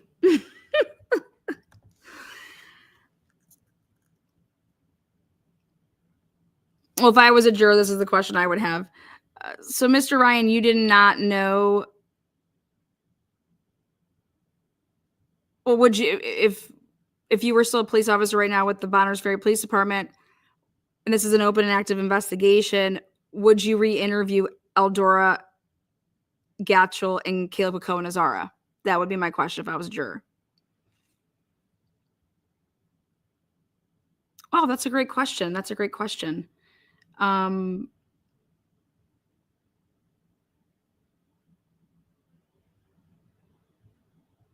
Yeah, I'd have to, if I was still working with the department, I'd have to figure out how she knew about the white truck being there if she wasn't there. Of course, yes. By all looks at it, yeah, Eldora and her vehicle were gone, supposed to be gone, or she was supposed to be gone, yeah. So, okay.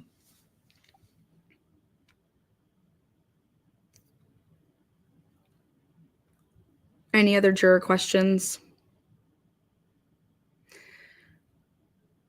All right, guys, that's the conclusion of Jennifer Drake's first fucking witness, Marty Ryan. How do you think it's going to play out for the,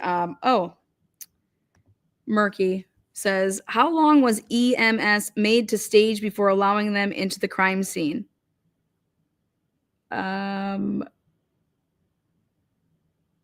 They were, according to the dispatch log, they were staged for 30 minutes, I think.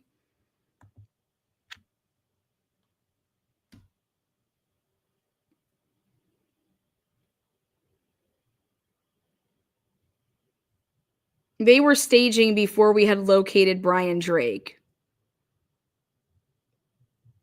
Well, I have a question then off of that. Thank you there for the juror. The defense has a question then.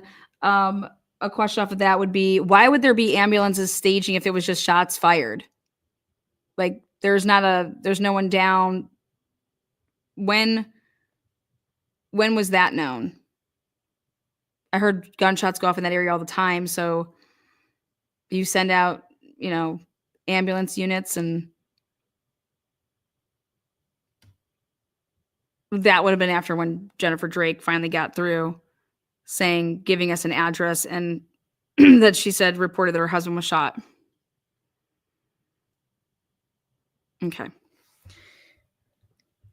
Do we have, yes, we have dispatch logs for ambulance. So that wouldn't be asked. Yes, we do have those. But he wouldn't testify to that. Where's the other one that she wrote? Sherry. Who the fuck is Eldora and Caleb? Okay, there's a question. Who's Eldora and Caleb Kakoa Nazara? Oh, Eldora is fine person in the community. And Eldora's brother, I don't know him. He was visiting from Hawaii.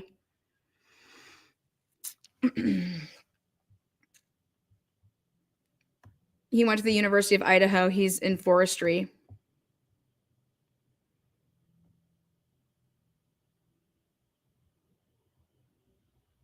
Hello, life insurance. There's no death certificate yet? Yes, I'll hold.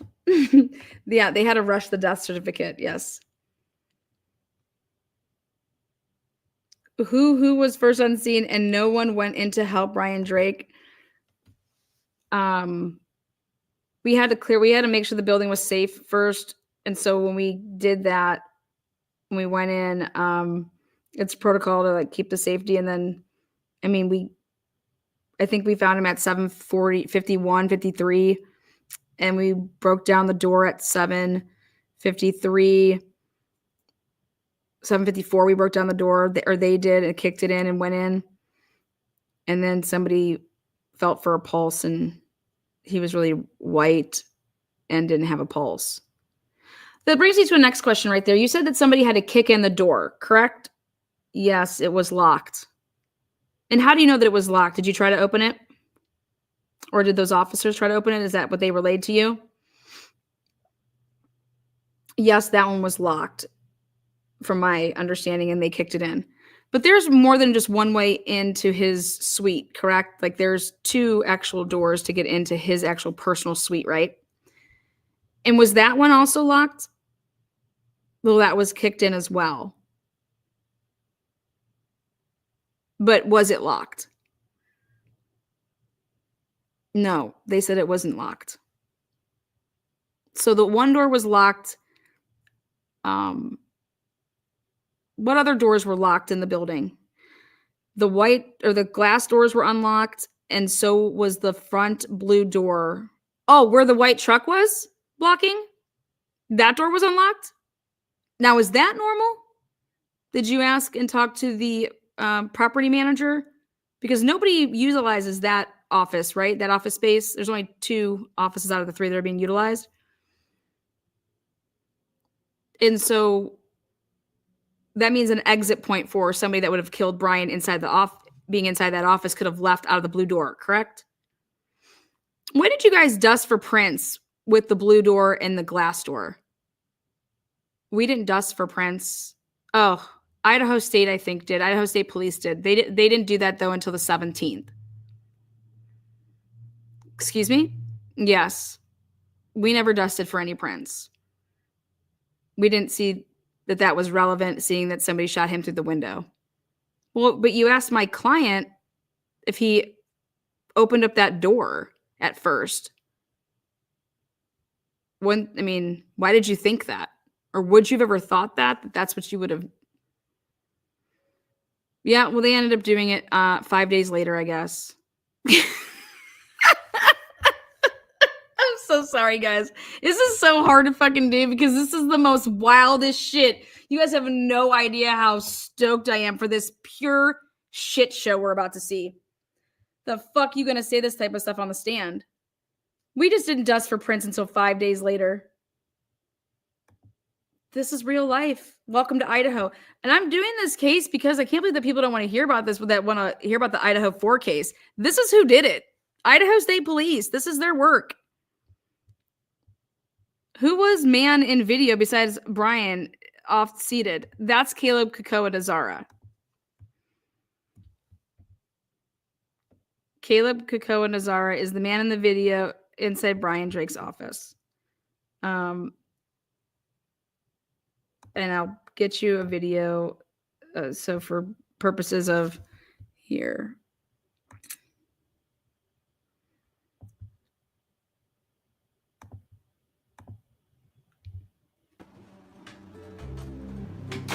There you go. Yes, this is not an emergency, correct? Eldora. Who took the video inside of the office? Eldora.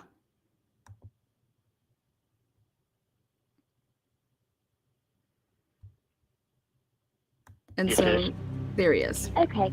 I left a message for Officer Fry as well. I just wanted to let you guys know that there is The video is from 6:17, or yeah, the video's 6:17 p.m.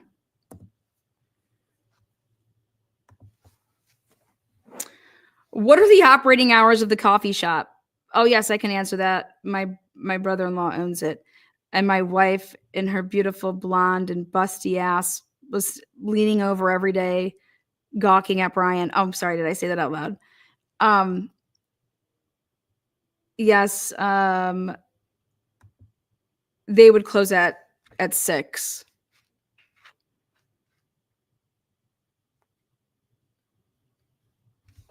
So 6:17 is the timestamp on the video, and so proof of life is 6:17. YouTuber in Idaho right now.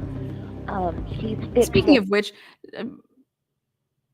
Mr. Ryan, did you ever feel like this was a proof of life video that that this could have been used to send to somebody in terms of like any type of like a holdup or anything like that? An Idaho court Proof of life. Vindicating Brian No, Koberger. talking about his wife just worked at the coffee shop. He's talking about his wife.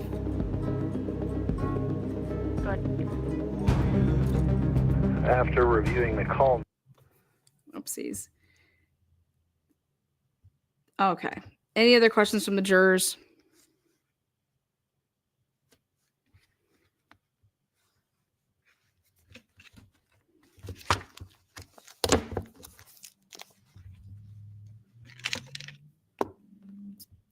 Wait, I'm mixed up. What can I help you there with, Sherry D? I never want you to be mixed up. Marty Ryan, the assistant police chief, his wife, she worked at the coffee shop to help her brother who owned it. Okay, Marty's brother-in-law and sister. No. Marty's wife. Marty's wife's family owns that. Am I saying that right? It's his brother-in-law. Yeah. So Marty wife's wife is brother and sister with Butch, who owns the coffee shop. So Marty Ryan and Butch are brother-in-laws. So that should help you clear that right up. So Marty's wife's brother owns that. And you just have to ask yourselves one question, ladies and gentlemen. That video does exist. And I'll just say it like that. We got some bombs coming. It's a lot to take in, all of it. Well, there you are, Mary P. Do you have any juror questions? Any questions that would help you better understand the testimony given here today?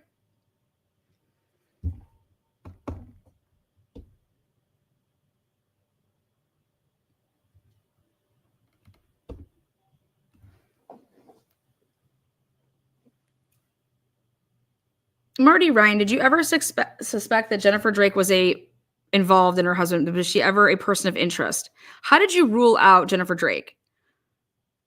Just because she was in Hayden, let's say, people do murder for hires all the time. How did you rule that out? Well, you'd have to ask one of the Idaho State police officers that, I would think, because I wasn't making the ruling out decisions.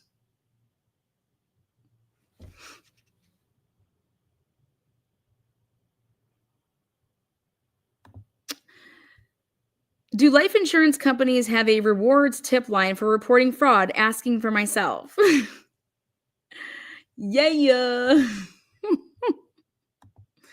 Don't you worry. Omaha's Lana's BFFs. You know who are the best investigators? Life insurance people that investigate for life insurance companies. Mm-hmm. All right. Okay, Mr. Ryan, you're free to go. Or is he? Oh, no, we plan to recall him. So if you can leave the subpoena for his, we want him on recall. The defense wants him as recall.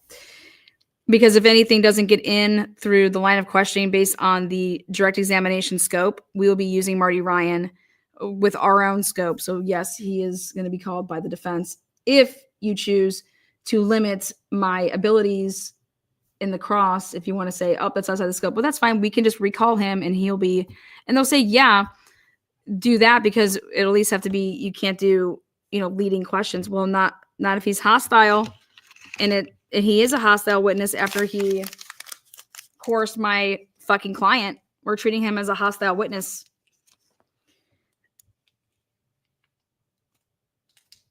Hold his ass, please. Excuse me? Did we hear anything about a relationship between Jen and Marty, or Marty's wife and Brian Drake? Nope, we did not. I don't have that personal knowledge to do in my mock, but those questions will be there. I don't know the answers to them. So Jennifer knows Eldora. Yes.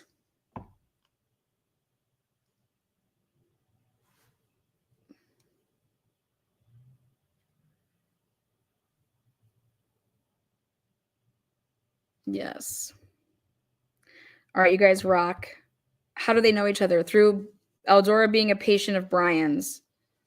She's been a patient of Brian's allegedly for 6 or 7 years, up until that murder. She attended a couple of the kids' what was it? Like,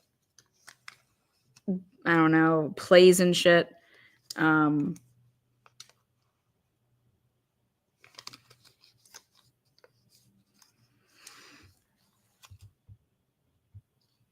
Okay. Everything else that you're asking is totally without the side of the scope, Sherry D. So we're going to keep it within that scope.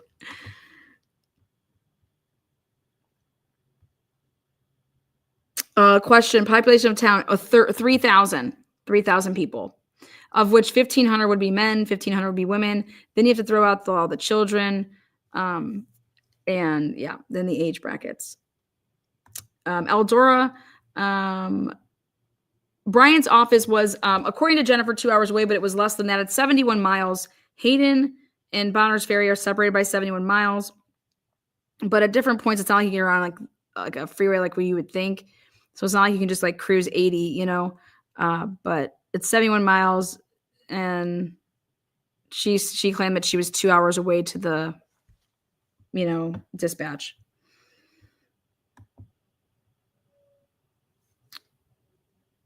Caleb Kikowanazara is dead. He died after I did my first couple videos on this case.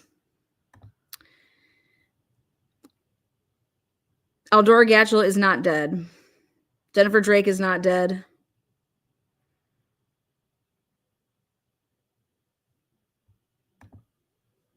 Come back for more, Sherry D. Thanks, Judge Jansen, Lana. This was great info and done very well. Join us again, everybody. We're back at it tomorrow morning, 10 a.m. Tomorrow's Wednesday, so we'll do 9:30 because court will only be in session until 1. Lana, extremely amazing. I'm hoping that it's amazing, because how could you possibly go to court with this shit? It's unreal. Drink some hot tea for your throat. I'm going to have to. How did Caleb die? I promise you it wasn't COVID.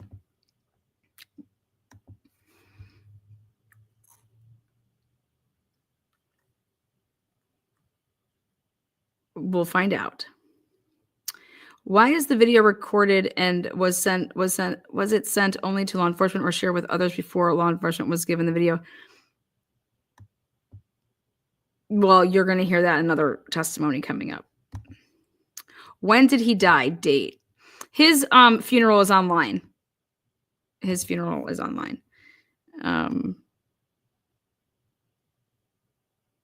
He died in 2023. I believe it was October.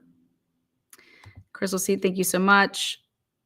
Oh, wait. I got a couple super chats. Crystal C, Judge, I don't want to snitch, but I saw James talking to Jennifer at the pub last night. They looked a bit cozy. Love it. No. Thank you so much for the super sticker. And 19K Morton, welcome. So I'll get you all those dates, Sherry D. If you hear it, this is his name. If you want to just type it in, it'll come right up. He's a mercenary. Wait till we hear about the niece and the rack on her. Okay, guys, see you soon. Wait till you guys hear about what I got in store for you guys tomorrow.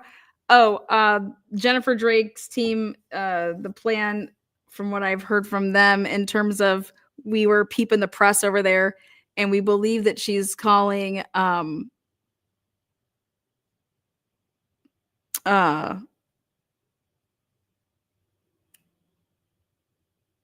Emmy and then Van Leuven.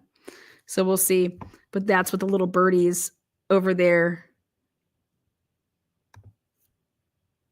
Thank you, Chris Harder. Thank you. Thought I wasn't supposed to look at anything. Oh my God, you aren't. You aren't. Ignore what Judge Jansen just said. All right, guys. Take care. See you guys tomorrow morning. Jurors, make sure you rest up. All rise, the jurors. All right. Mr. Marty, you might want to get yourself an attorney before you show up. That's all I got for you. Have a good day. So, Lana, so seriously, 9:30 a.m., 10. We'll go 10. We'll go 10 to 1. 10 to 1. There you go.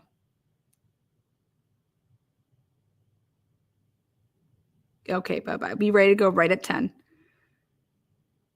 Sally Aiken's the Emmy. Sally Aiken has some interesting findings. Okay, bye-bye now.